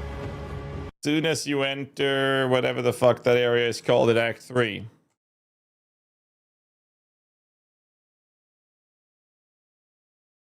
I'm more interested in the idea of wolves, though. Wolves. Utsal, thank you. The first time you encounter Utsal in the past.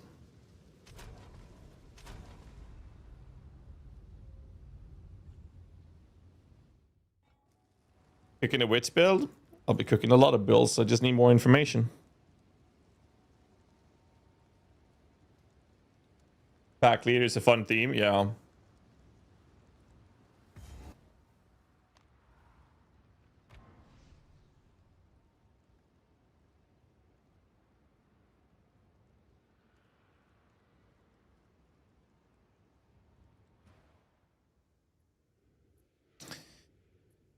Holy load is great, dude.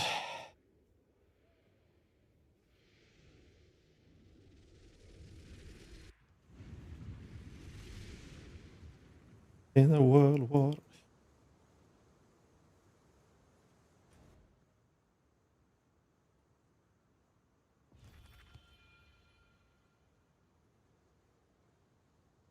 Come on, game.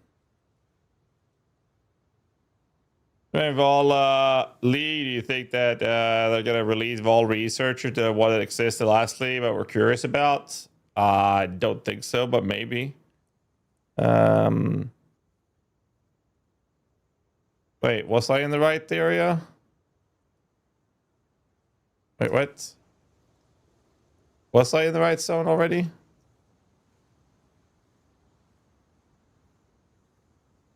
I'm confused. But if you're having issues, That's just the Copic. I was in the right area, was I not? You can't... Brown City, right. No, I was in the right area. So I don't go back to this one. I have to go back again. My bad. I was in the right zone.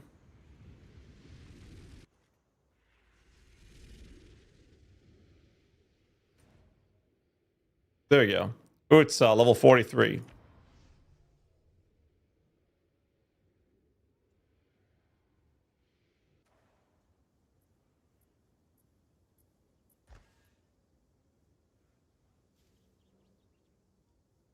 This is the area you'll find them in.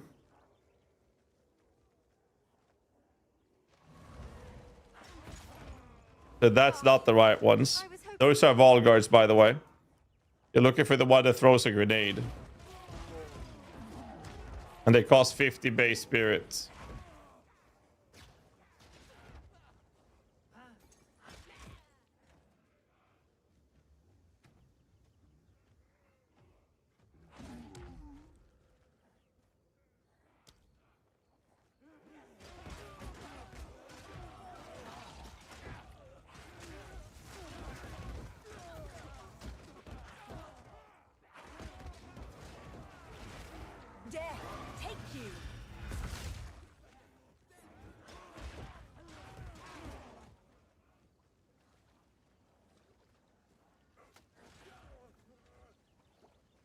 They don't get size from the Soul Eater effects.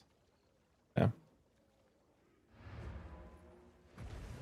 Anyways.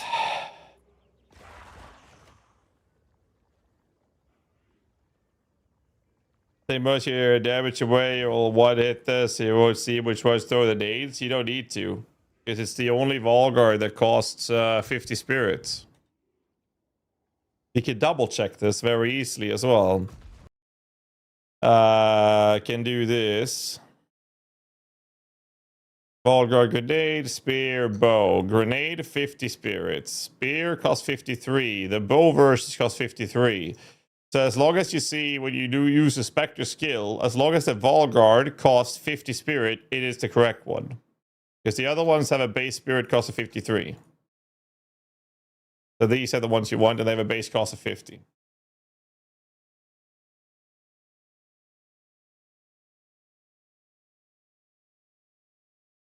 Yeah, but all three have the same name. But yeah, like again, fuck the oil. You do lose the exposure, but you live without that, to be fair. Like you really can. Not that much of an issue, to be honest, in the end. They need way higher aggro range. Possibly. All right. So we need more information on the wolves to check this out and work with. So the question is, what can we do today to prepare for the launch?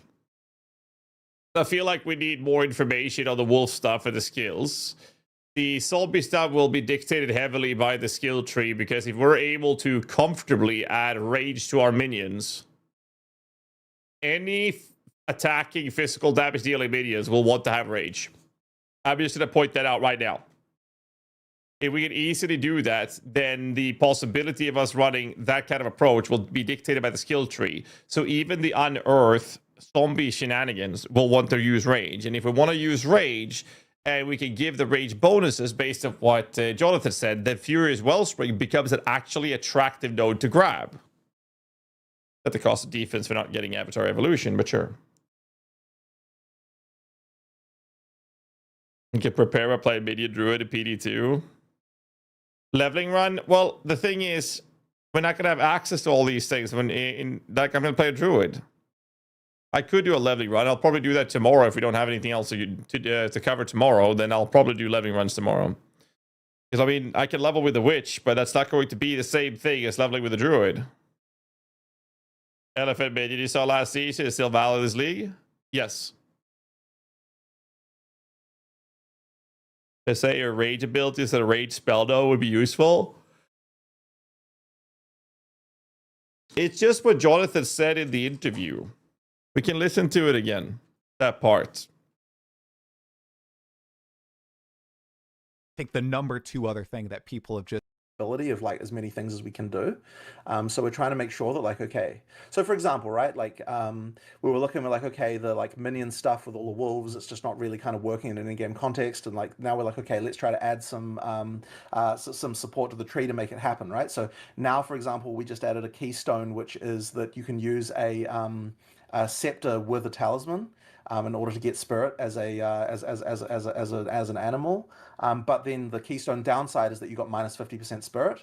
So you kind of have to like like you still like you can't quite necessarily get as many minions as a minion character would have, but it kind of like lets you do a it makes that from a spirit perspective possible to do like minion stuff as a druid as an animal to get the kind of like pack leader wolf build working. And the other thing we did was he said, okay, there's a notable that will make it so that your rage bonuses apply to your minions, so that you can get like actually get the damage to a good place, with your wolves and that kind of stuff, right? So we're like, so due to the idea of pushing in the viability of wolf minions, he's just saying that they're adding a node to allow rage bonuses. Now, if that means all rage sources and effects applies to minions, or if it's only an easier way to give rage to your minions, I don't know.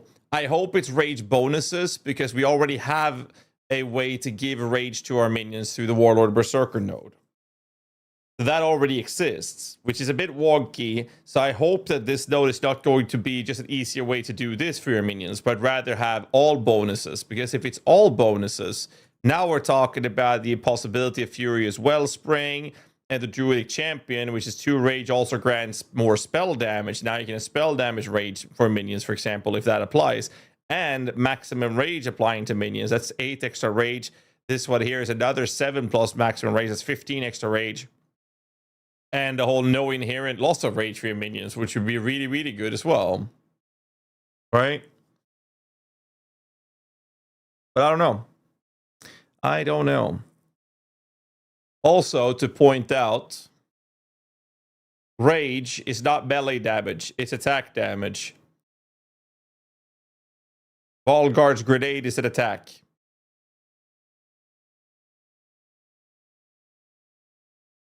Just saying. Just saying.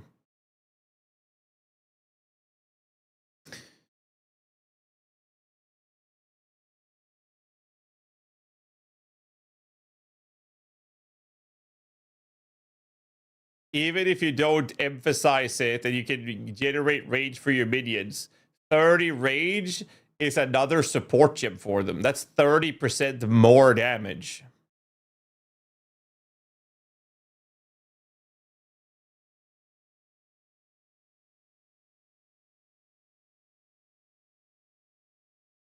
If you look at rage notables, 8 rage is going to be increased armor, max rage.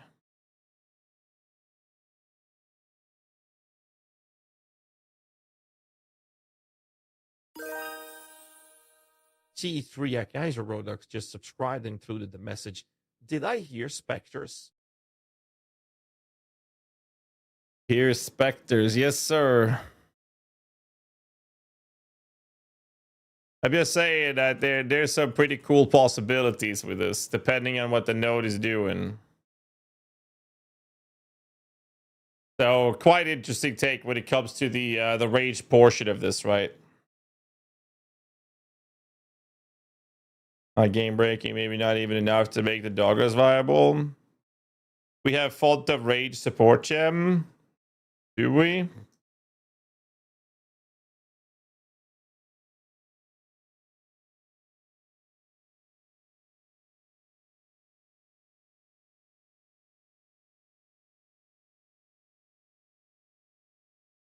Techno Duck and Fetish Boy, thank you for both of you subscribing, man. Appreciate you, boys. Thank you. Jonathan, real quick, and ask about the update spirit values for the Spectres. That was a bit surprising to me why they didn't include the numerical values and information as to what the actual new Spectre cost would be. Like, why not just tell us? The message. Yippee. Why do we have to find out? Doesn't make much sense to me why we would have to find out these things. Predicted more Spectre variety now, or do you think it'll boil down to one or two meta options? I think the RF beast will be there, but on the Spectre topic, I think that the top end shift will be either powered zealots or Volgards, based on what we've seen so far. I think that the Vile Vultures is a possibility. I still think that Death Knights will be the will be the king of single targets. But let's put it this way. If they don't fix Lingering Spectre, then the play will be Lingering Spectre, Brine Maiden, Death Knights. We know that, but that is an exploit/bug. Hopefully they'll fix this by the launch, and at that point, we'll have Cultist Archer be decently playable, theoretically, and they will be outperformed by Volgards. So when you get the Spectre Gem, you can actually start using Cultist Archers immediately, and then you replace them with Volgards, because Volgards have the 340% more attack damage modifier, which is just absolutely ridiculous. And then you might replace Volgards with Powered Zealots, depending on how the endgame trees look and how the endgame build will perform, and the APS versus the CDR on the grenade for the Volgards. It's Powered Zealots versus Volgards is the main topic for generic minions that will do both clearing and single target damage outputs. How much is the Volgard cooldown? 2 seconds. They're changing the oil to be 11 seconds here. That's just the oil. That's not their damage ability. People don't like to read. I keep hearing the same information repeated by you guys. It's like the stream is on repeat. Yeah, I know. I know. Just the name of the game, man.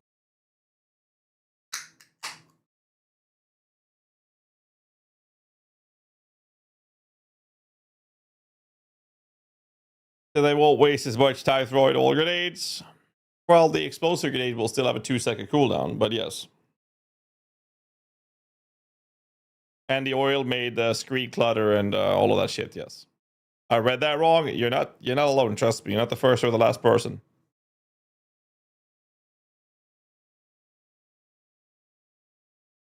My bad has been asked already? Bro, don't worry about it, man. Lowering cooldown of explosives also going to dramatically lower oil cooldown as well? Yeah, but that's fine. We can't dramatically lower the cooldown. We get 20% for growing swarm. And we can get up to 20% from a desecrated amulet modifier, which you won't have access to when you're leveling. This would put the cooldown to 1.67.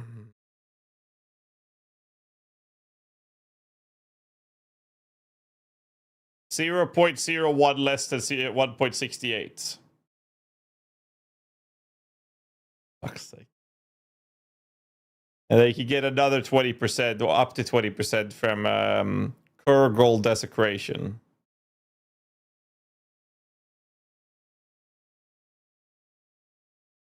What's the plan for defense for Wolf? I don't know till I see the skill tree. I actually don't know. Which is going to make the league start quite interesting. Because I'm going to play... I'm going to do with a Druid, probably a Shaban, based on what we know so far. Hopefully we'll have more information before we launch, right? And then go from there. That's my current plan, at least.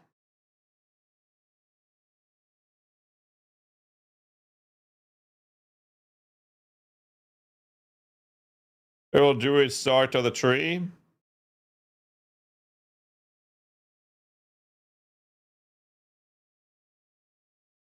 %41% is so much more for 11 seconds than 2 seconds. Yes. Yes, it is. I don't think we're going to go to that point. I believe that theoretically, we're probably going to see... we're very likely going to see 20% CDR being the use case.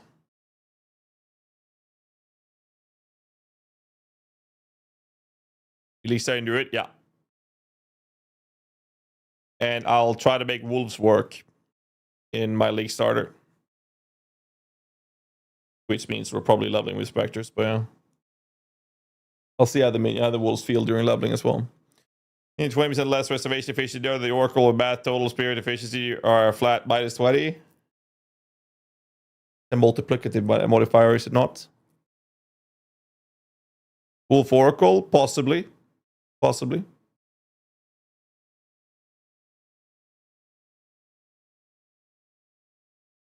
Which Libica do you think will be the most lucrative? I would think the itemized temple currency will be very valuable. But from a currency/time angle, not sure how efficient it will be. Well, we don't know till we see the league and how the economy will adapt to it, right? That's one part of it. I think that Ritual will be still very good with the omens. I think people will hard play the delirium thing on the higher end. Or the meat sack killing the boss, soaking up currency thing.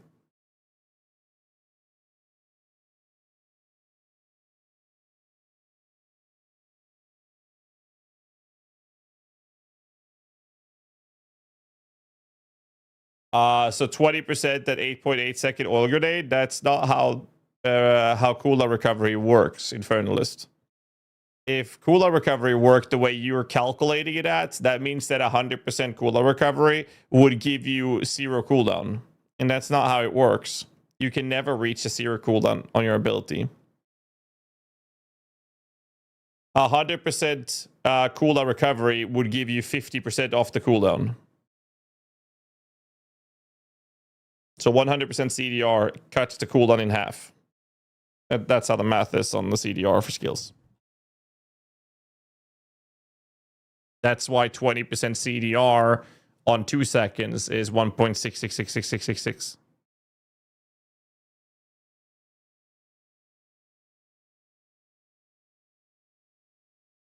Do you think the HID did hide a bonus like the Abyssal Lich? I'm actually on board in believing that. I really hope they did. Because it would be such a cool thing, and it was very well received with the Abyssal Lich, and I hope they do that again. I really do. I do hope that they did. What do you guys think? Do you think they made a hidden ascendancy? What's up, Gonger? How you doing, dude? Wolfman. Yeah, Cogger, let me show you something.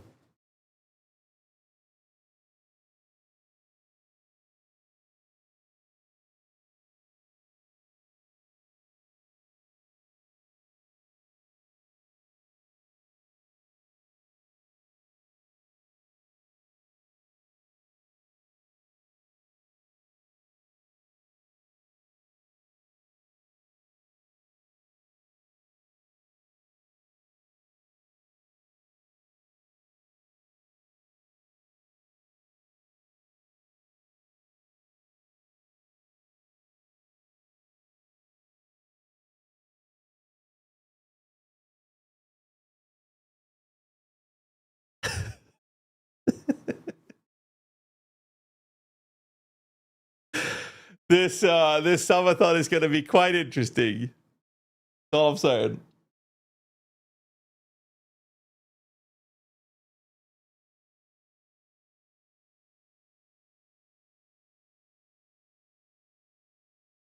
That's going to happen. Trying to find the plug version. I don't know about that.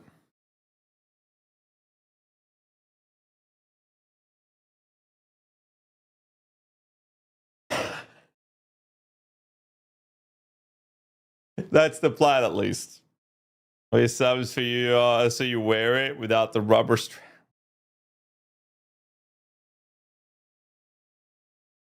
Gotta be a secret gem in Legionnaire ascendancy with a surgery table in the temple. I hope it is, yeah. Gemlin Ascend when you put buff in your 4th slot. I hope that you're gonna be able to transition into a new ascendancy if you replace all your body parts at the temple. That would be such a cool thing. Chad to do microtransaction or something announced during the Game Awards. That's already announced. There's a werebear. There's a werebear form MTX. If you sub or gift a sub during the Game Awards, and I'll be live for it, so you can do that on this channel if you want to support this channel to get that MTX. That's a thing. Yeah, what's up, Cogger? Yo, oh shit, there's a bit delay. What the hell was that? Like That's my streamer props for the subathon, bro. Tell you what, if you fly over, furry? I'll have one for you too. What? I'll get you one as well if you come over for the league launch. Yeah, no, I'm sorry. Someday we can definitely do that. I'm absolutely down for that. That'd be fun. That'd be fun. Yeah. Yeah, we can definitely do that someday. 100%. You have enough room, right? So I got plenty of room, yo. Can degen together, and then my girlfriend can like look around in Sweden. Yeah. No, we could definitely set that up. I got room. You can have your you own decided little, on, you can have an what you're entire playing? floor of the house yourself. Holy, nice. I'm never leaving. That was good. Thank you, But what Fetish do Boy, for you, sub, man. Subscribe Or to Prime Boosifier, sorry. included The message came for the What do you plan minion on playing? advice, but staying Wolves? for the furry stream. Lol. It's weird. My alert said Fetish Boy was no. There it says Boosifier. Thank you so much for Prime, dude. Yeah, I will try to make Wolves work, and if they don't work, I'll go Spectres, and if they do work, I'll finish Wolves, then go Spectres, and then I'll probably play some caster builds. What about you? I want to try something as a Titan Bear. Titan Bear. Within unique to become Diablo? Yeah, maybe.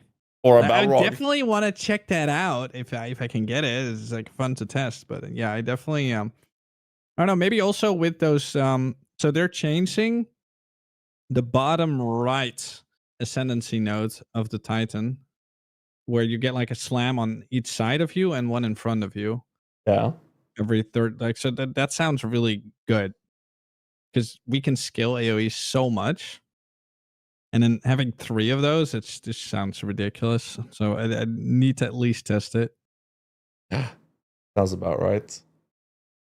And Yeah, that way fun. I can also sometimes, if needed, switch to Stampede just to check if something's good on that, because like it's quite easy to switch back and forth. In a way, Yeah. not entirely easy, but yeah. At least What I don't it have to make another character. I'm excited though. It looks Yeah. fun. Like I am one of those few people that actually is completely happy. Like I'm not even disappointed with the end game thing. I would have been more disappointed if they rushed the end game and we got some like half-baked stuff. I like that they take their time and just deliver, something really good. So I'm just Yeah. excited. I think that's a fair take, to be honest. The real question comes down to the launch time. So I was talking to Rax about it. E4 is launching 12 and a half hours before PoE2, and we think that they're going to shadow drop the Paladin.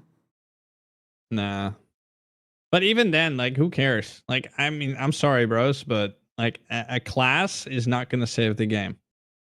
Like, they need to do a lot of fundamental changes. No, I agree with that, but Paladin has been the most sought after class of that game since it came out, right? Yeah. And I was talking to Rax about it. It's like if they shadow drop the Paladin and say, "Oh, pre-order, you can play the Paladin," and Rax streams that, he's gonna have like 10,000 viewers, and then PoE2 is gonna launch, and then Rax is gonna sit with over 10,000 viewers and have to make a decision if he's gonna move over to PoE2. Because I think that if he does, he's gonna lose viewers. Or maybe he gains. He's like, he just skips the line, and stays there.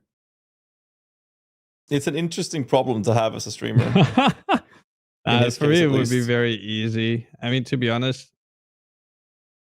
even if Paladin is cool, after 12 hours, you've seen it. That's also kind of true. So, like, it doesn't matter, dude. But this is, of it's that course, if simple. they're doing it right. That's a big if. Yeah. So my prediction is that Diablo 4 is going to announce the expansion at the Game Awards. And during the announcement, they're going to say pre-order the expansion now, and you can play the Paladin in the new season right after the Game Awards.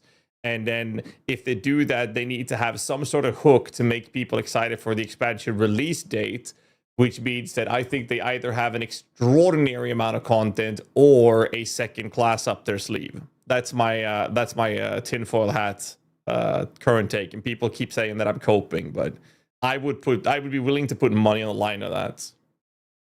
The people that did fly to Blizzard seem to be pretty excited. Mm. I tried to get information out of some of them, but I've gotten none. But they said it's good, which is interesting. But that's not something we're going to see right now, though. Okay, but everyone who's ever flown out to Blizzard to do stuff like that has always said it's good. Yeah, of course. I was excited for the Spirit Board stuff when they showed that, when they flew us out to the campus and we checked that out. It looked promising. It looked really good. And, then we got what we got. Yeah, they made it too good. It was just too powerful. It was still good, but it was just too good. Like, a friend of nothing else mine, to one of my compete. mods, Slickmaster, he explained this very well to me because I was staying at his place during this because the week before that, we had the Last Epoch launch, right? So I was streaming from his house. And he explained it very well. When GGG releases something and we get to play test it, they're like, hey, here, play test everything. And basically, it was like going to a restaurant, is how he explained it. And GGG would place the food in front of you, and then they would wait for us to finish eating the food, and then hear our feedback and criticism on how it tasted. And the way he described what Blizzard was doing was they invited us to a restaurant, and they would place really fancy food in front of us, and then before we get to take a bite, they take it away, and then they show the next fancy thing. Look at how beautiful this is. Then they take it away before we get to criticize it, and look at this beautiful thing, and then take it away. Like there's That's no how it substance; goes. it just looks good. Yeah. And most ARPGs, you need to actually have your hands on it for like with your own account and just have a couple days, and then you can have a good judgment. Usually. Yeah. I mean, you guys were also very excited for Path of Exile 2 in its official release, Well, thing. granted, we only ever had access to play like the first act. I know. Some of us I know. got through Act 2, right? So we only had like the first act and 2. And that was like the game is modernized and all those things. It felt good. It was responsive. We delivered a lot of feedback. There's a reason the Huntress, for example, was taken off the shelf before. Like they took that down and didn't release the first initial game without that. Because that was play testable when I played it. And so like there was a lot of things that happened based on feedback, right? Same thing with the flash but the thing changes is, and like, stuff. my point was, like, anything new, the first time, it's always fucking insane. Like, it's always great. Yeah. You don't really notice problems once you start, repeating certain things or, getting further down the line. And things don't speed up in this case. But they fixed it really well. To be honest, I really like Path of Exile 2 now. And they are taking away a little bit of movement speed, but I think that's okay. I mean, I've tested it on my build. Like, I've actually made gear so that I can basically mimic or, like, I don't know, simulate 0.4, and I still feel pretty quick with my. But you're using Stampede. Stampede. Yeah. Yeah, how is that a fair comparison to say that movement speed being Stampede? lowered is fine? Stampede skills of movement speed. If you have low movement Yes. speed, your Stampede is also slow. Yeah. I don't know if I agree with that. No, it's true. Go play and try it. Stampede is giga slow. I'm not talking about Stampede. I'm just saying that lower movement speed. I don't think that's good for the rest of the build, for the rest of the game. There's so many No. builds But I that mean, can't it's get not that speed. much. It's like 20 to 30% max that we lose, and it is quite a lot. But then we're talking about when you're up like to 100 or 140%.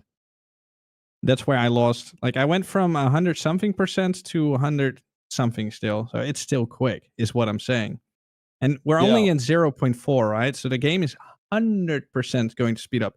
They just didn't want to give us that much speed already. Okay, but I mean, when you you know and the game I is going to played speed up. together, right?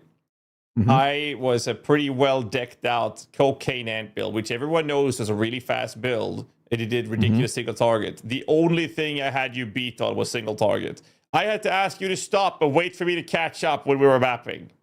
You take 20% off your movement speed, you're still zooming faster than that build. And that build's gone.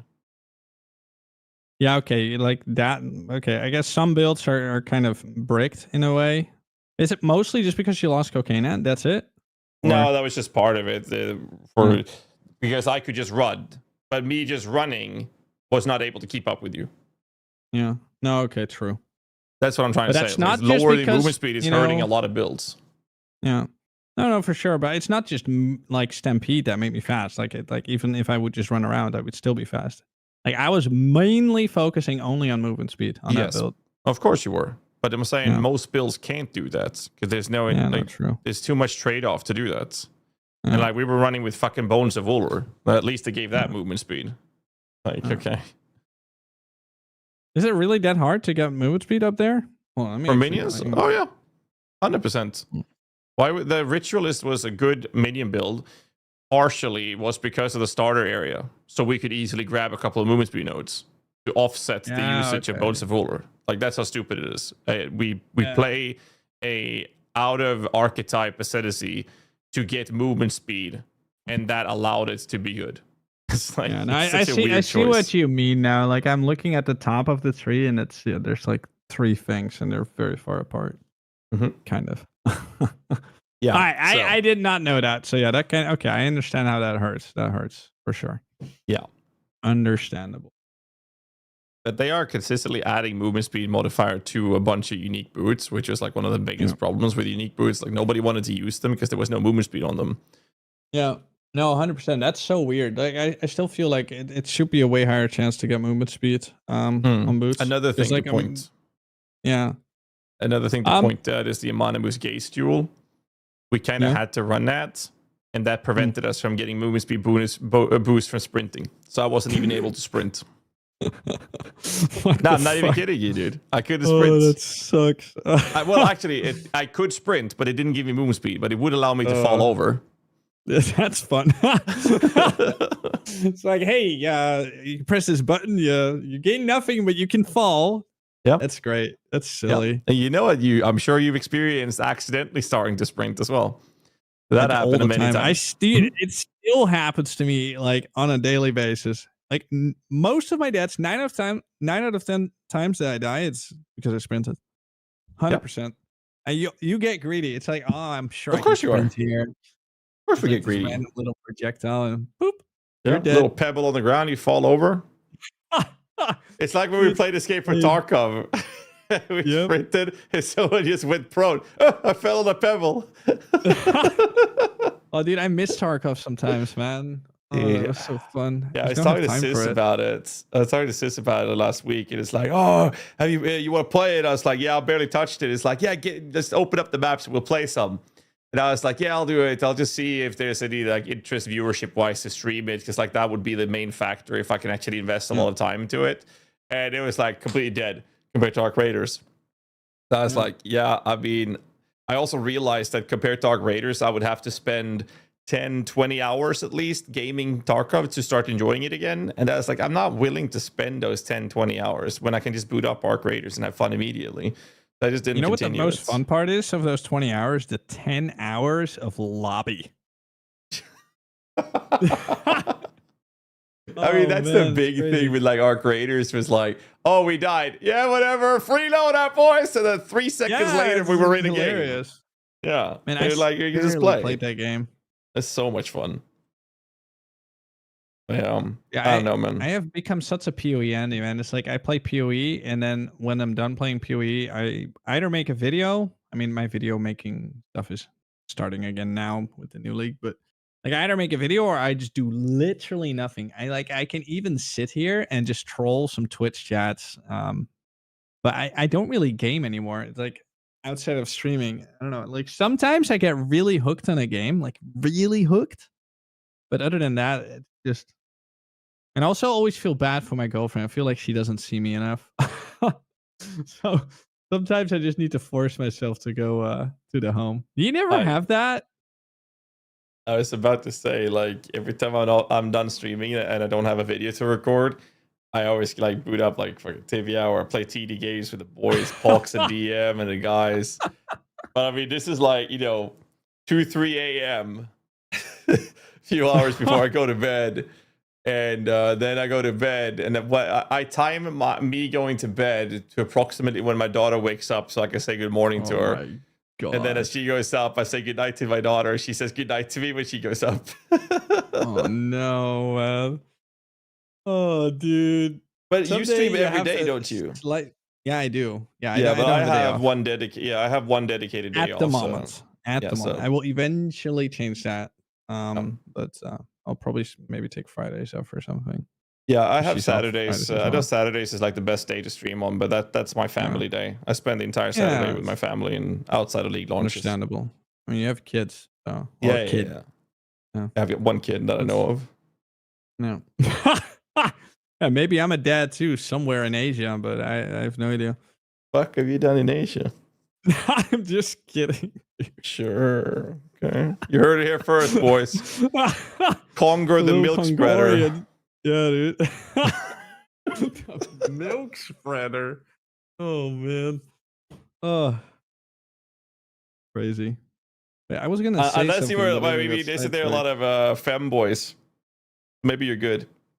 No, not the countries that I picked. I went to South Korea.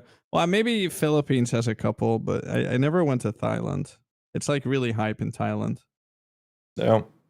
Thailand's beautiful though, but yeah, I mean they also have a war situation going on now, so it's not so a place I would What? want to go. Yeah, What? they're like they're mad at. I mean, there's always been tensions between Cambodia and them, but now. Oh, I didn't know that. I know I didn't actually know that. I'm not well read up on that part of the news. Sometimes I watch the news, but I avoid it. I missed that entirely. Is that like recent or is it like known for a long time now? It's escalating. Oh, I'm They're so like sorry. I kind did of not know flexing that. on each other. Oh. It sucks. I actually had no idea. So sorry. Will Cultist Arch be viable? But possibly, yeah. But yeah, I mean, we find out. I'm very excited for the league for sure. Like, are you gonna stream the Game Awards? I want that fucking thing, so I'm gonna give you one sub. Yeah. You're gonna give me one sub probably, so that we both have a cool bear. And Oh, you're painting me in a corner. Of course, now I have to. Yeah. We'll do the money laundering trade there. We're giving Twitch money again. Yeah. Like it's always funny when two streamers, like you sub to each other. It's like, oh, we're just giving Twitch some money because like whatever you give me, I give to Twitch. So yeah, it's kind of funny, right? It's Oh, it funny. escalated this week. Oh, that's probably why I haven't read up on it. Like I've been, dude, my curtains are down, the door's closed and locked. It's like I'm just full focus PoE2 right now. It's 1 a.m. for us, the Game Awards. So for me, and Gazzy, 1 it's a.m. or 1:30? So that's basically when Gazzy just woke up. That's not true. I'm picking up my sister in the afternoon on the Thursday, and then we're doing all the hardware check and the sound checks and getting everything prepped for the subathon. And then I'll go live after food, so probably like 9, maybe 10 p.m. or something. I'll go live, and then I'll stream till I have to go to bed, which will be like 30 minutes before D4 launches. Oh man, D4. You go through all that stuff. I mean, but you have your builds, right? So like you have somewhat of an obligation. I'm happy I don't have that. Yeah, I don't know, man. Like I was so excited when I got back on Twitch. Like, all these ARPGs, and the more I started switching from one ARPG to the other, to the other, to the other, and like back and forth, I felt like my characters are not getting to the levels where I want them to be. So I kind of just stopped. Like I don't know, this might be the first time I even skip LE, but LE might launch at a really nice time, right? It's somewhere in January, I think, like mid-January. Is that the plan? Or like who was launching mid-January? There's some ARPG. Last Epoch, end of March. What are you talking about? Yeah, Last Epoch. Oh, Yeah, I think delayed to Last Epoch March. is January, Oh. isn't it? Or they delayed that. Oh shit. Okay. Just got moved back. Okay. Wait, what? Whoops. I did not know that. Yeah, for me, like personally, I just feel a little overwhelmed with so many RPGs. I mean, I can really sink myself into one ARPG for quite a long time without getting bored. I mean, I played fucking Diablo 3 for like 3 years nonstop without seasons and all that stuff. Was not good for me mentally, but yeah. I mean, 2 months of PoE and then PoE 2 and back and forth. Perfectly fine for me. Now, apparently they have an updated roadmap. But Well, that's a where good did they thing. state that the shit was pushed back? I missed that entirely.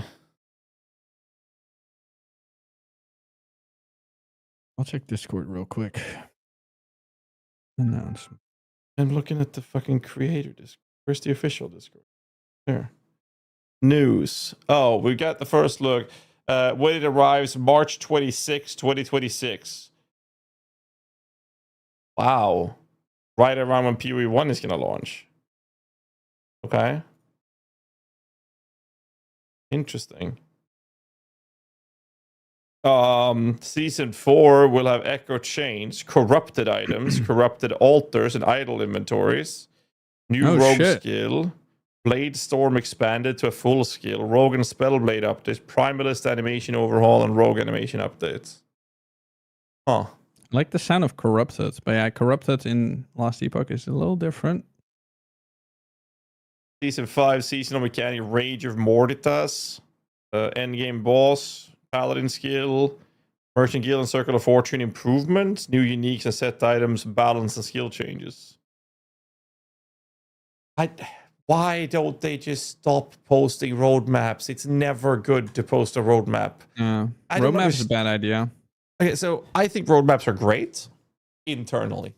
But as soon as you post them to the public, it's an indirect promise that they paint themselves into and now have to deliver on. I just don't understand why companies are so hell-bent on posting roadmaps. Just stop posting them. Then people will stop getting mad when they don't reach their goals. Yeah. I mean, same's happening with PoE 2, right? It's not really a roadmap, but Jonathan once said, hey, this is going to be the endgame patch. And now there's like people crying like, you know, like no tomorrow. Like, it's crazy.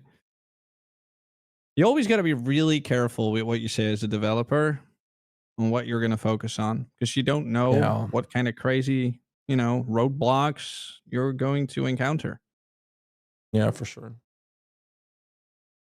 So what are you doing tonight? Me, in about 15 minutes, I'm going to go to my girlfriend. We're going to watch It's Dairy.